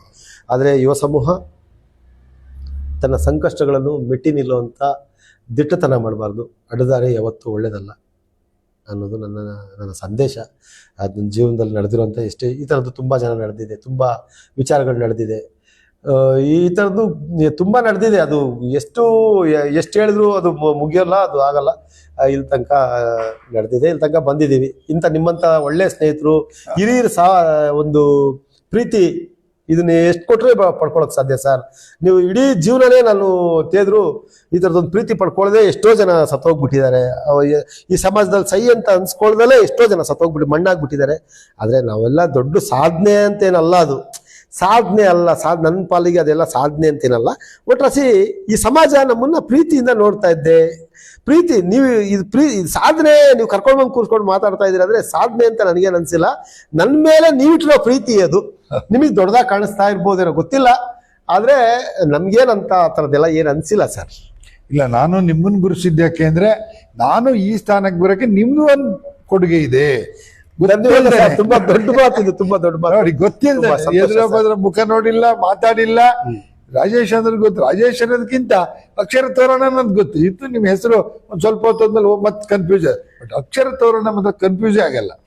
ಅದು ಏನೋ ನನ್ನ ಈ ಒಂದು ರಂಗಕ್ಕೆ ತರೋದಕ್ಕೆ ಒಂದು ಸಹಕಾರಿಯಾಗಿತ್ತು. ತುಂಬಾ ಧನ್ಯವಾದ ಸರ್, ತುಂಬಾ ಧನ್ಯವಾದ. ಇಲ್ಲ ನಾನೇನು ಯೋಚನೆ ಮಾಡ್ತೀನಿ ಅಂದ್ರೆ ನನ್ನ ಪತ್ರಿಕೆ ತುಳಿದ ನೊಂದವರು ಮತ್ತೆ ಒಳಗಾದವರು, ದಲಿತರು, ಈ ತರದ ನೋವು ಉಳ್ಳವ್ರ ಬಗ್ಗೆ ತುಂಬಾ ಕನ್ಸರ್ನೇಟ್ ಕೆಲಸ ಮಾಡ್ತಾ ಇದ್ದೀನಿ ನಾನು. ನನ್ನ ನೋವು ನನ್ನ ಕಷ್ಟ ನನಗೆ ಗೊತ್ತಿದೆ. ಕಂಡವ್ರ ನೋವನ್ನ ತುಂಬಾ ಚೆನ್ನಾಗಿ ಅರ್ಥ ಮಾಡ್ಕೊಳ್ಳೋಂಥ ದೇವರು ಅದೊಂದು ಶಕ್ತಿ ಕೊಟ್ಟಿದ್ದಾನೆ. ಆ ಕೆಲಸ ಮಾಡ್ತಾ ಇದ್ದೀನಿ. ಆದ್ರೆ ಈ ತರದೊಂದು ಪ್ರೇರೇಪಣೆ ಸಿಕ್ಕಿದೆ ಅನ್ನೋದು ಇದೆಯಲ್ಲ, ಜೀವನ ಪೂರ್ತಿ ಮರೆಯಕ್ಕಾಗಲ್ಲ. ನನ್ನ ಸಾರ್ಥಕತೆ ಅಂತ ಅನ್ಕೊಂಡಿದ್ದೀನಿ ನಾನು. ಈಗ ನೀವು ಹೇಳಿದ್ಮೇಲೆ ನನ್ನ ಪತ್ರಿಕೆ ಸಾರ್ಥಕ ಅಂತ ಅನ್ಕೊಂಡಿದ್ದೀನಿ. ಆಮೇಲೆ ಈ ನಾಟಕ ರಂಗಕ್ಕೆ ಬಂದ್ಮೇಲೆ ನಾಟಕ ರಂಗದಲ್ಲಿ ಪುಟ್ಸಾವಪ್ಪ ಅವರು ನನಗೆ ಒಂದು ಎಚ್ಚಮ ನಾಯಕದೊಂದು ಒಂದು ಡೈಲಾಗ್ ಹೇಳ್ಕೊಟ್ಟಿದ್ದಾರೆ. ಅದನ್ನ ಈ ಸಂದರ್ಭದಲ್ಲಿ ನಿಮ್ಮ ನವೀನ್ ಟಿವಿ ಪ್ರೇಕ್ಷಕರಿಗೆ ನಾನು ಹೇಳಬೇಕು. ಇದನ್ನ ವೇಷಭೂಷಣ ಇಲ್ಲ ನನ್ನ ಹತ್ರ, ಈಗ ಮಾಡಕ್ ಅವಕಾಶ ಇಲ್ಲ. ಇಲ್ಲೇ ಇದ್ದು ಆ ಒಂದು ಸಿಚುವೇಶನ್ ಡೈಲಾಗ್ ಮಾತ್ರ ಹೇಳ್ತೀನಿ ನಿಮಗೆ. ಇದುವೇ ವಿಜಯನಗರ ಸಾಮ್ರಾಜ್ಯವೇ, ಇದುವೇ ಹಾಳು ಹಂಪೆಯೇ, ಇದುವೇ ವೈಭವದಿಂದ ಮೆರೆದ ಗತ ಸಾಮ್ರಾಜ್ಯವೇ. ಅಯ್ಯೋ ನೋಡಲಾರೆ, ನೋಡಿ ಭರಿಸಲಾರೆ. ಯಾವ ನಾಡು ಸಿರಿ ಸಂಪತ್ತಿನ ಗಣಿ ಎಂದು ವಜ್ರ ವೈಡೂರ್ಯಗಳನ್ನು ಬೊಗಸೆ ಬೆಟ್ಟಲೆ ದಾನ ಮಾಡಿದ ಧರ್ಮದ ತೌರೂರೆಂದು ಪ್ರಖ್ಯಾತಿ ಹೊಂದಿತ್ತು. ಅಂತಹ ನಾಡಿದ್ದು ಪರಕೀಯನ ಪಾಲಾಗಿ ಹೋಯಿತೆ. ಅಯ್ಯೋ ನೋಡಲಾರೆ, ನೋಡಿ ಭರಿಸಲಾರೆ. ನೀನೆಯೋ ಸಾಸಿವೆ ಗಣಪತಿ, ನೀನೆಯೋ ಕಡಲ ಗಣಪತಿ, ನೀನೆಯೋ ಹೊಕ್ಕಿಹ ನರಸಿಂಹ.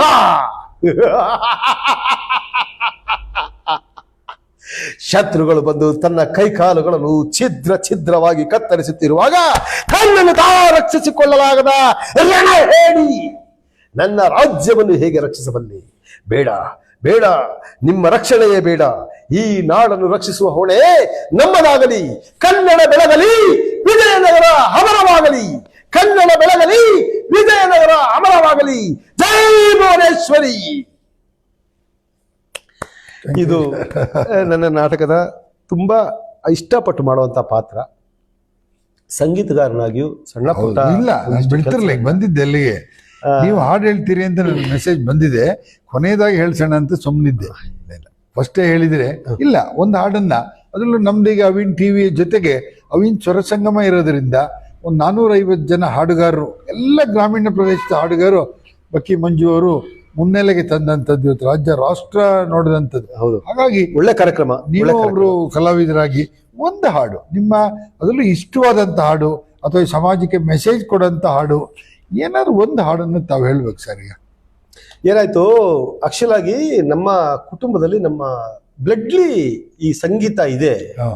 ನಮ್ಮ ಮಾವಂದಿರೆಲ್ಲ ಇಲ್ಲೇ ಬಾನಹಳ್ಳಿಯಲ್ಲಿ ನಮ್ಮ ಮಾವಂದಿರೆಲ್ಲ ಇದ್ರು. ಅವರೆಲ್ಲ ನಮ್ಮ ಅಜ್ಜ ಮಾವ ಎಲ್ಲ ಹಲಸಿನ ಮರ ತಗೊಂಡು ಬಂದು ತಬಲಾ ಮಾಡಿ ಎಡ ಬಲ ಎಲ್ಲ ಕಟ್ಕೊಂಡು ಹಾಡು ಹೇಳ್ತಾ ಇದ್ರು ಅನ್ನೋದು ಇತ್ತು. ಅದು ಎಷ್ಟು ಸತ್ಯನೋ ಏನೋ ಗೊತ್ತಿಲ್ಲ. ಒಂದು ದಿನಮಾನಗಳಲ್ಲಿ ನಾವು ಈ ಆಕಾಶವಾಣಿ ಭದ್ರಾವತಿಯಲ್ಲಿ ಹಾಡುಗಳನ್ನ ಕೇಳ್ತಾ ಇದ್ದಿಲ್ಲ. ಯಾವಾಗಲೂ ಕೆಲಸ ಮಾಡುವಾಗ ಗುನುಕ್ಕೊಂಡು ಸಂತೋಷವಾಗಿ ಅದನ್ನ ಎಂಜಾಯ್ ಮಾಡ್ತಾ ಇದ್ವಿ. ಇತ್ತೀಚೆಗೆ ಬಂದಂತ ಆಪ್ಗಳು ಸಂಗೀತಗಾರರಿಗೆ, ಸಂಗೀತ ಕಲಿಯವರಿಗೆ, ಗೀತೆಗಳನ್ನ ಆಡೋರಿಗೆ ತುಂಬಾ ಸಹಕಾರಿಯಾಗಿದೆ. ಲಿರಿಕ್ಸು, ಮ್ಯೂಸಿಕ್ಕು, ಕರೋಕೆ ಎಲ್ಲ ಬಂದಿರೋದ್ರಿಂದ ಸಂಗೀತ ಕಲಿಯವರಿಗೆ ತುಂಬಾ ಸಹಕಾರಿಯಾಗಿದೆ. ಆ ನಿಟ್ಟಿನಲ್ಲಿ ನಾನು ನಿಜವಾಗ್ಲೂ ಆಡಬಹುದು ಅಂತ ನನಗೆ ಗುರ್ತಾಗಿದ್ದೆ ಕಳೆದ 2 ವರ್ಷಗಳಿಂದ. ನಮ್ಮ ಚಿಕ್ಕಮಗಳೂರು ಹೊಸದಿಗಂತ ಪತ್ರಿಕೆ ಸುರೇಶ್ ಅಣ್ಣವರು ಈ ತರದೊಂದು ಸ್ಟಾರ್ ಮೇಕರ್ ಒಂದು ಆಪ್ ಇದೆ ಕಣೋ, ಅದು ಇನ್ಸ್ಟಾಲೇಷನ್ ಮಾಡ್ಕೊಳ್ಳೋ ಆಡ್ಬೋದು ಅಂತ ಹೇಳಿ ನನಗೆ ಈ ಆಪ್ನ ಇನ್ಸ್ಟಾಲೇಷನ್ ಮಾಡಿಕೊಟ್ರು. ಅದನ್ನ ಇಟ್ಕೊಂಡು ಆಡೋಕೆ ಶುರು ಮಾಡಿದ್ಮೇಲೆ ತುಂಬಾ ಸುಶ್ರಾಯವಾಗಿ ಆಡ್ಬೋದು ಅಂತ ಅನಿಸ್ತು. ಆಮೇಲೆ ಸಾಮಾನ್ಯವಾಗಿ ಒಂದು 4-5 ಕಾರ್ಯಕ್ರಮಗಳಲ್ಲಿ ಮತ್ತೆ ಸುಮ್ಮನೆ ಯಾವಾಗಲೂ ಆದಾಗೆಲ್ಲ ನಾನು ಆಡ್ಕೊಳ್ತಾ ಇರ್ತೀನಿ.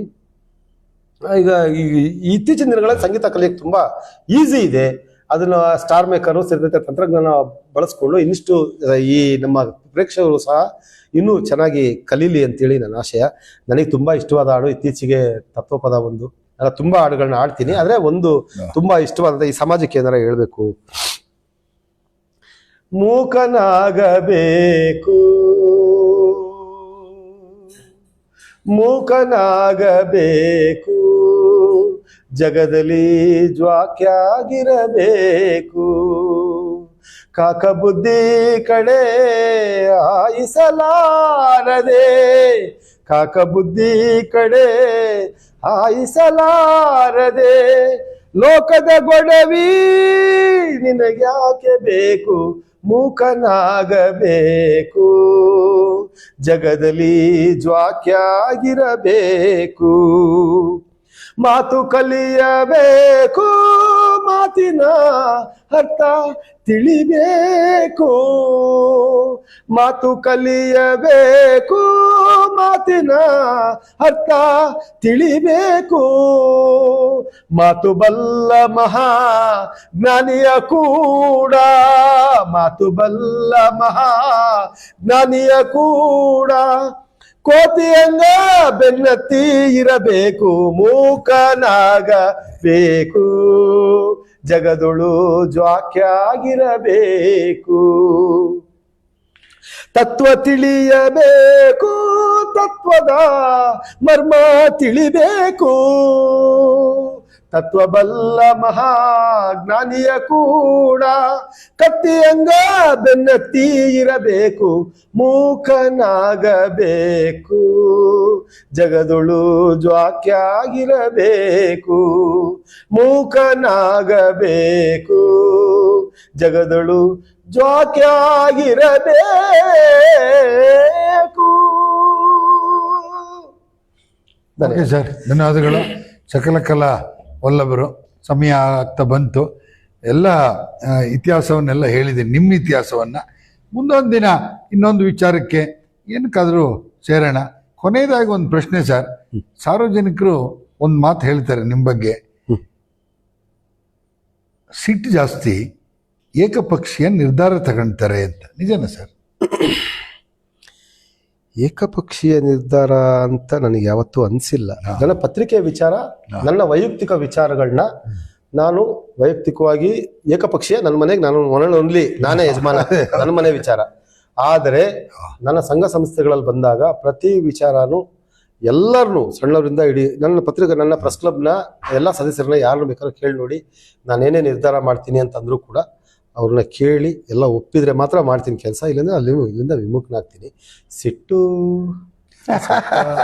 ಹಂಗ ಅನ್ಸಿರ್ಬೋದೇನೋ, ಇಲ್ಲ ಒಂದ್ ಸ್ವಲ್ಪ ಇದೆ, ಆತರ ಮಾತಾಡಿದೀನಿ ಕೂಡ, ಸ್ವಲ್ಪ ರಫಾಗಿ ಮಾತಾಡಿದೀನಿ. ಆದ್ರೆ ಜೀವನ ಅದನ್ನ ಯಾವ್ದನ್ನು ಬೆಳೆಸಿಲ್ಲ. ಒಂದ್ಸರಿ ಮಾತಾಡಿದ್ರೆ ಏನಾರ ಹಂಗ ಅನ್ಸಿ ಮಾತಾಡ್ಸಿದ್ರೆ ಮಾತಾಡಿರ್ಬೋದೇನೋ, ಗೊತ್ತಿಲ್ಲ. ಇಲ್ಲ ತುಂಬಾ ಥರದ್ದು ಒಂದು ಕಂಪ್ಲೇಂಟ್ ಇದೆ ನನ್ನ ಬಗ್ಗೆ, ನನಗೆ ಗೊತ್ತಿದೆ ಅದು ನನಗೆ ತುಂಬಾ ಜಲ್ದಿ ಉದ್ರೇಕ ಆಗ್ಬಿಡ್ತಾನೆ ಅನ್ನೋದಿದೆ. ಆದ್ರೆ ಇತ್ತೀಚಿನ ದಿನಗಳಲ್ಲಿ ಅದನ್ನ ಒಂದಿಷ್ಟು ಅವಾಯ್ಡ್ ಮಾಡುವಂತ ಕೆಲಸಗಳನ್ನ, ಇಲ್ಲಾಂದ್ರೆ ಕೆಲಸ ಮಾಡೋದು ಕಷ್ಟ ಆಗುತ್ತೆ. ನಾನು ತವಬದಿಗೆ ತಂದ್ಕೊಂಡಿದ್ದೀನಿ ಅಂತ ಇಲ್ಲ, ಇದು ಮುಂದಿನ ದಿನಗಳಲ್ಲಿ ಅದನ್ನು ಇನ್ನೂ ಕಮ್ಮಿ ಮಾಡ್ಕೊಳ್ಬೇಕು. ಈ ಸಮಾಜ ನನಗೆ ಇಷ್ಟು ಪ್ರೀತಿ ಮಾಡ್ತಾ ಇದೆ ಅಂದ್ರೆ ನನ್ನನ್ನು ನಾನು ತಿದ್ಕೊಳ್ಳೋದ್ರಲ್ಲಿ ಏನು ತಪ್ಪಿಲ್ಲ. ನನ್ನಲ್ಲಿರೋಂಥ ಸಣ್ಣ ಪುಟ್ಟ ಇದನ್ನ ಕೊರತೆಗಳನ್ನ ಸರಿ ಮಾಡ್ಕೊಳ್ತೀನಿ. ನೀವು ಹೇಳಿದ್ದು ತುಂಬಾ ಸಂತೋಷ ಆಯ್ತು. ಓಕೆ, ಧನ್ಯವಾದಗಳು ಸರ್. ಕೊನೆಯದಾಗಿ ನಾವು ನಿಮ್ಮನ್ನ ಆಹ್ವಾನ ಮಾಡಿದ್ವಿ, ಈ ನಮ್ಮ ಚಾನಲ್ಗೆ ಬಂದ್ರಿ, ಲೈವಿಗೆ ಕೂತ್ಕೊಂಡಿದ್ರಿ. ನಮ್ಮ ಅವಿನ್ ಟಿವಿಯ ಬಗ್ಗೆ ಏನು ಅನಿಸ್ತು ಸರ್ ನಿಮಗೆ? ಇಲ್ಲ, ಕಳೆದ ಒಂದು ನಾನು ನೋಡಕ್ ಶುರು ಮಾಡಿದ್ನ ಮೊದಲು ಅಂದ್ರೆ ಮಾಡಿದ ಹೆಚ್ಚು ಕಡಿಮೆ ಒಂದು 3-4 ವರ್ಷ ಆಗಿದೆ ಅಂತ. ಅದಕ್ಕೆ ಮೊದಲು ಎಷ್ಟು ದಿನ ಆಯ್ತು ಅಂತ 4 ವರ್ಷ ಆಯ್ತು. 4 ವರ್ಷ, ಒಂದು 3-4 ವರ್ಷದಿಂದ ನೋಡ್ತಾ ಇದ್ದೀವಿ.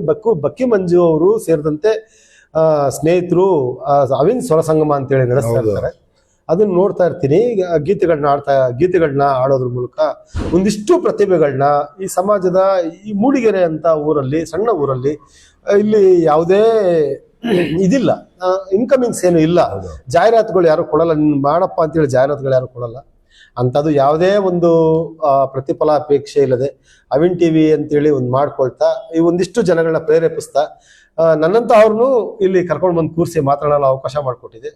ಅವಿನ್ ಟಿವಿ ಇನ್ನೂ ಉತ್ತರೋತ್ತರ ಒಂದಿಷ್ಟು ಈ ಸಮಾಜಮುಖಿ ಕೆಲಸಗಳನ್ನ ಮಾಡಲಿ, ಸಮಾಜದ ತುಳಿತಕ್ಕೊಳಗಾದವ್ರನ್ನ ತುಳಿತಕ್ಕೊಳದ ಒಳಗಾದವ್ರಿಗೆ ಧ್ವನಿ ಆಗಲಿ, ಅವ್ರಿಗೆ ಆತ್ಮಸ್ಥೈರ್ಯ ಮೂಡಿಸೋ ಕೆಲಸ ಮಾಡಲಿ ಅಂತೇಳಿ ನಾನು ಈ ಮೂಲಕ ನಾನು ಆಶಿಸ್ತೀನಿ. ತುಂಬಾ ಧನ್ಯವಾದಗಳು ಸರ್ ನಿಮ್ಮ ಕೆಲಸಕ್ಕೆ. ಧನ್ಯವಾದ. ನೋಡಿ, ಅವಿನ್ ಟಿವಿನೂ ಕೂಡ ಇವತ್ತು 400ರಿಂದ 500 ಜನ, ಎಲ್ಲೂ ಅವರು ಇಂಟರ್ವ್ಯೂನೇ ಮಾಡಿಲ್ಲ ಯಾರು, ಅಂಥವ್ರನ್ನ ಎಲ್ಲರೂ ಕೂಡ ನಾವು ಇವತ್ತು ಇಂಟರ್ವ್ಯೂ ಮಾಡಿದ್ದೀವಿ. ಅವಿನ್ ಸ್ವರ ಸಂಗಮನು ಕೂಡ ಇವತ್ತು 400ರಿಂದ 500 ಜನ ಗ್ರಾಮೀಣ ಪ್ರದೇಶದ ಸಂಗೀತಗಾರರನ್ನ ವಿಶ್ವಮಟ್ಟಕ್ಕೆ ಕಳಿಸ್ತಕ್ಕಂಥ ಪ್ರಯತ್ನವನ್ನು ಅವಿನ್ ಸ್ವರ ಸಂಗಮ ಮಾಡಿದೆ. ಹಾಗಾಗಿ ಎಲೆಮರೆ ಕಾಯಂಗಿ ಕೆಲಸ ಮಾಡ್ತಾ ಇದ್ದೀವಿ ನಾವು ಕೂಡ. ಅಂದರೆ ನಮಗೆ ಪ್ರಚಾರ ಬೇಕಾಗಿಲ್ಲ, ನಾವು ಪ್ರಚಾರ ಮಾಡೋರು. ಹಾಗೆ ನಮ್ಮ ಪ್ರಚಾರ ಬೇಕಿಲ್ಲ. ಸಾಧ್ಯವಾದಷ್ಟು ನೀವು ಕೂಡ, ನಿಮಗೊಂದು ಮಾತು ಹೇಳ್ತೀನಿ, ನಿಮ್ಮ ಕಾರ್ಯಕ್ಷೇತ್ರದಲ್ಲಿ ನಾವು ಚಿಕ್ಕಮಗಳೂರಲ್ಲಿ ತುಂಬ ಜನ ಗೊಂಬೆ, ಇದು ತೊಗಲು ಗೊಂಬೆ ಅಂತೀವಲ್ಲ, ಅವ್ರನ್ನ ಇಂಟರ್ವ್ಯೂ ಮಾಡಿದ್ದೀವಿ. ಔಷಧಿ ಕೊಡೋರನ್ನ ಚಿಕ್ಕಮಗಳೂರಲ್ಲಿ ತುಂಬ ಇಂಟರ್ವ್ಯೂ ಮಾಡಿದ್ದೀವಿ. ಹಾಗೆ ನಿಮ್ಗೆ ಯಾರು ಗೊತ್ತಿದ್ರು ಕೂಡ ತಾವು ಹೇಳಿ ಅಂತ ಹೇಳ್ತಾ, ಪ್ರಿಯ ವೀಕ್ಷಕರೇ, ಕೊನೆಯದಾಗಿ ಹೇಳ್ತಾ ಇದ್ದೀನಿ, ನಾವು ಲೈವ್ ಮಾಡ್ತೀವಿ, ನೀವು ಲೈಕ್ ಮಾಡಿ, ಶೇರ್ ಮಾಡಿ, ಕಾಮೆಂಟ್ ಮಾಡಿ ಅಂತ ಹೇಳ್ತಾ, ಇಷ್ಟೊತ್ತು ನಮ್ಮ ಜೊತೆ ಬಂದು ನಮ್ಮ ಜೊತೆ ಮಾತನಾಡಿದಂಥವ್ರ ಒಂದು ಇತಿಹಾಸವನ್ನ ಹೇಳಿದ್ದು. ಬೇರೆಯವ್ರದ್ದೆಲ್ಲ ಹೇಳ್ತಾರೆ ಕಥೆಯ, ಪೇಪರ್ ಓದ್ತಾರೆ, ಪೇಪರ್ನವ್ರು ಬೇರೆಯವ್ರದ್ದೆಲ್ಲ ಹೇಳ್ತಾರೆ, ಆದರೆ ಪೇಪರ್ನವರೇ ಆಗಿ ಅವ್ರ ಕಥೆನೇ ಹೇಳಂಥದ್ದು. ನನ್ನ ಸ್ಥಿತಿ ಹಿಂಗಿತ್ತು, ಇವತ್ತು ಈ ಮಟ್ಟಕ್ಕೆ ಬಂದೆ ಅಂತ. ವಿದ್ಯಾರ್ಥಿಗಳೇ, ನಿಮಗೂ ಹೇಳ್ತೀನಿ, ಒಂದು ಡಿಗ್ರಿ ಮಾಡ್ಬೇಕಂದ್ರೆ ಇವತ್ತು 15ರಿಂದ 17 ವರ್ಷ ಬೇಕು. ಅಂದರೆ ಅಷ್ಟು ಪ್ರಯತ್ನ ಇರುತ್ತೆ. ಹಾಗೆ ಒಂದು ಸಾಧನೆ ಮಾಡೋದಕ್ಕೆ ಒಂದು ತಪ್ಪು ಮಾಡಿದರೆ ಮಾನಸಿಕ ಸರಿಯಾಗಲ್ಲ. ಅದರ ಒಂದು ಪಾಸಿಟಿವ್ನ ತಗೊಂಡು ಮುಂದೆ ಹೋದರೆ ಒಂದು 10-15 ವರ್ಷದಲ್ಲಿ ನೀವು ಕೂಡ ಉತ್ತಮ ವ್ಯಕ್ತಿ ಆಗ್ಬೋದು ಅಂತ ಹೇಳ್ತಾ, ಕೊನೆಯದಾಗಿ ವಂದನೆಗಳನ್ನು ಸಲ್ಲಿಸ್ತಾ ನಮಸ್ಕಾರ ಸರ್. ಹೋಗಿ ಬರ್ತೀನಿ. ನಾನು ನಿಮ್ಮ ಪ್ರೀತಿಯ ಮಗಲ್ಮಕ್ಕಿ ಗಣೇಶ್. ನಮಸ್ತೆ.